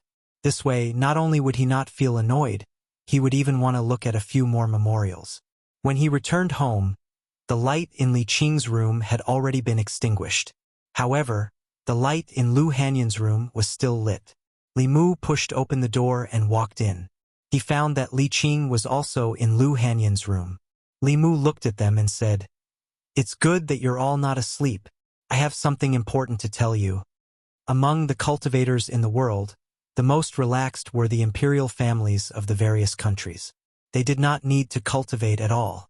Just by relying on the inheritance of the imperial family, they could reach the highest realm that others could not reach in their entire lives. From today onwards, Lu Hanyan and Li Qing would no longer need to return to Mount Baiyun to cultivate in seclusion. The husband and wife would no longer need to be separated for a long time. Li Mu could already imagine how happy they would be when they learned of this. Lu Hanyan said, "We also have something to tell you." This kind of important news naturally had to be the finale. Li Mu said, "Then you guys go first." Li Qing lowered her head slightly. Lu Hanyan's expression was somewhat guilty. She said, "We're going back to Mount Baiyun tomorrow. Tonight, let's cultivate together." Li Mu was stunned. Lu Hanyan asked, "What did you say was important?" Li Mu came back to his senses and shook his head. He said, "I suddenly feel that this matter is not that important. Let's talk about it tomorrow morning." He waved his sleeve and the lights in the room went out. In the morning, Li Mu hugged two soft bodies. Because yesterday was the last night, Lu Hanyan and Li Qing did not want to monopolize Li Mu. After a difficult choice, they decided to cultivate together. Lu Hanyan nestled in Li Mu's arms. She thought of what happened last night and asked Li Mu, "What was the important thing you wanted to say yesterday?" Li Mu put on his clothes and got out of bed. He walked to the door and said, "You praised His Majesty yesterday. His Majesty is very happy and wants to reward you with something." Lu Hanyan asked, "What is it?" Li Mu said, "Emperor Qi from the Ancestral Temple. His Majesty has decided to give it to you and Qingqing. Xiao Bai and Wanwan also have a share. So, you don't have to go back to Mount Baiyun. You don't have to cultivate so hard in the future." Lu Hanyan said in shock. "Really?" Li Mu said, "Why would I lie to you about something like this?"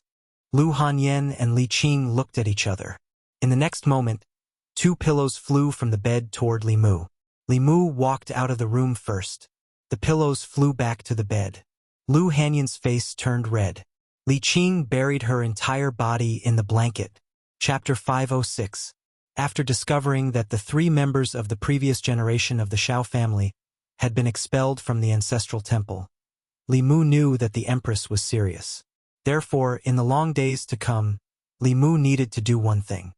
He needed to help the Empress govern the Great Zhou and ensure that the Great Zhou was stable internally, that there were no strong enemies outside, and that the faith of the people could be maintained or continue to grow. This was not for anyone else, but for himself, for the people he loved. In the secretariat, Lu Yi asked someone to send a pile of memorials to Li Mu's office. She leaned against the chair and let out a long sigh of relief. The familiar Lord Li had finally returned. In the office, Li Mu sat behind the table and looked at the two memorials in front of him. He frowned and slowly tapped the table with his index finger. In the past, the greatest threat facing the Great Zhou was the Demon Nation. They had no time to care about anything else. Whether it was the Shin Nation stirring up a fight at the border of the two nations during the chaos or the greatly reduced faith of the people in the South County, they did not attract much attention from the imperial court. Now that the chaos of the Demon Nation had temporarily subsided, the imperial court and the Qianhu Nation were inseparable. These two matters needed to be brought to the forefront. These seemed to be two matters, but in fact it was only one. Ever since the last time the tribute was paid and the Great Zhou fell out, the Shin Nation had been restless. They banned the merchants of the Great Zhou from entering and destroyed the goods of the Great Zhou. The anti-Zhou sentiment in the country was serious, and they repeatedly disturbed the border. The South County bordered the Shin Nation, and the faith of the people was greatly affected. Li Mu first asked the Empress to go to the ancestral temple to check on the faith cauldron in the South County. However, the Empress had taken Lu Hanyan, Li Qing, and Zhongling to a spring outing outside the city. She was not in the Changle Palace, so Li Mu could do as he saw fit. She did not bring Mr. Mei and Shangguan Li with her on this trip. Therefore, Li Mu asked them to accompany him to the ancestral temple. The ancestral temple was an important place in the Great Zhou. It was where the emperor's qi was nurtured. It was related to the future of a country. The Shao family lost the throne because they did not take good care of the emperor's qi. In order to avoid suspicion, Li Mu could not go there alone. Li Mu still had not told them that the empress planned to give each of them a wisp of imperial qi in the future. Zhou was just like that. When a person achieved the Tao, everyone around them would ascend to the heavens as well. She wanted nothing more than to give all the good things to those around her. In the ancestral temple, the three elders were no longer there.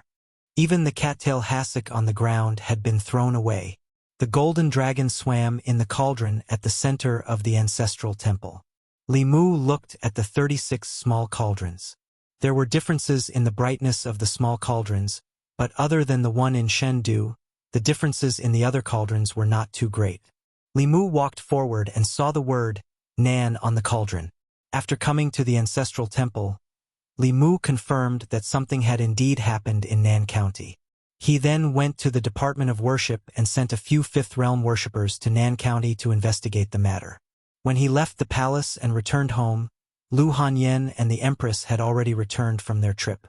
He had dealt with too many reports in the past 2 days. He leaned against the stone chair in the courtyard to rest. Fully relaxed, he quickly fell asleep. Wan Wan was helping Lu Hanyan wash the vegetables. She looked back at Li Mu and said, "Young master must have dreamt of something good. Miss, look at how happy he is." Lu Hanyan remembered what happened last night. She could not help but blush. She said, "He must be thinking of something improper again." Zhou walked to Li Mu and sat down. She secretly formed a seal with her hands hidden in her sleeves. In his 2 lifetimes, Li Mu had never been as happy as he had been the night before. As a result, he even had a dream about it. When he woke up, he opened his eyes and saw the Empress sitting across from him. Her face was covered in a layer of light pink. Li Mu was confused. He asked, "What's wrong, Your Majesty?" Zhou stood up and said, "No, nothing." Li Mu watched her leave as if she was running away. He was speechless. She's so weird. Because of his careful actions last night, Lu Hanyan and Li Qing did not let Li Mu into the room tonight. He slept alone in the study and thought about cultivation. The last trip to the East County made him realize one of his weaknesses. With his cultivation improved, he was not afraid of ordinary 6th realm cultivators no matter on land or in the air. However, in the water, the strength he could exert was greatly reduced. It would take a lot of effort to deal with AO Run. This was not Li Mu's weakness. Human beings were not as good at fighting in the water as the Water Clan. Apart from a few amphibious demon races, only the Dragon Clan could be good at fighting on land and in the water. When the Department of Offerings encountered trouble from the Water Clan, there was nothing they could do except to pump the water. Although he had AO Run, the Tool Dragon, at his disposal, it was not realistic to let him deal with it every time. Li Mu searched his mind and found a kind of medicine pill called the water-repelling pill. Although it was called a medicine pill, it was actually a magic treasure. It was refined with the essence and blood of the Water Clan. If mortals held it in their mouths, they would not drown.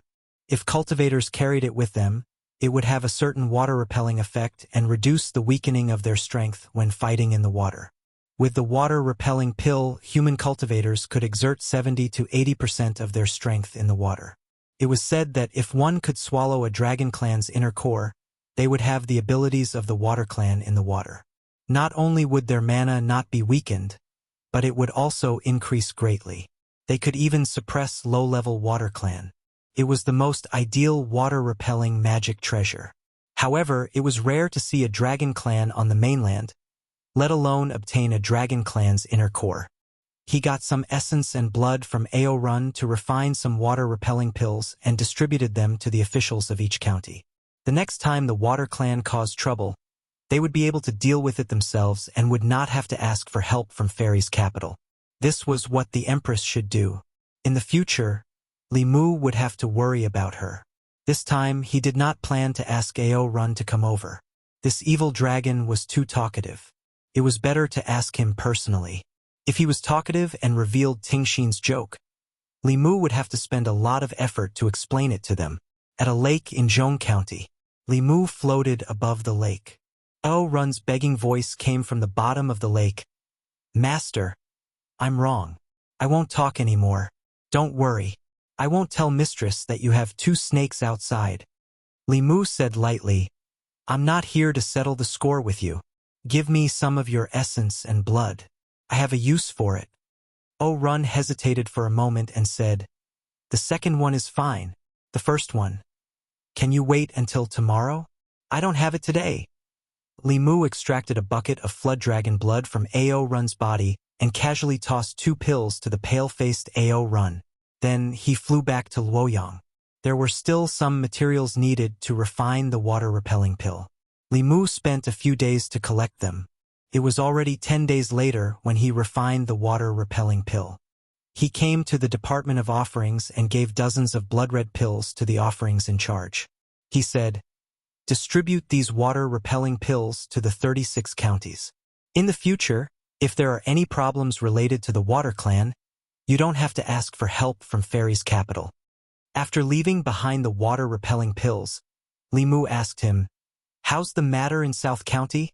Speaking of South County, the offerings looked helpless and said, "My lord, the Shin Kingdom hates our great Zhou very much." Although they didn't do anything officially, the cultivators of the Shin Kingdom kept causing trouble at the border of South County. Yesterday, the Department of Offerings received news that the colleagues we sent to South County to investigate were all injured by the cultivators of the Shin Kingdom. Li Mu frowned and asked, "Isn't there a garrison in South County? Are they just going to watch the people of the Shin Kingdom invade the border?"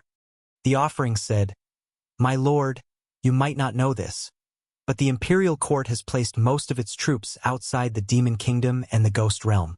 Among the 4 armies of Jinbei, Pingxi, Anan, and Dingdong, the Southern Army and the Eastern Army are the weakest. Moreover, the shameless people of the Shin Kingdom don't invade in large numbers. They usually sneak past the border of South County in 1 or 2 groups. The Southern Army can't guard against them."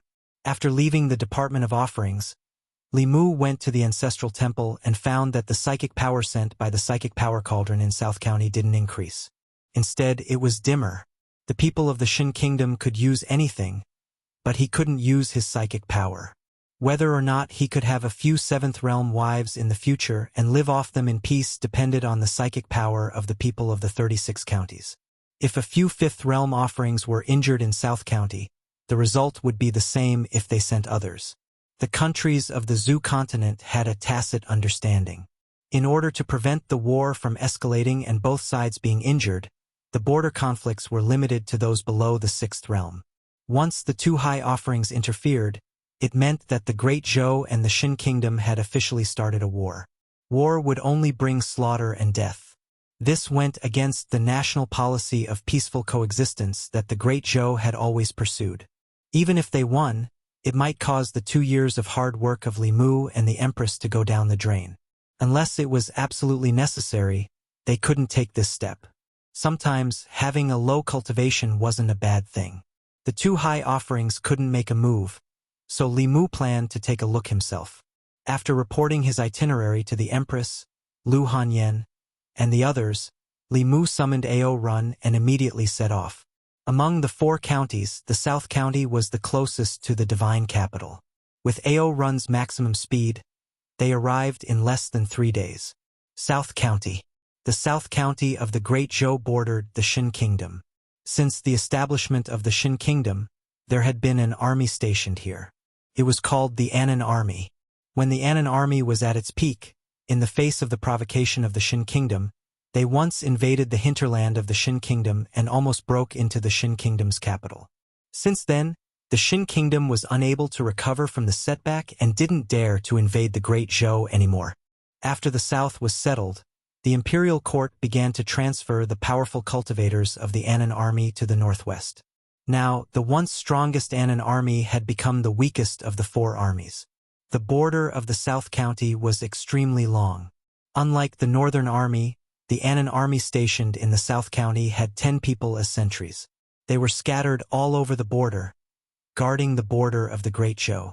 In recent days, because the Shin Kingdom kept invading the border, the Southern Army's sentries clashed with the Shin Kingdom cultivators many times. However, both sides were able to control themselves and only suffered injuries. The South Lake was a large lake on the border between the Great Zhou and the Shin Kingdom.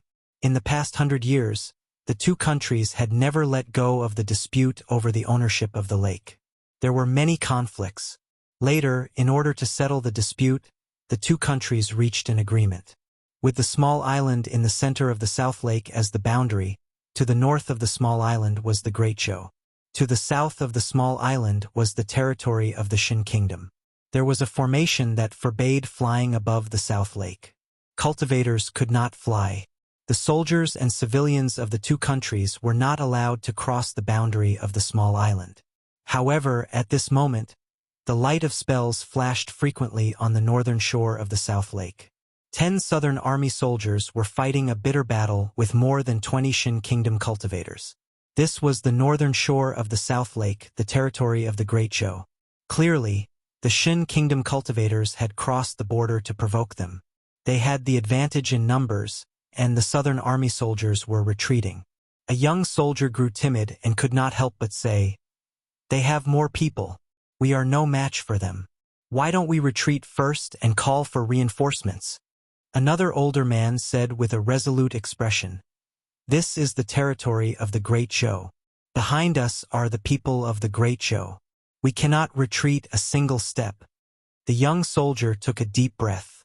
Looking at the people around him who were fighting bitterly, his expression gradually became resolute. His hand seals changed even faster. However, although their opponents were not very strong, they had far more people. Soon, they were all heavily injured. The Shin Kingdom cultivators all had mocking expressions and mocked them. "This is the Great Zhou's strongest southern army? What strongest? Even the weakest soldiers of the Shin Kingdom are stronger than them. How did they enter the Shin Kingdom in the past? Did they make it up?" The 10 soldiers of the Great Zhou were humiliated and angry, but they could not resist. Just as they were about to fight to the death, a stream of light appeared in the sky behind them and rushed toward the southern lake. There were 2 powerful auras in the stream of light. These 2 auras came from the direction of the Great Zhou. The people of the Southern Army were delighted and said excitedly, "The reinforcements are here." However, the expressions of the cultivators of the Shin Kingdom changed. These 2 auras were extremely powerful, and they could not defeat them. They jumped into the southern lake behind them and fled in the direction of the Shin Kingdom. The stream of light was extremely fast. The people of the Southern Army looked at the stream of light with anticipation. Their expressions gradually changed from surprise to shock. As the stream of light approached, they saw clearly that it was a flood dragon. The flood dragon was completely white, and there was a figure standing on its head. A young man rode the flood dragon and landed on the northern shore of the southern lake. A middle-aged man quickly walked forward and cupped his fists respectfully. "Greetings, Senior. May I ask if Senior is sent by the Imperial Court to reinforce the southern county?" Li Mu nodded and said, "I'm from the Department of Worship. What happened here?" The middle-aged man pointed at the southern lake behind him and gritted his teeth. "Sir, the cultivators of the Shin Kingdom forced their way across our borders and provoked our garrison. Before Senior came, they had just escaped." Li Mu felt the auras in the southern lake. He glanced at Ao Run and said, "Catch them." Ao Run jumped into the lake without hesitation. The man was about to stop him, but it was too late. Under the surface of the lake, 2 white figures were faintly discernible. Huge waves rolled up on the surface of the lake. Li Mu actually discovered another powerful aura at the bottom of the lake. Just from the aura alone, his strength was above Ao Run. The middle-aged man said in a panic, "Sir, let your mount come up quickly. There's a huge dragon from the Shin Kingdom at the bottom of the southern lake. It's very powerful."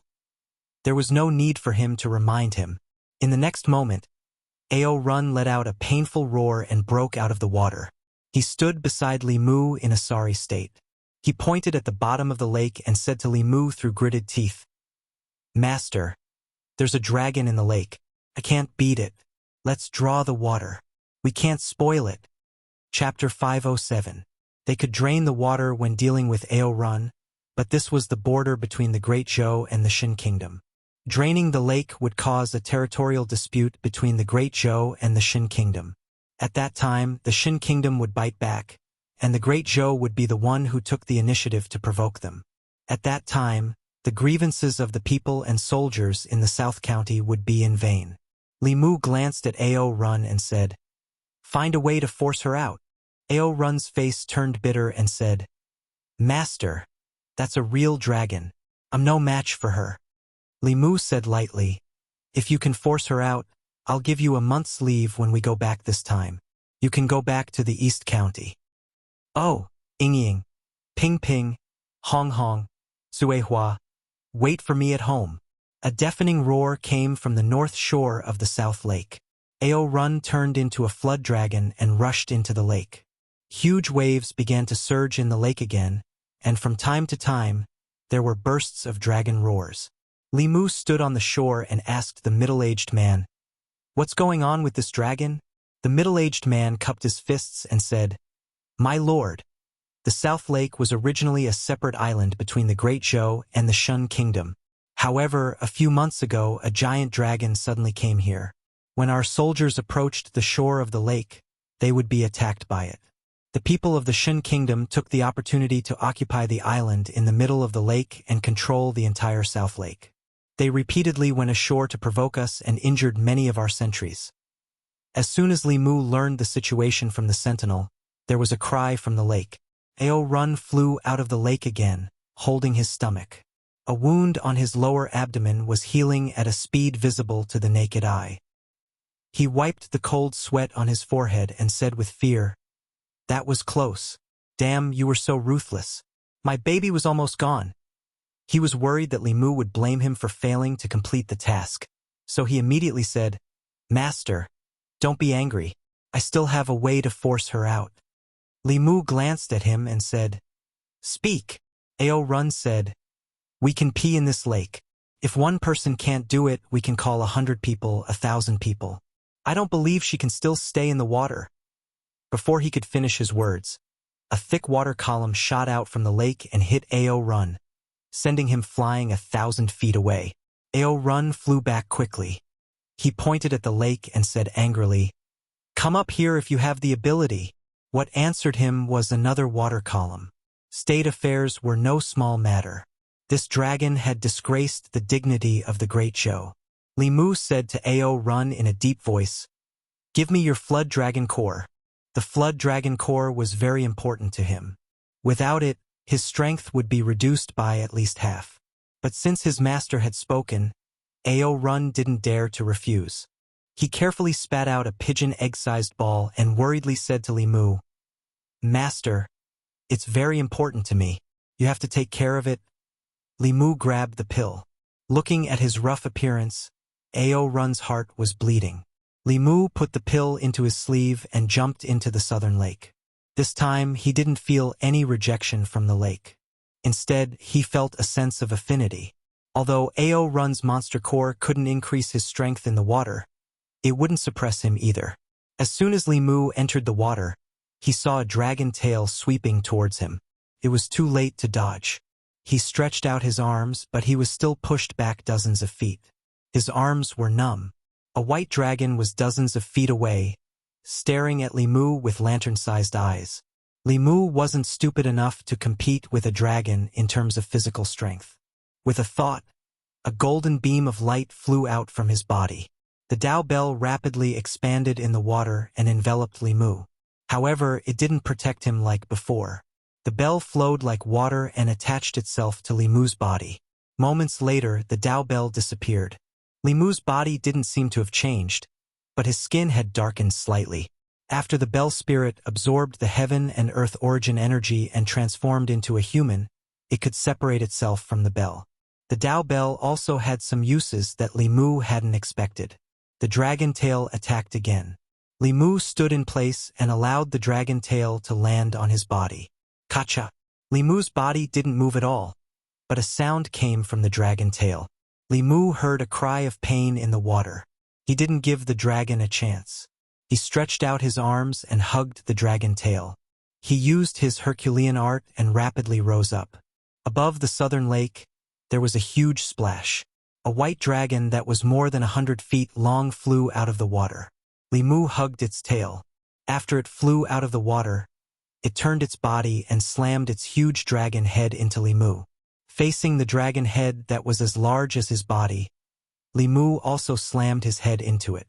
Bang! There was a loud crash in the void, and the figures of the man and the dragon were both sent flying. However, the white dragon was suspended in the air, motionless, as if it was stunned by the crash, while the figure of the man continued to fly towards it. By the lakeside, Ao Run's body trembled. This collision hurt even him. To be able to gain the upper hand against a dragon with his body, he realized that his master had held back. Then he became happy. He hugged his arms and shouted, "Beat him up! Beat him up!" He would be happy to see either the female dragon or the man get beaten up. He even hoped that the female dragon would be more ruthless and help him vent his anger. Beside Ao Run, the 10 southern soldiers on the lakeside were also dumbfounded. This was an adult dragon. Although its cultivation was at the 5th realm, it could not be tamed unless one was at the 6th realm. Wasn't this lord from the worship department a little too powerful to be able to contend against a dragon with just his body of flesh and blood? In the sky, Li Mu's fist had arrived. The dragon suddenly opened its mouth and spat out a ball of flame. This was dragon breath, one of the most powerful flames in the world. Its power was even greater than the true Samadhi fire. It was one of the dragon's racial talents. In the face of this dragon breath, Li Mu raised his hand. A transparent barrier formed in front of him and blocked the dragon breath completely. The dragon roared at the sky again. Dark clouds quickly gathered above Li Mu's head, and a strong wind blew. The rain borrowed the wind's momentum and swept towards him. Li Mu stood in the rain and looked at the dragon indifferently. In the next moment, dark clouds also gathered above the dragon's head. The sky full of water hit its body. The dragon roared in pain and swayed its body, continuing to charge towards Li Mu. "Freeze!" Li Mu pointed with his finger. The huge dragon's body stopped in the air for a moment and quickly broke free. At this moment, Li Mu spoke again. "Formation!" This time, the dragon's body completely stopped in the air. Li Mu's figure flashed, and he was already riding on the dragon's body. Green light appeared on his fist, and he fiercely smashed the dragon's body. The dragon let out a dragon's roar, and its body twisted non-stop. Li Mu tightly grabbed the mane on its back, and his punches landed on the dragon's body, causing the dragon to roar continuously. Ao Run looked up at this scene, and cold sweat broke out on his forehead. He muttered, "He even hit a woman. Too ruthless." This was the first time the soldiers of South County had seen someone beat up a true dragon like this. One of them muttered, "Are the consecrated masters of the worship department already so powerful? Even a true dragon is being chased and beaten by him. He's still so young." The middle-aged man looked at the figure beating up the dragon in the air, and a light suddenly appeared in his mind. He said excitedly, I know who he is." Bang! Li Mu's full-strength punch smashed the dragon from the sky to the ground, causing a cloud of dust to splash up. He rushed down and rode on the dragon again. He grabbed its mane and punched the dragon's body. Suddenly, the dragon's body under him changed. In the next moment, Li Mu found that he was riding on top of a white-clothed girl. One of his hands was grabbing her hair, while the other hand was clenched into a fist and punched her chest. Puff! The girl grunted.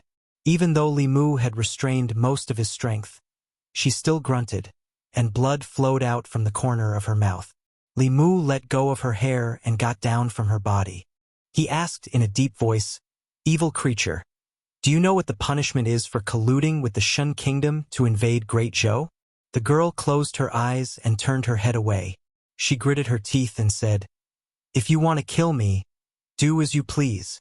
Ao Run was worried that Li Mu would really kill the dragon. He quickly ran over and said, "Master, you can't kill her. You mustn't kill her. The dragon race can't give birth to a child for 100 years. If you kill a dragon, the dragon race will fight us to the death." The heavens were fair. The dragon race was born with great strength, but it was extremely difficult to reproduce. Almost every dragon couple was infertile, which caused the dragon race's population to be very small. Otherwise, with their strength, they would have unified the ancestral province long ago. Li Mu looked down at the dragon girl and asked, "What's your name? Why are you opposing the Great Zhou?" The girl still didn't speak. Li Mu didn't immediately force her. He first tied her up with the immortal binding chains. At this time, the southern army soldiers had already approached. The middle-aged man looked at Li Mu and suddenly asked, "If I may be so bold, may I know your name?" Li Mu looked at the crowd and smiled. He said, "Great Zhou's consecration department, Li Mu." As soon as he said this, The 10 people knelt on one knee and cupped their fists. The middle-aged man said excitedly, "Song Xian of the Southern Army's 7th Army's 2nd Century Squad. Greets Lord Li." Li Mu personally helped him up. He looked at the crowd and said, "You've all worked hard." The middle-aged man took a deep breath and stood up straight. He said solemnly, "It's my duty." Li Mu patted him on the shoulder and took out a few bottles of healing pills. He distributed them to everyone and returned the Jiaodan to Ao Run. He said, "Catch those guys at the bottom of the lake." The cultivation of the 20 or so people from the Shin Kingdom was only at the 4th realm. They were quickly captured by Ao Run. Their cultivation was sealed and they were tied up on the shore. At first, these people were very stubborn. However, after Ao Run's torture and interrogation, they immediately confessed. They were the border guards of the Shin Kingdom. They were ordered by the Shin Kingdom's imperial court to deliberately cross the border and provoke a conflict between the two countries. A few months ago, there was a huge change in the Yao Kingdom. The northern part of the Great Zhou was in danger. The Shin Kingdom wanted to take advantage of the situation and occupy the Great Zhou's southern county, while the Yao Kingdom invaded the Great Zhou. At that time, the Great Zhou would have to deal with the powerful enemy, the Yao Kingdom, and would be unable to mobilize troops. Unexpectedly, the chaos of the Yao Kingdom was quelled so quickly, and their plan fell through. Li Mu asked them to temporarily detain these people from the Shin Kingdom. He learned about the current situation of the southern county from Song Xian. Great Zhou did not have many troops in the southern county. The entire southern army only had about 10,000 people. It was different from the northern army, which had a large number of troops. The border between the Great Zhou and the Shin Kingdom stretched for thousands of miles. The southern army had built countless outposts on the border defense line. Each outpost was guarded by a small team of 10 people. Even so, the outposts on the southern border were sparse. There were often people from the Shin Kingdom who secretly crossed the border and caused trouble in the Great Zhou. In recent months, the Great Zhou had no time to care about the Shin Kingdom. The Shin Kingdom was even more unscrupulous. The people of the southern county were deeply disturbed. Naturally, the faith of the people was extremely low. It was impossible to completely change this situation. The border between the two countries was too long. No matter how many troops Great Zhou had stationed on the southern border, it could not completely eliminate this phenomenon. The imperial court could not waste too many troops here. The simplest way was, of course, to completely scare the Shin Kingdom just like 100 years ago. However, the Great Zhou could not take the initiative to start a war. Li Mu rubbed the space between his eyebrows. Suddenly, a bell rang from Song Xian's waist. Song Xian heard the bell and took out a string of bells from his waist. One of them vibrated and made a crisp sound. His expression changed and he said, "It's the 5th team asking for help. They're in danger." Li Mu asked, "Where's the 5th team?" Song Xian pointed in a certain direction and said, "To the east, 25 miles away. I'll go take a look first. Follow me," Li Mu said. Then he turned into a stream of light and sped toward the east.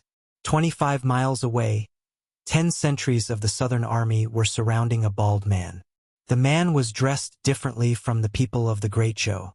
Although it was said to be a siege, the man was actually fighting against 10 people with ease. With his Realm 5 cultivation, he could completely trample on these small cultivators who were only at the 2nd and 3rd realms.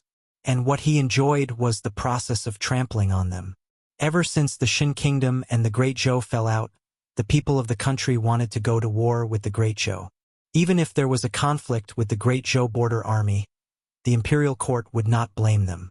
The weapons of the southern army sentries slashed the bald man's body, creating a series of sparks. The bald man casually hit the dantian of a young sentinel with his palm.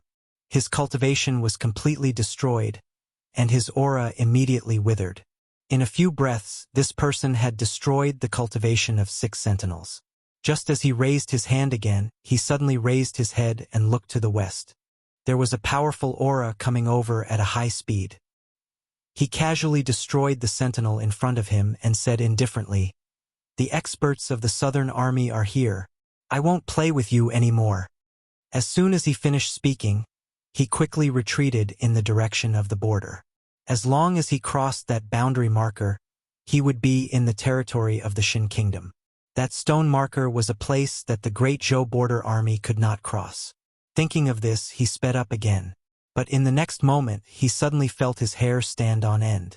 A flying sword chased after him at an unbelievable speed.